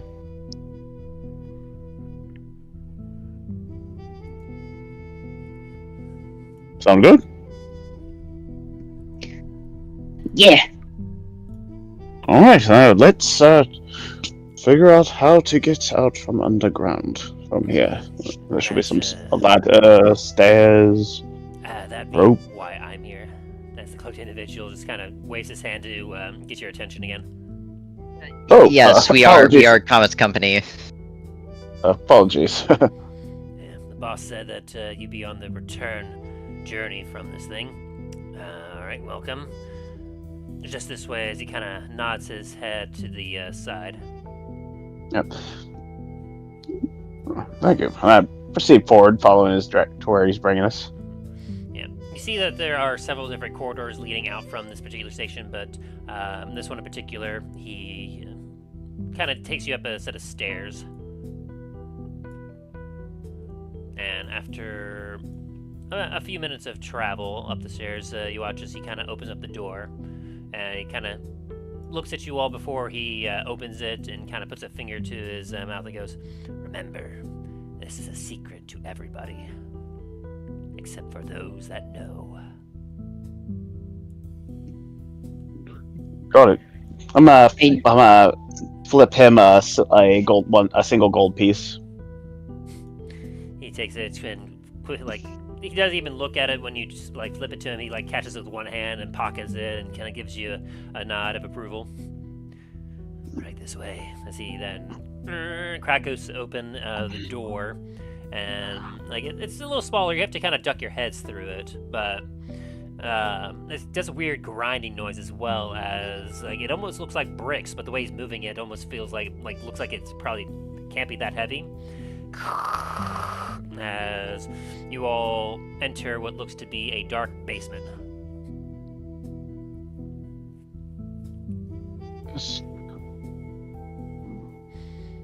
As he then looks at you all, goes, "Right over there. That's a ladder that'll take you up." Excellent.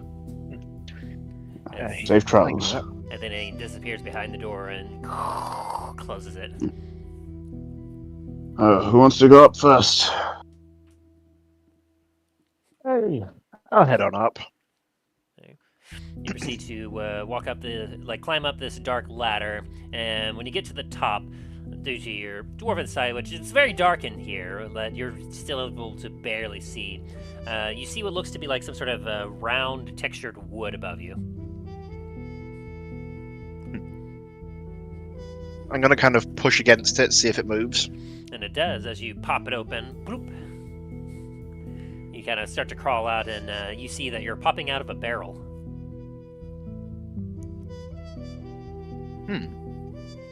Well, this is definitely interesting. I'm gonna kind of look around for a second, see if there's anyone there before trying to help the others out. As you take a look around, you find yourself in a well-lit kitchen. You can see that there's not currently anyone back there, but you do hear some chattering and clinking of glasses and voices and some singing somewhere nearby.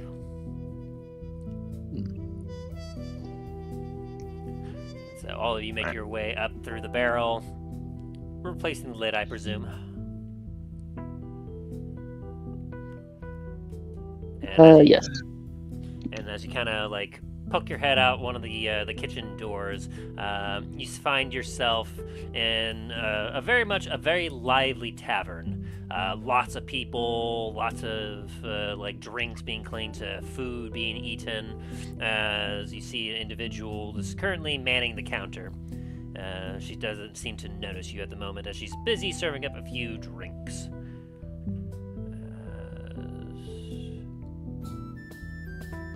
Before we left the kitchen, Dane would have taken the lid and put it back on the barrel. Make sure it's looks like it's nice and secure and sealed again.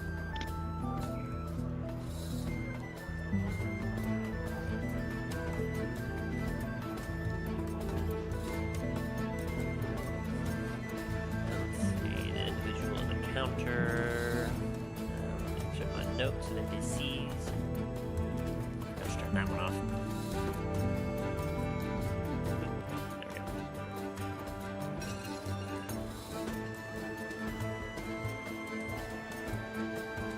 This would have been way up here. Okay.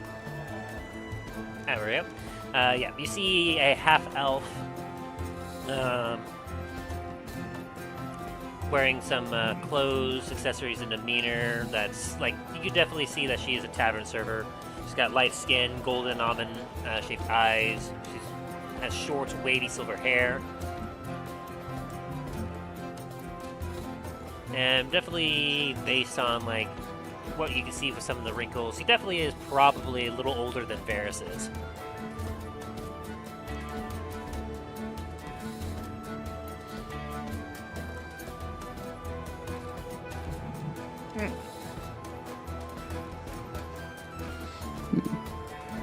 Are you all trying to be stealthy or hide or anything as you're just hanging out the door to the kitchen and in between the kitchen and the tavern?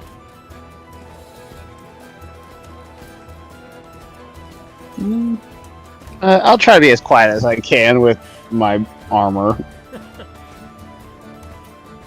Go ahead and make me a stealth check then. I'm gonna use a lucky to re-roll that. Long. As you, yeah. Long. Yeah. So she won't notice you, Greyhound, because you're a lot quieter and stealthier, but as you kind of creak open the door to try to stick your way out, this lady's head kind of turns and looks at you, kind of cocks her head a little bit, goes, hello there. Terribly sorry, but patrons aren't allowed in the kitchen. I can serve you over here.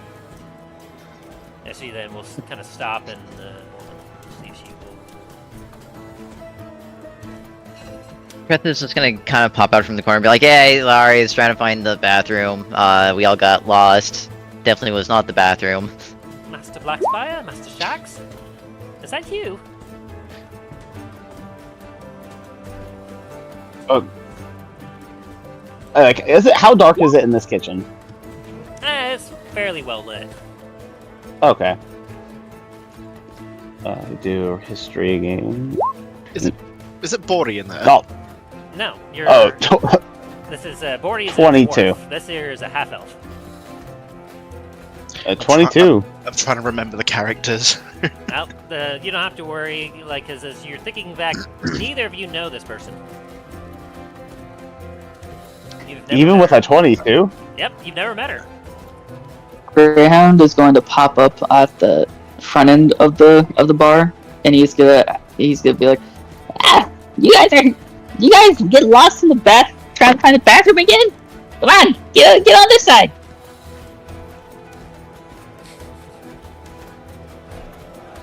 She kind of her head will kind of turn to you suddenly, Greyhound, and go, "Oh, I'm entirely sorry, sir. Let me sort this out, and I will be sure to serve you." How did we? Don't mind them. They're trying to find a bathroom. Like, Talos is gonna look down over to Dain, like, how did we get back here? One too many drinks, Talos. Evidently, one of us needs to cut back on our intake.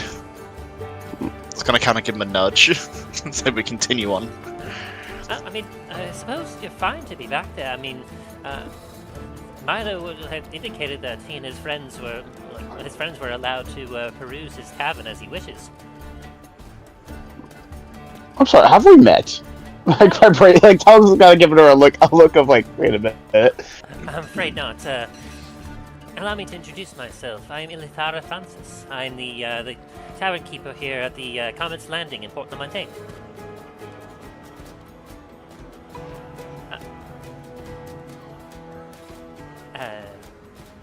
We haven't had the pleasure of meeting, but I mean, I do recognize you.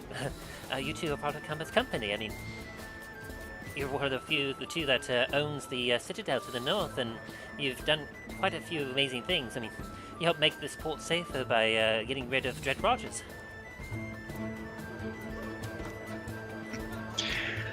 Hey, that was a good time, that one.